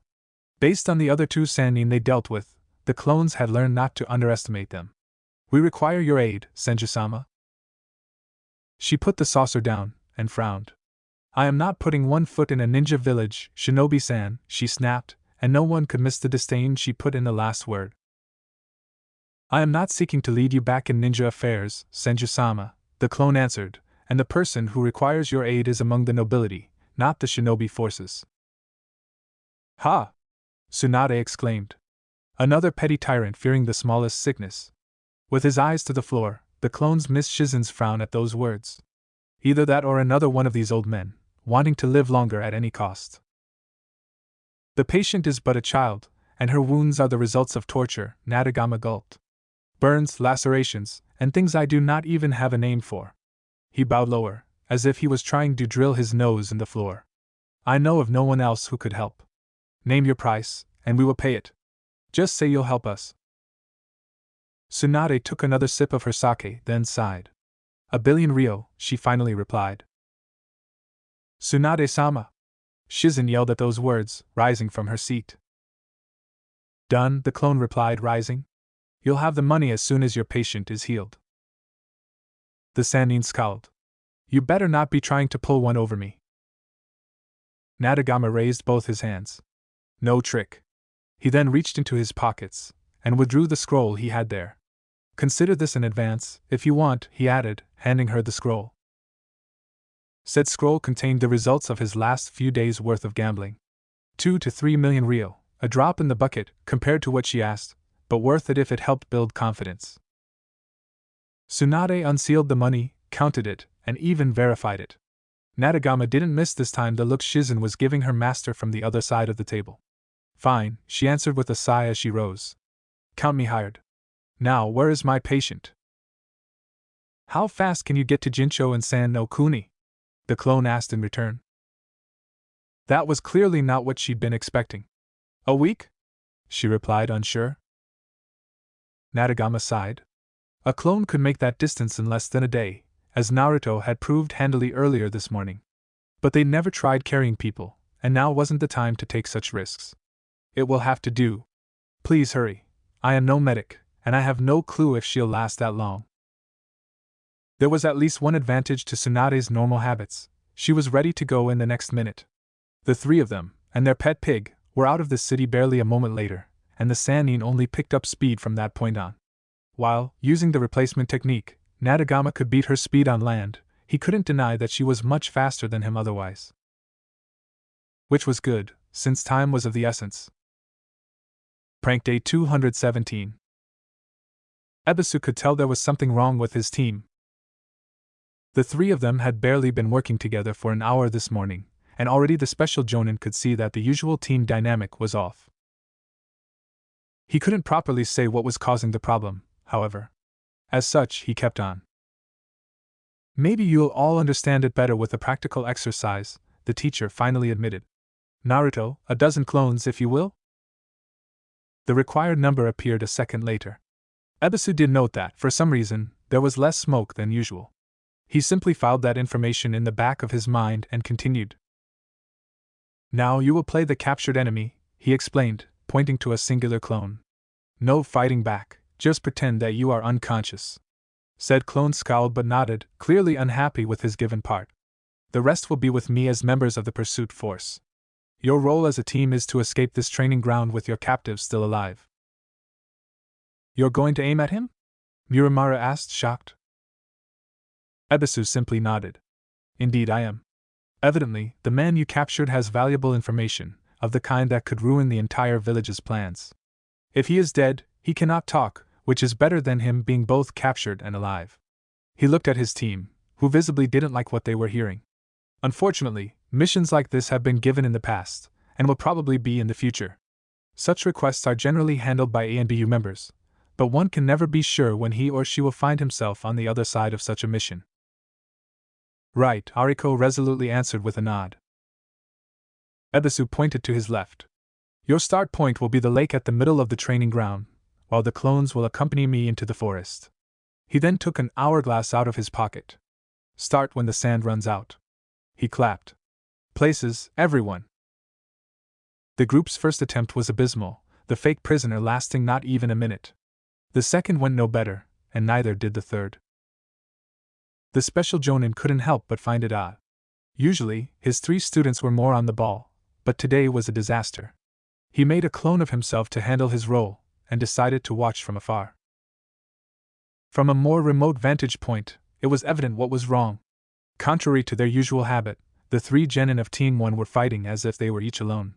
Even the rabbit on Ariko's head was less active than usual, barely moving from his perch.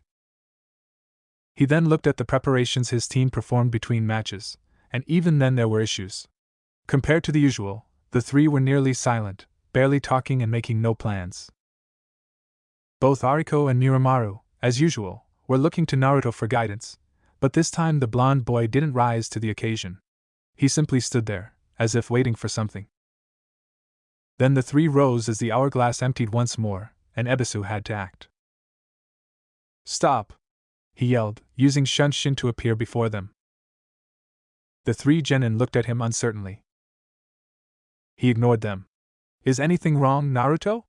He asked, lowering himself so his eyes were level with those of his shortest student. No, the boy replied, taking a step back. Nothing's wrong. His actions spoke differently. Well, you are clearly not up to your usual level of enthusiasm, the teacher pointed out. Are you having any issues with this exercise? He shook his head negatively. Ebisu nearly probed further, then decided that doing so may do more harm than good. His student might be preoccupied with something he didn't want to talk to his fellows about, and pushing probably wouldn't help. He decided to go with something else, then. Clearly, this exercise isn't working today. Let's shelve it for another time, and focus on other basics. The same basics he was learning once more, from one who'd once been a teammate. 3 laps of Konoha, at marathon speed. 3 groans answered him. Now, he countered, and he couldn't help but smile. When the mind is busy, occupy the body. And if the 3 of you aren't done before lunch, each of you will have to do 200 push-ups after that. They groaned again, but quickly started for the wall. Ebisu followed, as a teacher should always teach by example. And it would give him time to think and to study his students some more. Prank Day 219. The forest mansion looked no better when seen by the light of the day. In fact, it was made to look even worse. The state of the walls and windows no longer hidden by the darkness, it looked like it could crumble at any moment. With what the Torisan had found here, Naruto would have preferred never stepping in this place again. But the clones he charged with investigating had called upon him, and he was going to get to the bottom of this, whatever the cost. Which meant, right now, dodging between drunk rabbits to make his way in. The 400 hadn't left once done, as he'd expected. Instead of returning, they swarmed the woods around Jin, unsealed all the barrels, and started partying. A party that hadn't ended yet by the looks of it. Shichibo sighed from his usual position as Naruto jumped over a pair of sleeping summons. Do you guys know the meaning of moderation? Sure we do, a swaying rabbit answered. It's the reason we ain't going back until we've drank everything. Here. The 200 or so summons currently awake exclaimed. The rabbit who talked made a mock bow, did a face plant in the grass, then rose amongst the laughter of the rest of the group. He then jumped straight into an open barrel and did not come out. Naruto could feel Ichibo shaking his head above his hair. Such a waste, he groaned, and Naruto couldn't agree more. Still, they'd done what had been asked of them, so they had the right to enjoy the rewards. Luckily, the noise outside tapered off quickly once the 2 of them made their way through the doors. There was a clone seated there, one that was probably waiting for them. Status report? Naruto asked, and the Kage Bunshin rose instantly. You're not gonna like what we found, the clone warned.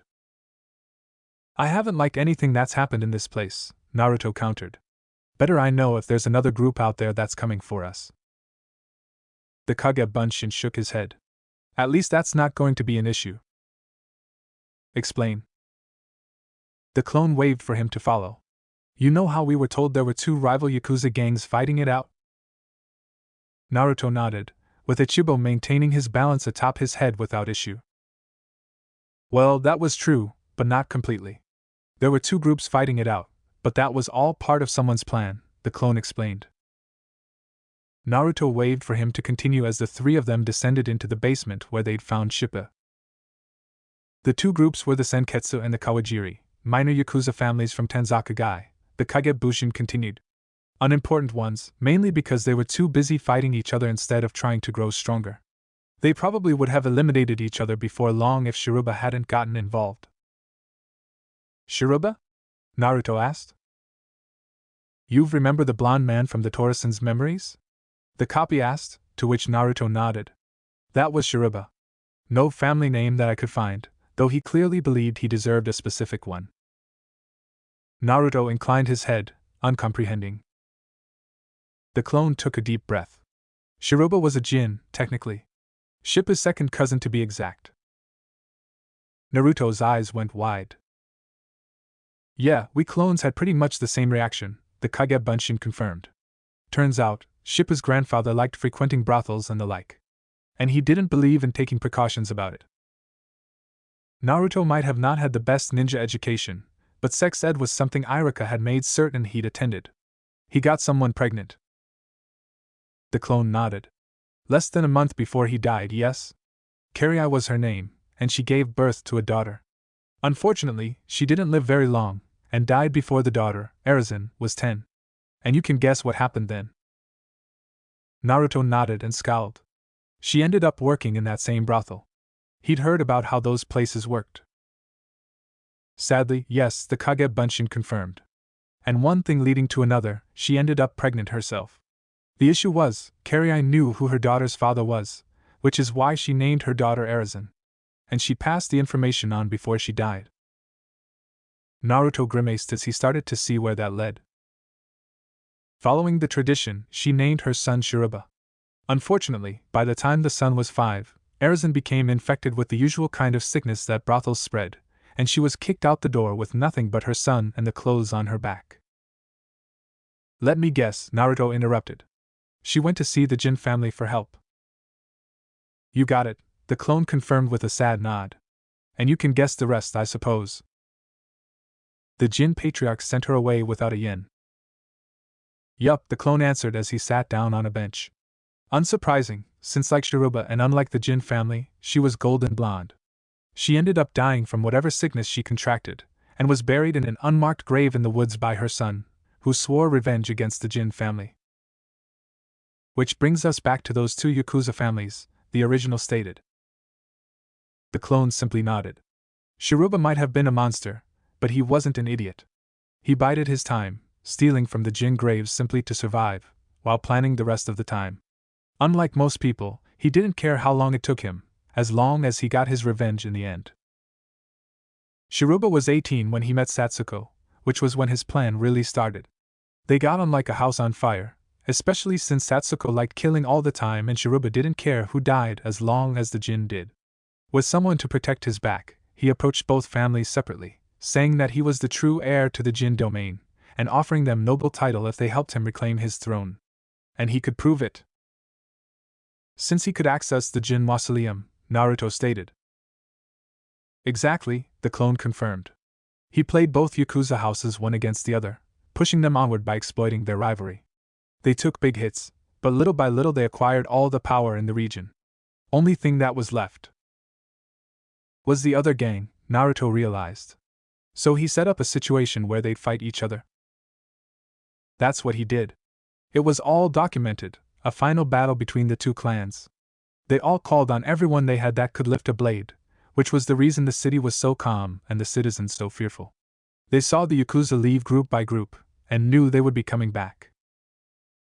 But they didn't, Naruto pointed out. The actual battle happened a few days after we arrived in Jin, the clone explained. The Senketsu one, but it was for nothing. Shiruba, Satsuko, and a few people under him intercepted the wounded remnants of the Senketsu, and killed them off. Shiruba didn't need them, now that Shippo was the only one left. So, he'd been planning the kidnapping all along. Something like it, yes, the Kage Bunshin confirmed. He'd first planned it as a way to exterminate the entire family, with poison or the like, but he wanted more. There's one thing I don't get, Naruto finally said after a moment's thinking. Why torture Shippo? He could have simply killed her, and he'd have had his vengeance.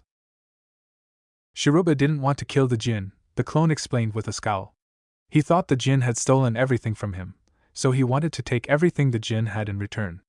His plan was to torture and break the will of one of the Jin daughters, then marry her as her rescuer. He'd wait until she'd given him a child, then she'd have an accident, and wouldn't survive it. He'd then rule over all of Jin. That's sick! Naruto exclaimed. The clone shook his head. You haven't seen everything yet. He rose, then led his creator to one of the rooms past where they'd found Shippo. In here. The room was a simple cell, which clearly hadn't been washed in a long time. The only thing inside was a single open coffin, whose occupant was hidden by a simple sheet. Who's that? Naruto asked. Shippo's eldest sister Kagami, the Kage Bunshin pointed out. She wasn't in a coffin when we found her. A horrible realization came to Naruto's mind. You said one of the Jin daughters, which means? He nodded sadly. She was tortured, also, the clone confirmed. Much worse than Shippo, too. Shiruba might have been a good torturer by the time we reached him, but he became that good through experience. You mean all those other rooms?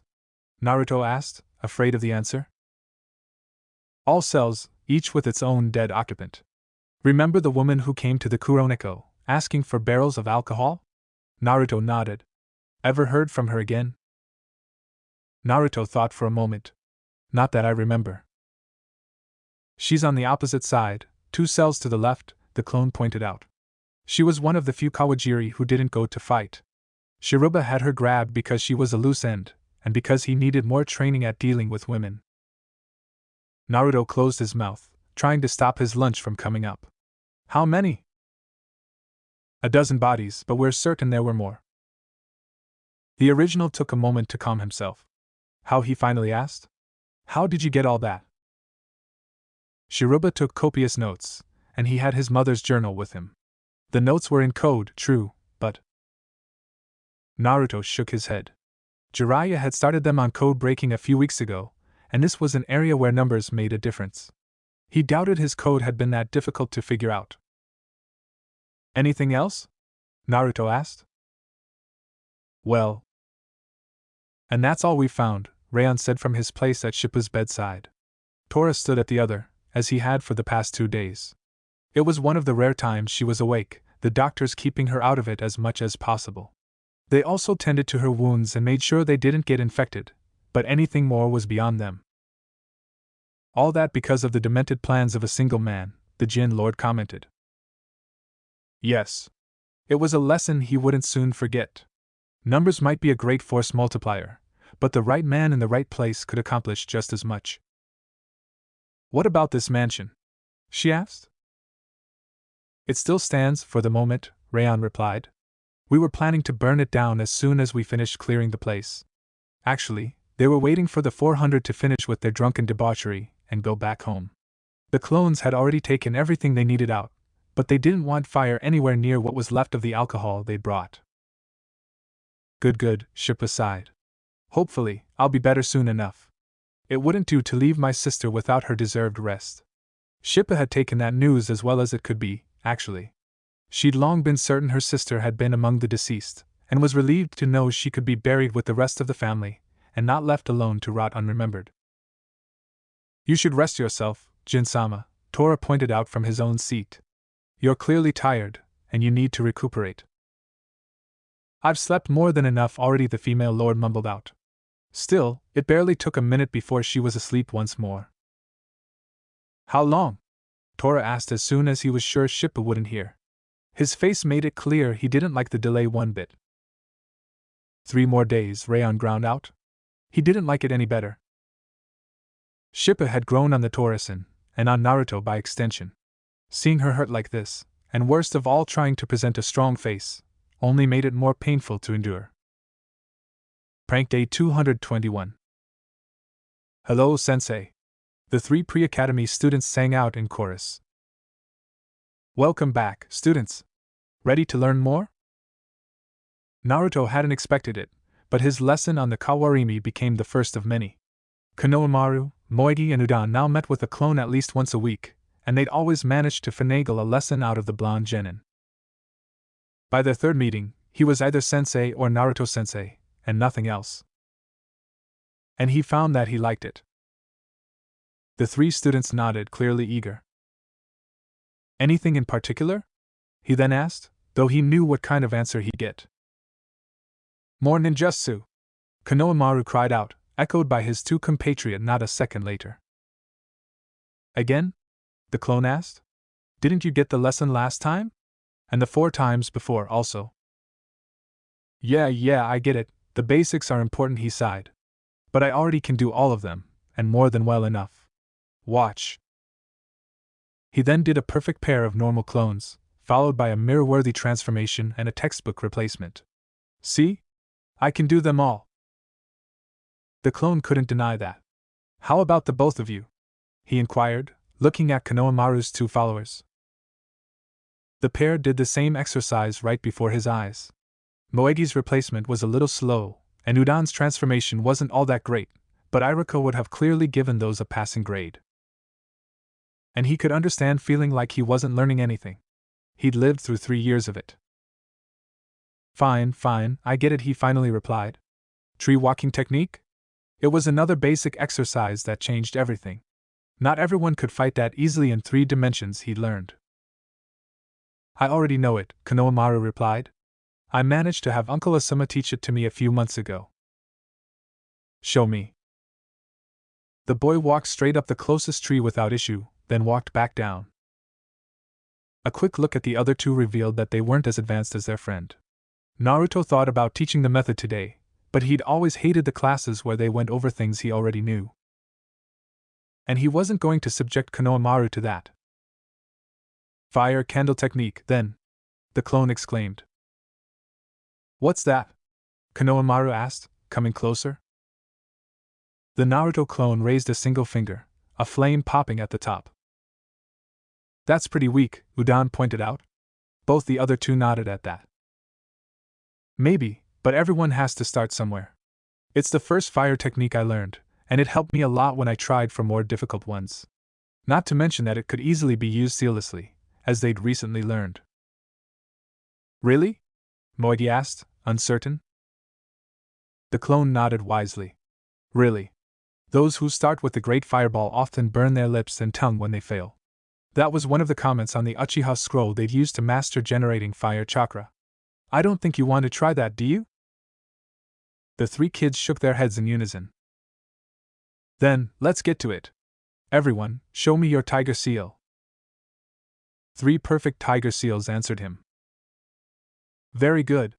Now, the tiger seal is often used for fire techniques, and is the best for this kind of exercise. Now focus on your chakra and…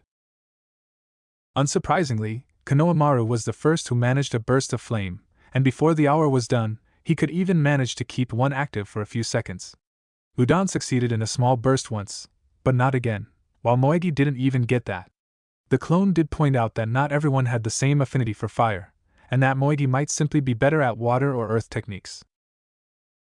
He even gave homework, something he'd never had expected. He told Konohamaru that he had until next week to teach his fellow members the tree walking technique, and if he didn't, the next lesson would be on that subject and not on anything new.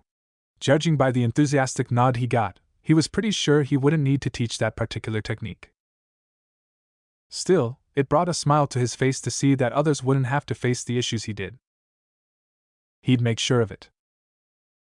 Prank Day 222. Tsunade didn't know what to think of her current job. On the plus side, she owed money to no one in Jin, and in fact had barely been there once in her life, on a mission with her team ages ago. With luck, she'd be able to gamble the entire payout of this operation over the next few years without having to worry about her debts. On the other side, there were plenty of warning flags attached to this job already.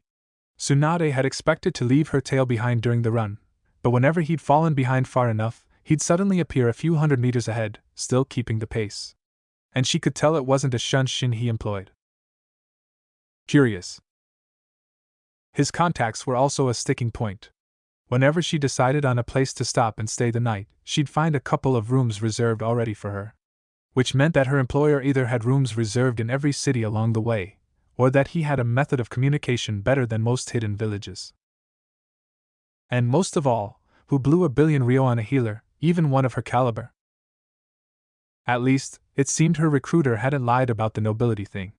Once in Jin, he led her straight to the mansion at the center of the town, and the samurai standing guard at the gates didn't even stop him. The one at the door was another thing, though. Tall and wide, with long blonde hair in a top knot. Visibly an important member of this group.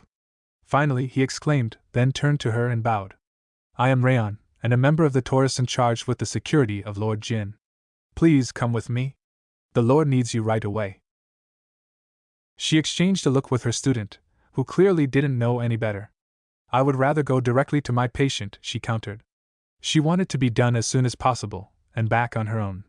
Ninjas and samurai and nobility, that was a little too much heat. What was next? Pirates? Yakuza? I am leading you directly to her, the man replied, turning a corner to go down a stairwell. Directly to her ended up in what she supposed was the most isolated room in the building. There were guards at every corner, and some retainers were even standing around in the corridors, just to be close if something happened. One of them, an older man with nothing but gray hair, noticed her escort, and ran directly toward him. Is this? He asked. Rayon simply nodded. The man simply threw himself at her feet. Please, Senju-sama. Please save our lord. She. Rayon bent down to put a hand on the man's shoulder. I am sure she will do her best, Getsuko-san. Let's let her work. The retainer suddenly realized he was in the way, and shoved himself to the side. Please, he muttered, his hands clasped in prayer. She didn't say anything, but had to admit she was intrigued. Nobles were usually assholes from what she'd seen, with only a few exceptions. They thought themselves better than the rest, and as such proved that they weren't. But loyalty, like she'd seen, tended to be harshly earned. The three of them finally arrived at a bed where a young girl was fitfully sleeping. Judging by the twitches she made as she rested, this was clearly her patient. "This is Lord Jin, I suppose?" she asked, just to confirm. "Yes." She stepped forward, taking both heartbeat and temperature. Nothing urgent there. She followed those by a quick scan of her head, which again revealed nothing pressing. She quickly slapped both a pain-blocking and a sleeping genjutsu on the girl, and was rewarded with her falling into a deeper, more restful sleep. Still, she needed to see the rest. "Everybody out," she ordered. The few retainers in the room quickly left, but the samurai did not budge an inch. "I'm not going to operate on the body of a 10-year-old girl with half a dozen men in the room," she growled. "Out." Rayon and the man at the Lord's bedside nodded to each other, then ordered the rest of the men out, who left without a word. They stayed behind, though. "That include the both of you, actually," Tsunade huffed, though she couldn't help but respect their moxie. They clearly took this girl's security seriously. "We were the two who rescued her. There is nothing here that we haven't already seen," Rayon spoke, brooking no argument. "And Lord Jin has ordered me not to leave her side," the other added. "Fine," she exclaimed, and removed the sheets in a single move.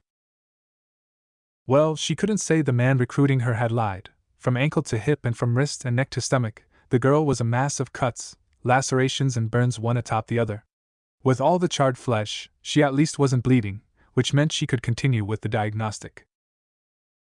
She also could now see why they wanted someone of her caliber so urgently, and why they were willing to pay 1,000,000,000 ryo for the best. "Shizen," she ordered, and her apprentice appeared right beside her shoulder. "Get me hot water, bandages, disinfectant, and something nourishing in case she wakes up, because she'll need it. Then find whatever doctors they had here and get me the list of everything they gave her." "Hi, Tsunade-sama," Shizen answered, and she was out of the room just as the last syllable rang out. Tsunade did a deeper scan this time, and noted that the doctors had at least managed to keep most of her wounds from getting infected. There were a few zones on her back that would need to be disinfected, but nothing compared to what it could have been. There was at least nothing urgent, though her breasts and her legs were the most damaged. The rest was mainly superficial, cosmetic damage, which would need treatment but wasn't as big an issue. Whoever had done that to her clearly knew what he was doing. "Legs first, then," she said to herself. While this Lord Jin would probably be in bed for weeks, just knowing she could walk around would be a boost to morale. She focused on her hands, and started channeling healing chakra down the girl's leg. She clearly had her work cut out for her. Prank Day 223. Naruto blocked the first blow, then dodged the second. A simple step back took him out of the third's range, and gave him a perfect opening, which he didn't hesitate to take. "Point!" the clone-playing referee yelled. The two fighters then stepped back. "I have not even managed a glancing hit on you yet, Naruto," Gaara said with a sigh. "Are you sure this is helping?" "Yeah," the clone said. "You are getting better." The worst thing was that this was true. Since they'd started working together on his taijutsu, he made large strides forward. His defenses were a lot tighter, his attacks flowing better, and even his speed had improved. It did help that Gaara had pulled another trick from his bag. He'd come one day with large gauntlets made out of sand, copied from another sand jonin. Normally, something like that impaired the practitioner and required quite a bit of training, but Gaara's sand control made that a non-issue. No, the main problem was that Gaara was too mechanical in his fighting. He followed the academy katas he'd been taught to the letter, not deviating in the least from the pattern. While this didn't cause much of an issue on the defensive side, his attacks were uninspired and easily anticipated. And then dodged. You just need to be more creative in your attacks. Right now you're too easy to predict, and that's a big flaw, the Naruto clone continued. I'd recommend finding other styles and incorporating what works for you in your own personal style. Gaara nodded, letting his gauntlets crumble into desert sand. He wasn't even winded, even though the two of them had been training for the past hour. Apart from that, Exercise, exercise, exercise, the Kage Bunshin pointed out. You're still slower than you should be, and there's unfortunately no two ways to go about it. Gaara sighed again. Is there not something that would give faster results? The Naruto clone raised an eyebrow. That wasn't like Gaara at all. The Ichibi Jinchuriki had only been training his sand before Naruto had arrived in Suna, and that was more because he found such exercises restful than anything else. Something was clearly up. That's not the way you usually think, Naruto pointed out.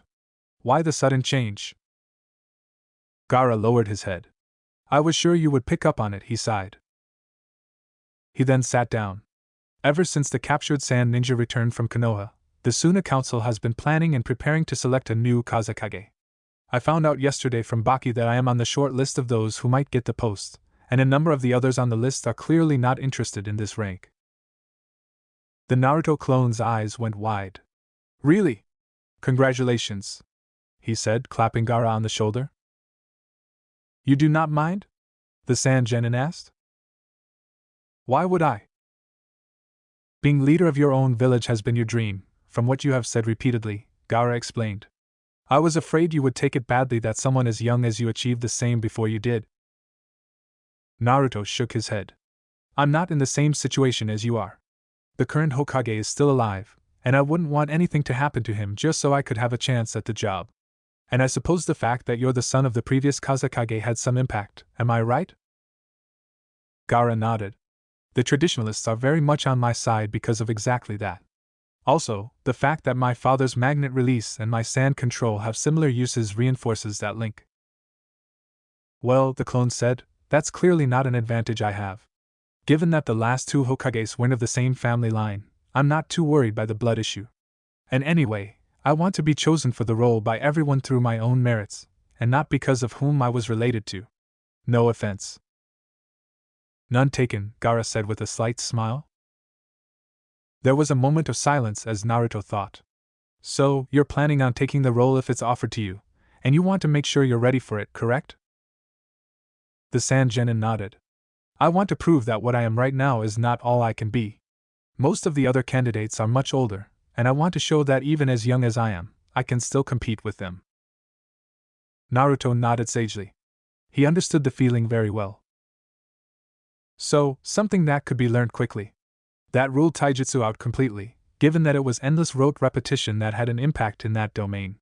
Genjutsu might have been a possibility, but Naruto only knew a single one of those, and not one that would be useful for a Kage. Ninjutsu it was going to have to be. The Kage Bunshin technique would have helped in this situation, but it turned out that Gaara couldn't use it.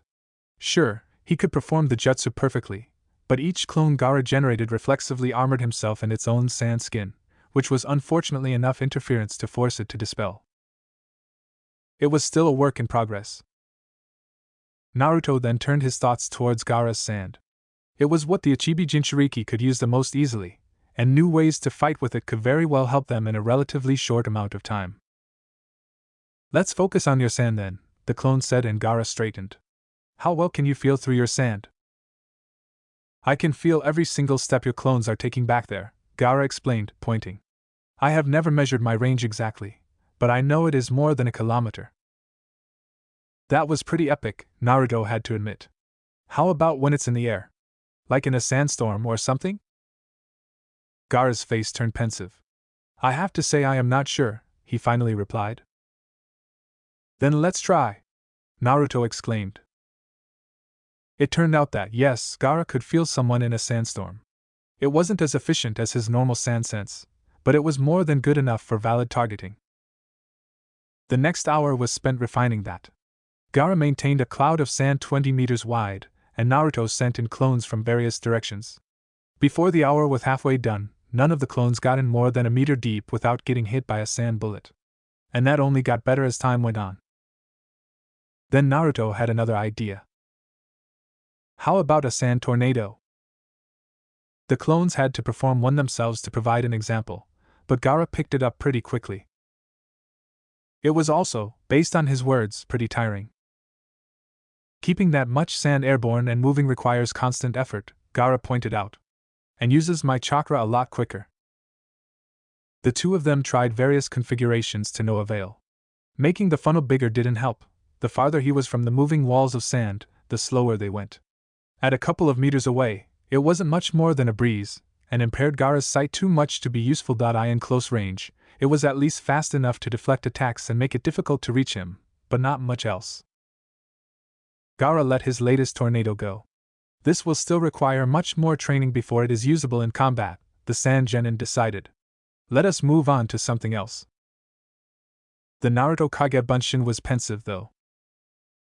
Does something come to mind? Gaara asked. You can make a simple disk of sand, right? Gaara nodded, and created one, a simple 2 hand spans wide, just above his fingers. How fast can you make it spin? Quite fast was the answer. It was difficult to put an exact number on it, but it was clearly blurring. Try hitting a rock with that, the clones suggested. Gaara did so. I will admit it is better than my sand bullets, he remarked. A good trick, but nothing groundbreaking. Try from close range instead, Naruto asked. That had a lot more impact. The sand disk shaved through the rock in an instant, leaving a disc-shaped hole in the desert stone. The Naruto clone grimaced. Given what that had done to stone, he didn't want to see what it could do to flesh. That's pretty effective. Gaara, however, wasn't finished. He extended a single sand-armored finger of his right hand toward the rock face and poked. There was a great grinding sound as Gaara's finger sunk right into the stone with a spray of powdered rock. When he removed it, a polished hole was left behind, several centimeters deep. Seeing that, the Kage Bunshin had a flash of inspiration. Can you do that with your gauntlets while you fight? He asked. Gaara generated his gauntlets once more and focused. First one, then both of Gaara's arms became covered with a spinning vortex of sand. It does require some concentration, the Sand Genin pointed out. And I do not see how this is better to attack with than using a disc. He slammed his forearm on the rock face, where it ground into the mineral. It is not very practical. Naruto simply smiled.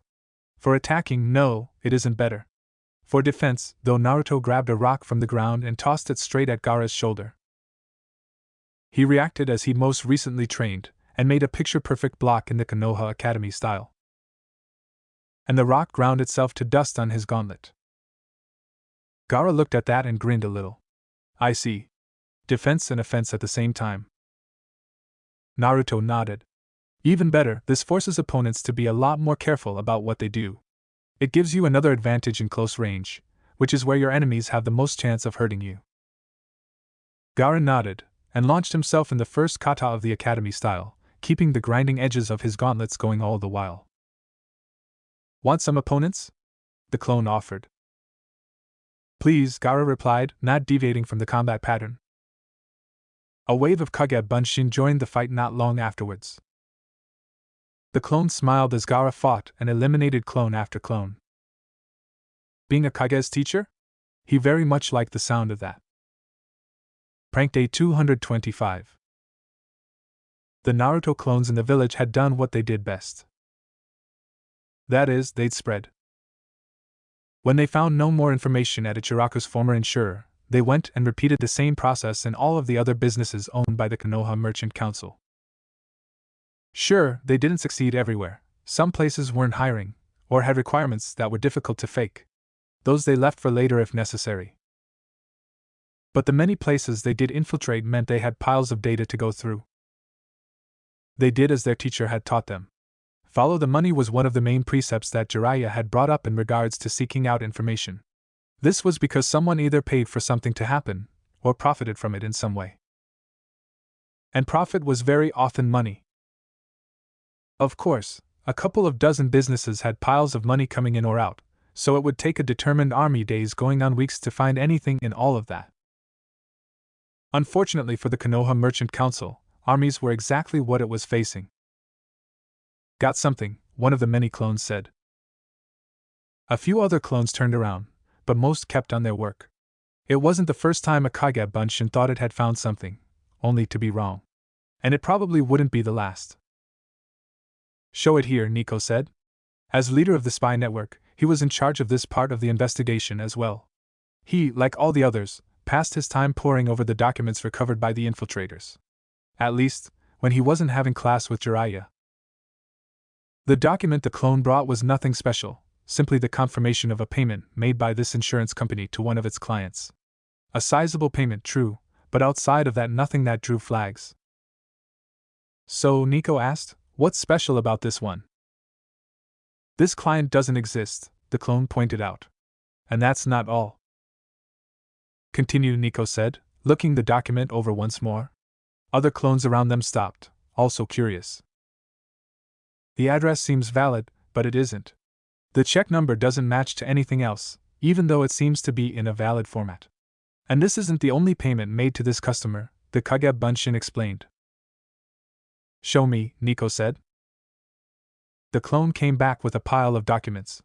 A bigger pile than Nico had expected, actually. Nico and said clone went through the entire thing, and were quickly joined by other Narutos that had abandoned their own documents. There were no inspections attached to those supposed insurance payments. No requests, no internal paperwork.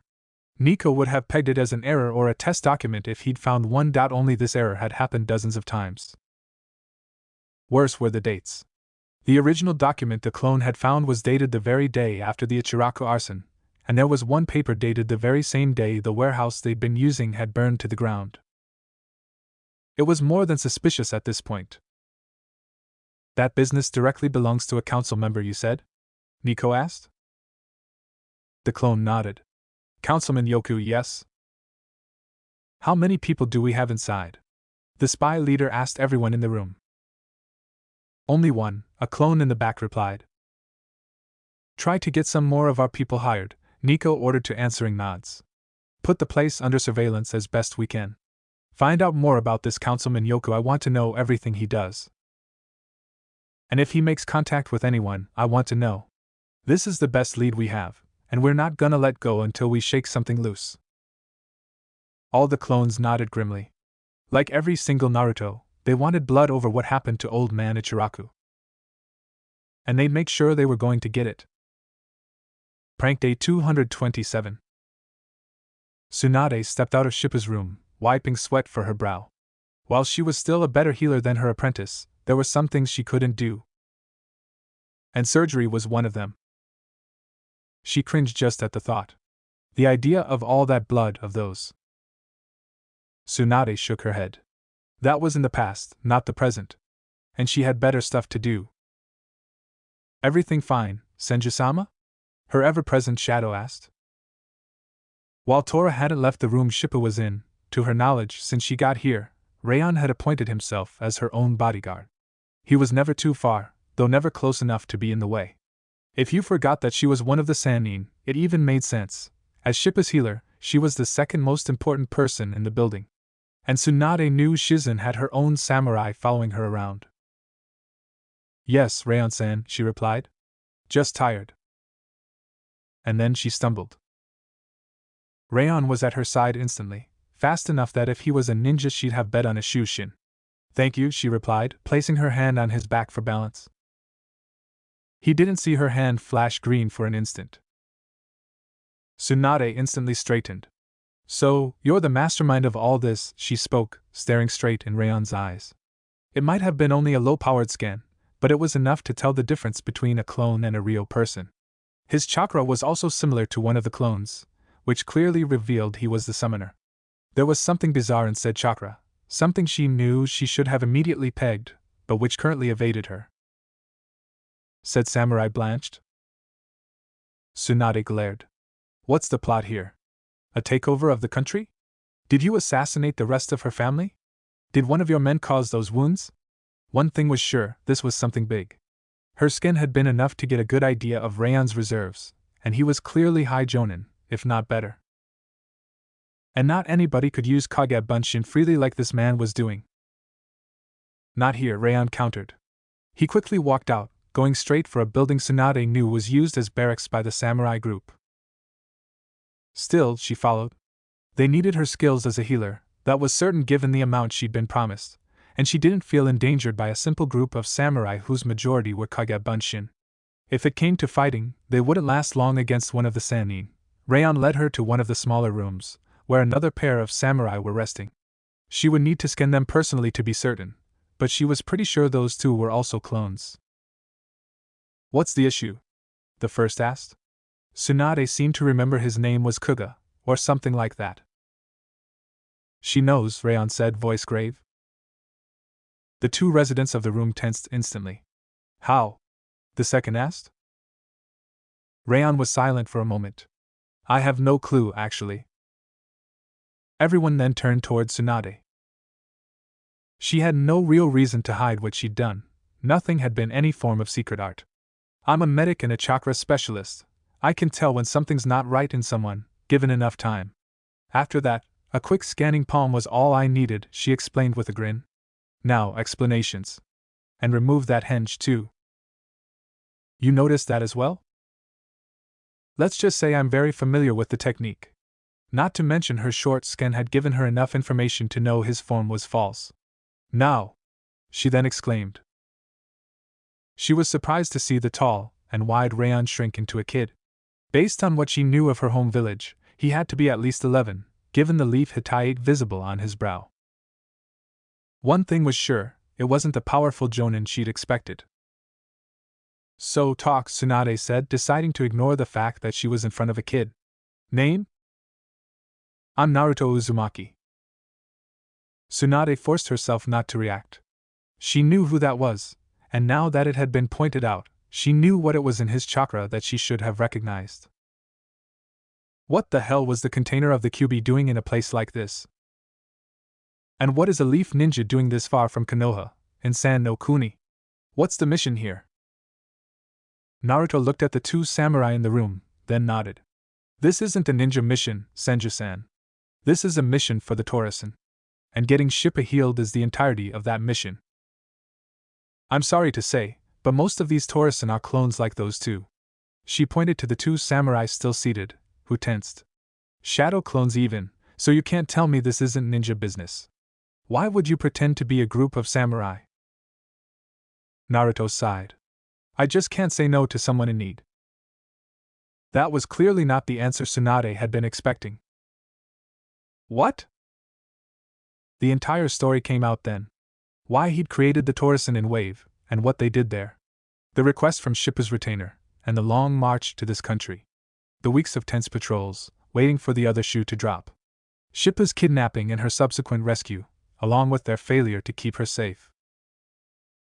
I knew of no other medic I could trust her with, and I knew where you could be found. For a while, I was afraid she wouldn't last until you got here. And that's where we're now. He was silent for an instant. Shippa will make it, right? Right, Tsunade replied automatically, her training coming to the fore. She will most probably require a good amount of physical therapy to recover full mobility, and she might have issues breastfeeding in the future, but her survival isn't in question. The three others in the room released a happy sigh at that. Tsunade's mind, however, was going over everything as fast as it could. She knew very well he hadn't told her everything, especially given he hadn't said how he'd known where to find her. As a medic, however, she knew body language, and the boy before her had given her the truth as he knew it. Give her the scroll, the samurai whose name she didn't know said. Right, Naruto exclaimed, running towards a set of bags. He came back less than a minute later with a rolled scroll bearing the insignia of Konoha, which he then offered to her. Tsunade realized something instantly. This isn't a real scroll. Yeah, Naruto said, scratching the back of his neck. The real thing's still in the village. This is only a shadow clone copy. Keeping one eyebrow up, Tsunade unrolled the scroll and read. This was another thing she hadn't expected, a simple genin with S-ranked orders on his person.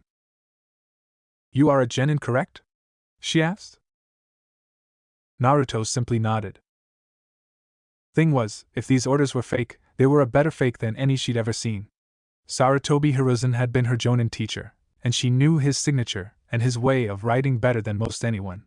And unless Naruto had been fooled himself, and believed something false, he was clearly telling the truth. As such, she decided to play along. And what are your orders? Tsunade asked. She was curious about what a boy like him could ask with such papers. Anyway, if worst came to worst, she'd just ignore him and continue on as if nothing happened. Just don't tell anybody about this, okay? He waved around the room as he spoke. Nothing about the Taurus being clones or me being there, right? The third does know about this, right? Naruto nodded. I told him myself about the Taurus, and he was present at the last meeting where we went over what was happening in San no Kuni. There was a little evasion here, but Tsunade was still reading everything he said as truth, which put her in a dilemma. She was technically not a missing means simply because her sensei had decided not to pursue her. Sure, he sent messengers every few years to try and bring her back to the village, but there was never the threat of force behind those. Tsunade knew that there were some lines she wasn't supposed to cross, and that was why she'd not involved herself in any ninja business. Just to make sure that the third wouldn't push too hard to bring her back. And now something like this fell into her lap. You're not under any order to bring me back, aren't you? Naruto shook his head negatively. I heal Shippu, get my payment, and everything is square between us, right? No bad blood, and I can leave any time I want after that. Sure, Naruto exclaimed. That's a promise, and you can believe it. He extended his hand to shake. Tsunade sighed. However he'd found her, he'd done it at least twice, of that she was certain. While she was pretty sure she could escape at any time, she'd be leaving behind the biggest payoff she'd had in a long time. And she hated leaving some of her work half done. Not to mention how much Shizen would complain about leaving someone like Shippu without her services. She would have to take the risk. She grasped Naruto's hand and shook twice, not using any of her super strength. You have a deal, she said. Just know that if you betray me, you'll find out what it is to fight one of the Sannin. He shook his head quickly. I already had a Sannin fight against me once, he said, shuddering, and that was more than enough for a single lifetime. Tsunade wanted to push for more information about that, but unfortunately a voice rang through the Torusen's barracks. Tsunade-sama, I'm done with the surgery. Please come and do your checkup as soon as possible. She sighed and turned to leave. We'll discuss this later. Is that fine with you? Right, Naruto replied. Then he made a single hand seal, and Rayon was back in the room. Tsunade simply left. She was one of the greatest medics in the land, and one did not become so by leaving things to chance. While she trusted her apprentice to have done good work, the longer she waited before checking, the worse any subsequent issue would be. And she had to agree, that noble kid was slowly growing on her. Prank Day 230. No, Naruto, I will not be sending your team to the Chunin exams, the Hokage exclaimed, sighing. I had told you so, Naruto, Ebisu pointed out. Why? Naruto countered, ignoring his sensei. We're ready! We're more than ready! We did all the missions we need, and even more than Team 7 had when they took the exam. That's not it, Naruto. Then why aren't we good enough? The blonde genin continued, waving to his team. Both Muramaru and Ariko were looking intently at the village leader, also awaiting an answer. The next Chunin exam is in Iwagakure, Hiruzen sighed once more. I know you followed the last exam. Tell me, how many teams from Earth Country were present for that exam? Naruto stepped back to think for a moment. I don't remember any, actually. The Sandaime nodded. Correct. There wasn't an Earth team in the last exam, nor in any of the previous for the last 10 years. Do you know how many teams I'm planning to send to the exam in stone? I don't know, 4, I suppose? The blonde answered. That was the number of Miss Village teams there had been in Konoha's exam. None. What? Naruto replied, shocked. The two other genin in the room had similar reactions. I am not sending any genin team to Earth Country, the Hokage repeated. Not for this exam, nor for any in the future. There hasn't been a genin team sent there in a decade, at least. Why? Naruto whined, face dropping. May I, Hokage-sama? Ebisu asked, stepping forward. You may. A little more than a decade ago was the time of the last great ninja war, Ebisu recited. The Third Shinobi War, to be exact. Many villages fought each other, but none more viciously than Konoha and Iwa. The latter invaded Grass Country, hoping to lay siege to the Land of Fire. The fighting was long and hard, but Minato Namikaze, the man who would become the fourth Hokage, broke the stalemate. Using his legendary speed as the Yellow Flash, he led counterattacks that inflicted heavy casualties against IWA, crippling or eliminating half the IWA force. He then looked at all three genin in turn. And IWA has not forgotten their loss. Indeed they haven't, Hiruzen said. And that is why no genin teams are sent to Earth Country. Similarly, we do not send team to the exam in Lightning Country, given the still recent fighting between Konoha and Kumo. But that could mean Ariko started. No, the Sandane countered, knowing full well what she was thinking of. The next exam after this one is in Water Country, followed by Suna's exam, and I will be sending teams to both. You need not fear for chances to prove yourselves, you will have as many as you need. He smiled. I wouldn't have given your sensei a task he couldn't accomplish, after all. Naruto was silent for a moment. You promise, Gigi? I promise. Your team will be one of those sent to the Kirigakure exam, and to Suna if it becomes necessary. Right. Naruto said, once again all smiles. What did you want to see us for, Gigi? Hiruzen echoed Naruto's smile. I have here another C-rank mission for your team. This one isn't like the last one, being a... Jiraiya shook his head. Clearly, there was something bothering his student tonight, and it made for an unproductive jutsu training session. What's bothering you, Naruto? The genin scowled. I should be a chunin already, he answered. Jiraiya sat down in front of his student. What brought that on? The third isn't sending anyone to the next chunin exams, Naruto pointed out. In Earth? Thank the gods! The Sannin exclaimed. He'd be a fool to do so. The village has enough problems with Earth teams during Nizu's exam. I wouldn't want to see how bad it would be on their home ground. He paused for a second. I mean, why do you think that? Hinata started years after me, as did Shino. Both are now already chunin.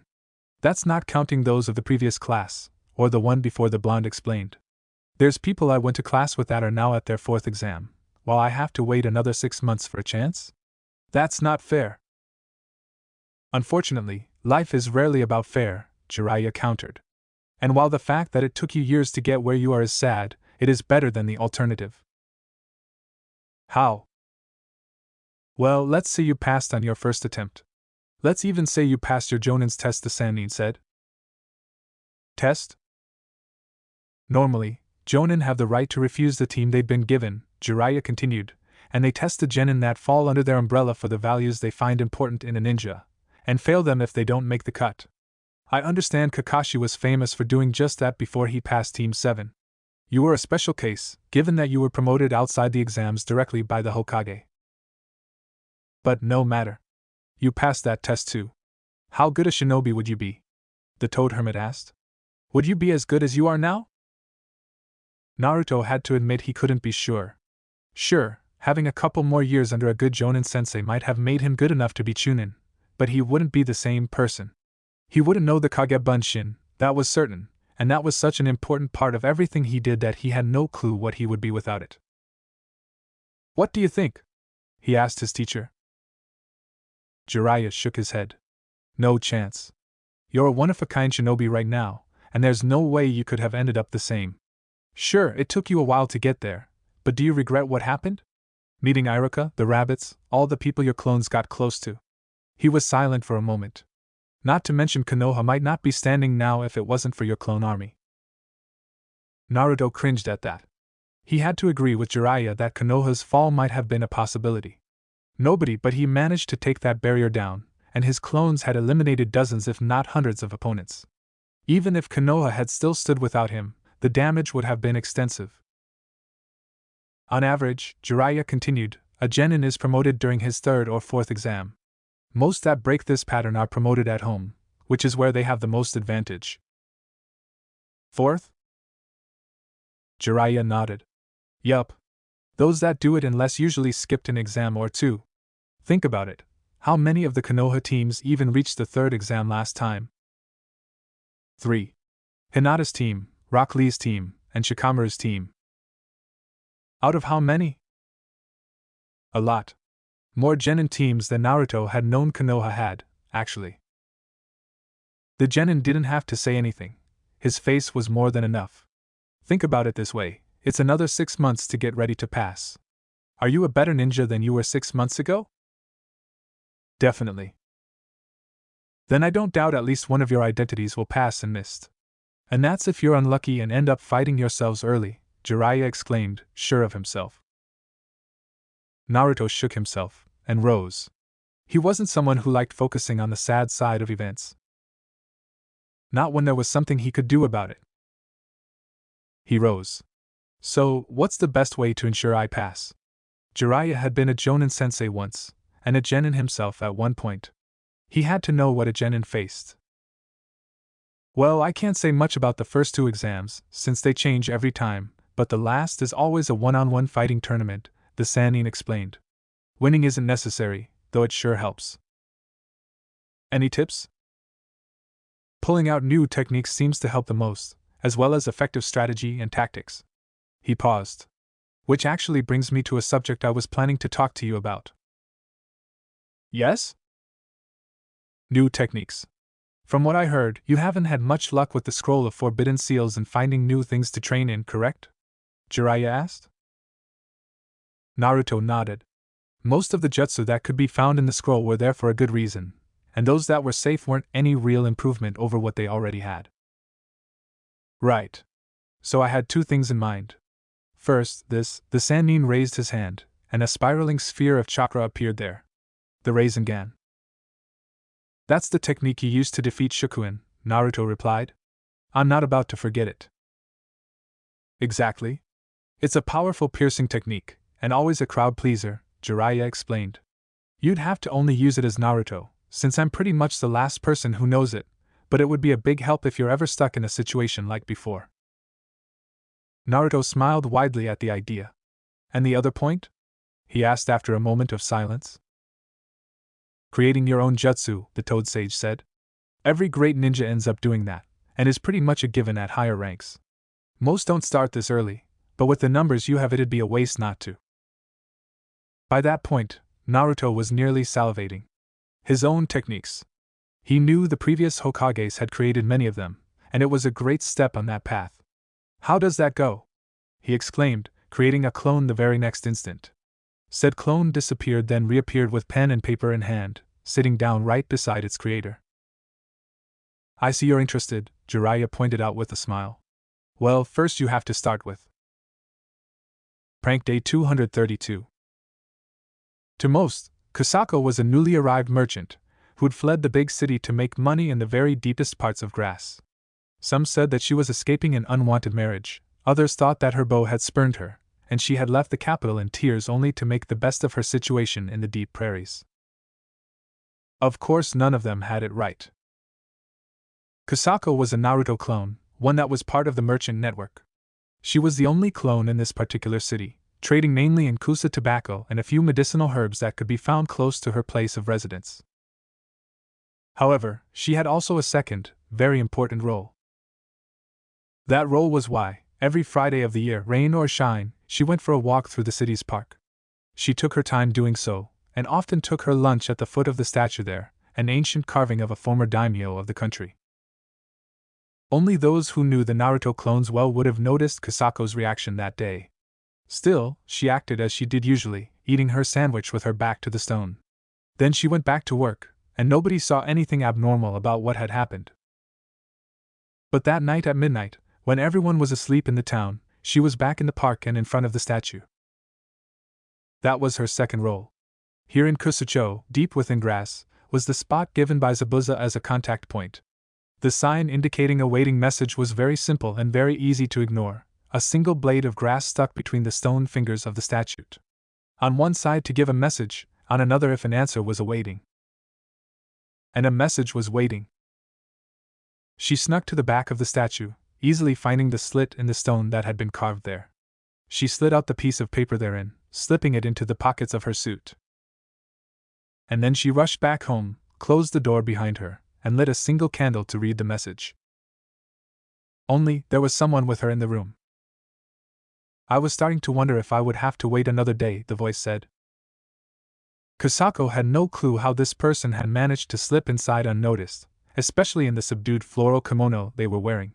The clone did, however, recognized them from the memories of their mission in Wave. "You're Haku, right?"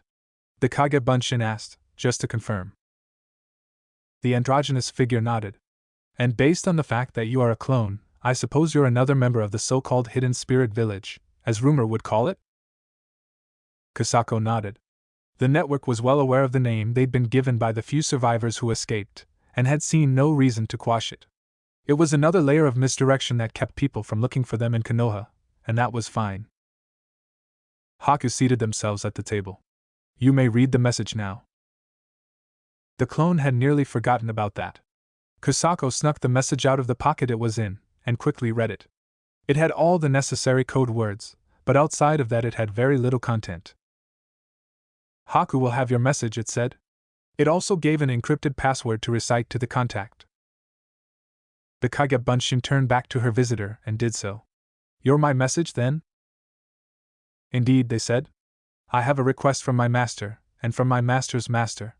They are wondering if the forces that took down Gato's soldiers could be hired for a mission." Kusako was surprised by that. Haku, from what little the clones knew, was high chunin at the very least, and their master was stronger than any regular jonin for certain. And that was not even counting the two other members of their group. She couldn't see what mission these two would have that they couldn't do by themselves.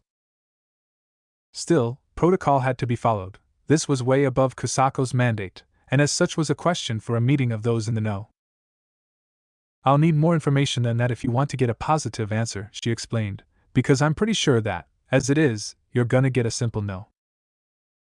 Haku nodded and invited Kusako to sit, which she did. "The water rebels are looking for help," they started. "You are aware of the situation in Nizu?" "Some.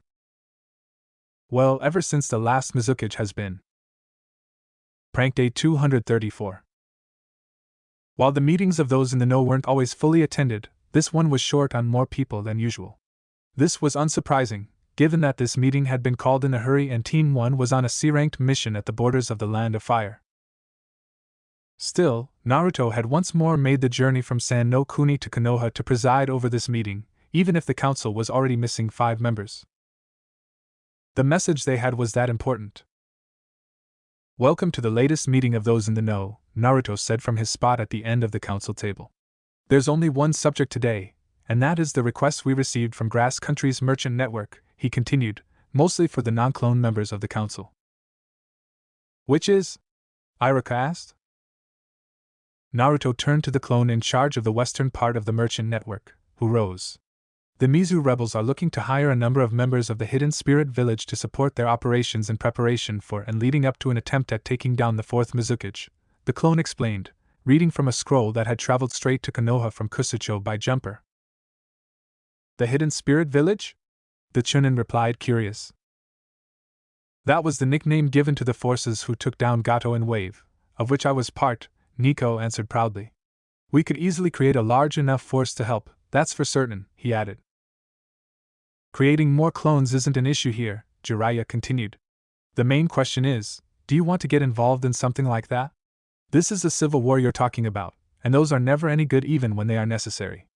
Are you sure you want to take part in that?" "I'm not, and that's why I'm asking," Naruto replied. "I don't know what's best in this case, for either Konoha or Mizu. The network hasn't spread much in that direction, and they tend to stay out of ninja villages unless otherwise specified. One thing is sure, I'm not planning on setting foot in Mist myself anytime soon, unless a mission sends me that way. Any opinions?" he asked the non-clones around the table. There was a moment of silence before Hiruzen finally spoke up. "I don't have much information on the water rebels themselves, but the current Mizukage is another issue. He's currently the youngest of the 4 living Kages, and has ruled for surprisingly long considering his age. Unfortunately, that isn't a good thing," Jiraiya pointed out. "Explain?" Naruto asked. "There are reasons why Mist Village is currently in a state of civil war," Jiraiya continued. "Yagura, the 4th Mizukage, is a hard and cruel man, and somewhat paranoid at best. He's more feared than respected in Mist, and he hunts down whoever he suspects is a traitor bloodily and relentlessly. He also did nothing to oppose the bloodline purges that have been happening in Mist, and him staying his hand has been taken by most as tacit approval of removing the bloodline-carrying clans from the country." Hiruzen nodded. Yes.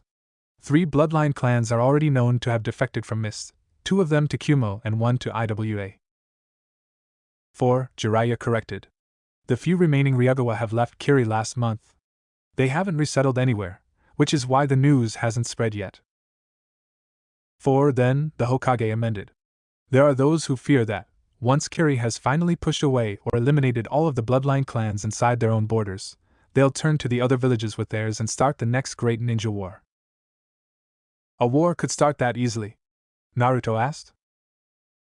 Both the Hokage and Jiraiya nodded sadly. Unfortunately, yes, the former pointed out. It only takes one village attacking another, and the wars would start all over again. The only reason a war didn't start when Sand and Sound invaded was that Konoha and Suna were nominally allies, and because it happened and ended so fast nobody really had time to react. Konoha won decisively enough that Kumo didn't want to get involved, and both IWA and Kiri weren't ready, the former not having yet recovered from the end of the previous war, and the latter two involved in the issue we're talking about right now. The grudges that led to the Third Shinobi War still haven't faded, and there are still hot embers ready to fan the flames of battle once more. Naruto digested that for a moment. So you're saying that this civil war could lead to another shinobi one? Both Jiraiya and Hiruzen nodded in confirmation. Yes, and that on both sides of the issue. If the rebels win, they may weaken the current stalemate enough that one of the other great powers takes a shot at them, while even if the current Mizukage maintains his rule the same could happen.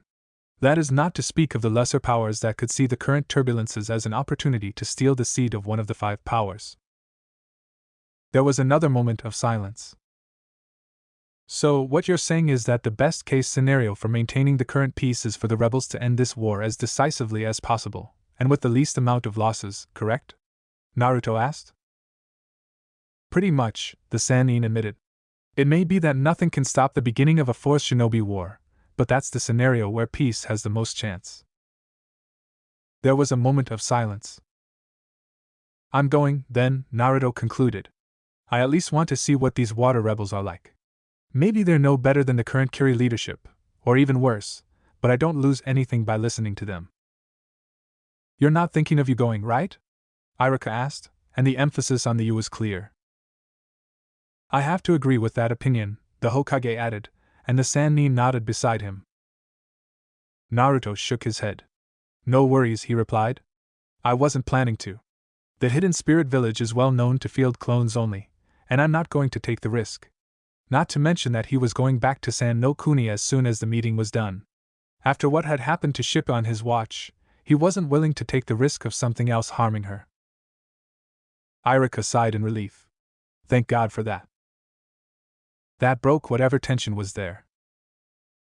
Anyway, from what my sources tell me, the Mizu rebels are a lot more reasonable than the current administration. They're heavy in bloodline users, of course, but outside of that they are closer to actual Konoha policy than any time before. Any other information you have? Naruto asked. Nothing I can see as useful, unfortunately, the sage admitted. I'll have to reach out to my sources for more. Please do. He paused. Is there any other subject that can't wait until the regular meeting? Naruto then asked. There was a chorus of negative answers. Meeting adjourned then, he said. Next meeting will be scheduled when Team 1 returns from the border. He then banged his gavel, and the meeting broke up. Prank Day 239. As a Naruto clone, he was nameless. He was actually one of the older clones, created during the second wave of technique training. He was part of the group who'd originally chosen the Earth technique Tsukioni no Tsuno, and who'd failed to make any significant progress during the entire time of the competition. After that he'd flitted here and there, mainly working in the technique library they'd been building.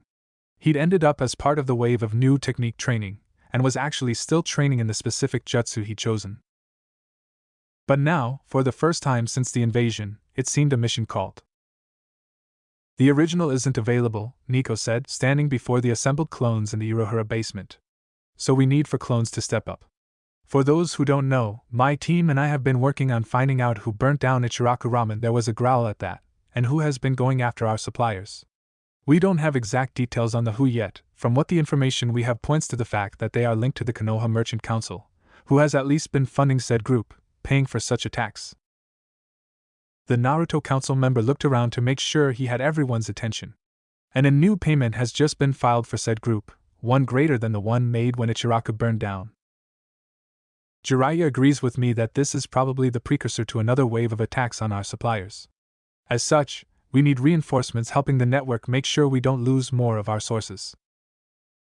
This is, in effect, a defend and capture mission, he explained. Protect our people, and capture whoever is responsible for this. We need information, so either people we can interrogate, or enough info that we can find where they're based from. If not, we're going to be stuck in this cycle for a long time, and while Jiraiya is pretty certain we'll win in the end, better to cut down the losses as much as possible. There were nods all around. So, anyone willing to take part? Nico called out. The nameless clone stepped forward. Given the subject of his latest studies, that seemed right in his branch, and that might actually allow him to prove he'd mastered his latest technique. He, of course, wasn't the only one. Dozens stepped up, and were split into squads after making as many clones as they could. Time was of the essence. They had no clue how long before said attack happened, and no idea on the actual target or targets. They need to protect everywhere, and that soonest. And they weren't going to fail again. Prank Day 243. Hinata walked down the step to the Himitsu compound with a smile. She had a day off, and she was going to spend it as she preferred. That is, spending time with Naruto. She'd been meeting him here every time she had a day off, and he never failed in helping her become a better ninja. Over the last few months, they'd worked on a close combat style that she could use in conjunction with the Matsuri, and they'd made good strides on that. And hopefully they'd do some more today. With her eyes, she saw the half-dozen Naruto clones long before she arrived inside the room they used for training. She didn't mind the clones. A ninja's life was a busy one, and she understood that he had other priorities.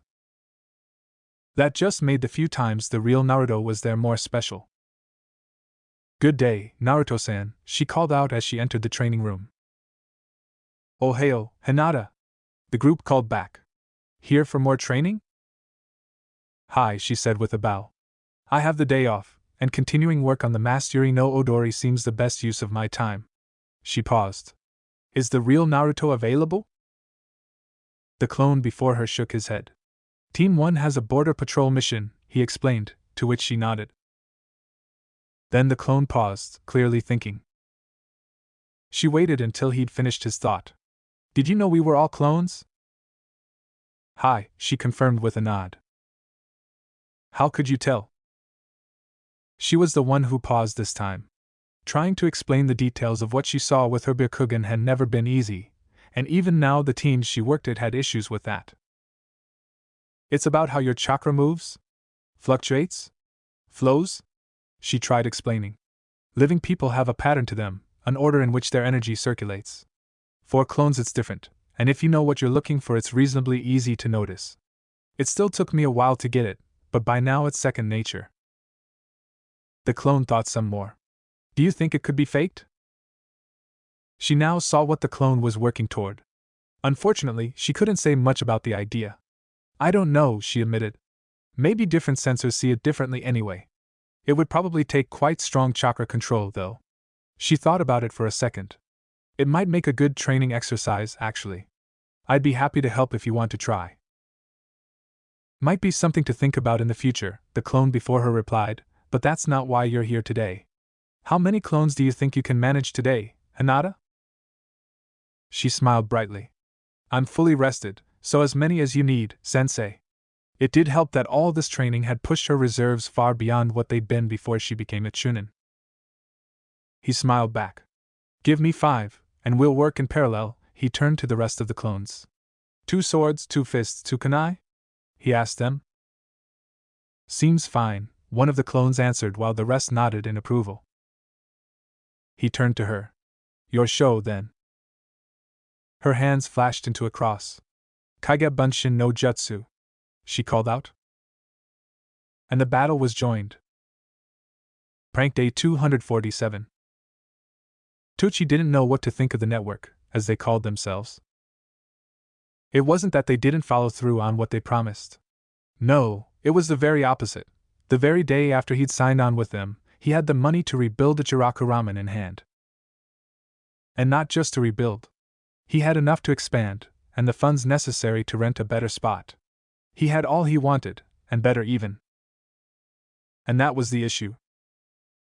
He'd been in business for years, and from his experience, businessmen simply did not work like that. They cut all the corners they could, skimming all the margins just to get a little more money in their pockets. And the network didn't do any of that. They had no problems making promises and keeping them, and when they said something, you could take it to the bank. He'd worked for them nearly 2 months at this point, and he'd seen this half a dozen times over. Still, it surprised him.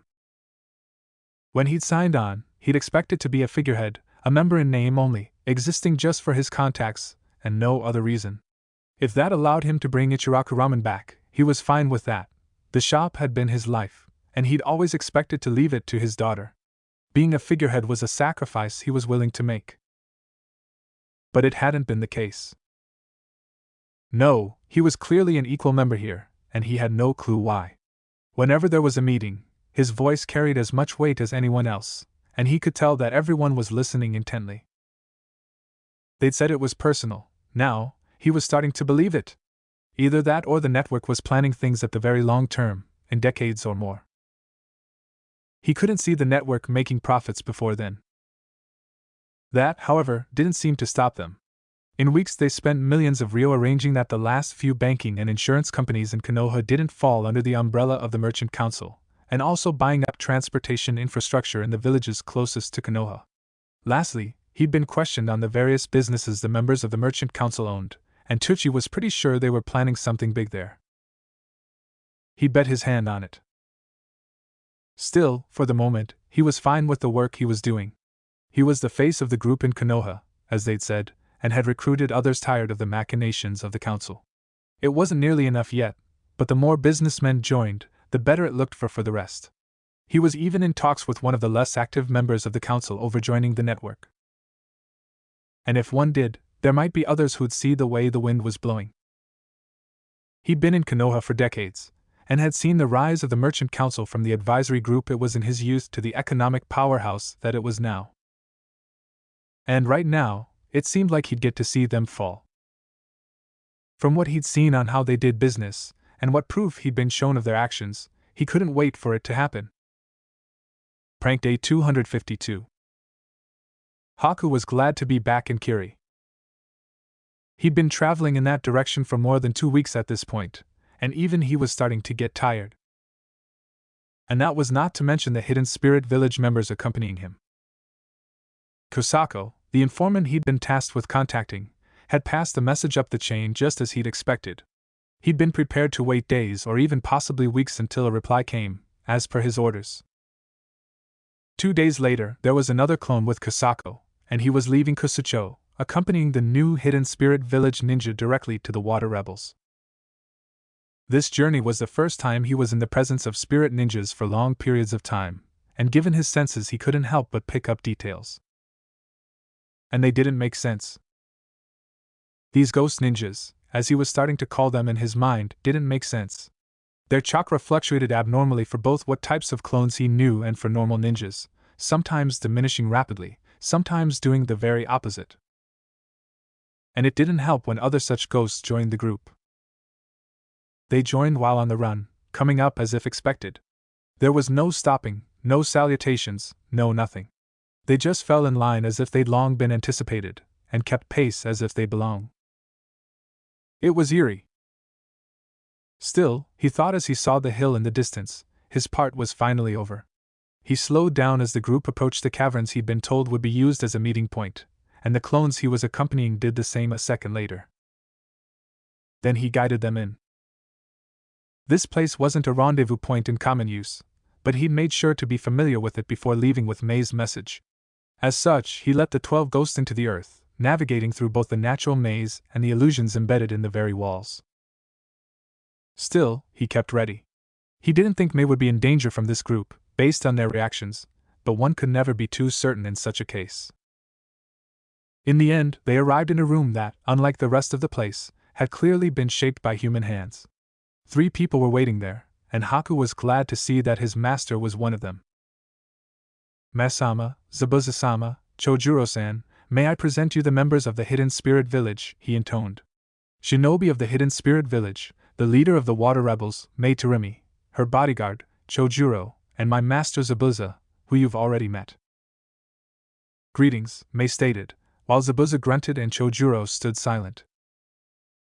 One of the ghosts stepped forward and bowed slightly. Good day, Shinobi-san. What should I call you? Mei will be fine, she replied. So, Mei-san, what can the Hidden Spirit Village do for you? He asked. How much would it cost us to hire your services? She asked. Depends on what you want us to do, and what you offer, the lead ghost replied. Along with your plans once this rebellion succeeds. Mei took a seat in one of the chairs in the room, and gestured for the ghost to do the same. Let's start with the easier one, she started answering. My goal for this rebellion is to rebuild Kirigakure, and to reclaim the strength needed to let the village hidden in the mist keep its position as one of the 5 great villages. Currently, Kiri is a hotbed of paranoia, with illusions of treachery everywhere. The current Mizukage rules through terror, and will betide anyone he sees as a potential enemy. He trusts no one, and his methods are unnecessarily bloody, which is sapping the potential of our village. This environment creates new ninjas just as paranoid and untrusting, making the problem self-perpetuating. And how would you make Kiri stronger? The clone asked. Changes to the academy for a start. It isn't as bad as it was in the past, but it still needs improvement, she explained. Modifications to the laws and greater investigation to erode the atmosphere of paranoia. New alliances to strengthen the village and give it time to recover from the rebellion. In general, make the village more of a meritocracy than it currently is, and stand down on more of the bloodier policies. The clones looked at each other and nodded. That fit their preferences, more Kiri-centric than they had in mind, but that was a given. Also, once the fighting is all done, I'm finding myself a husband, she added as an afterthought, and based on the reactions of her fellow rebels, it wasn't the first time she'd made such a comment.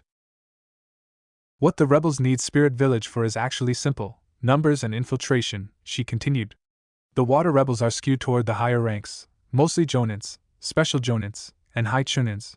We're more than strong enough to tackle the Mizukage and his guard with good chances of victory.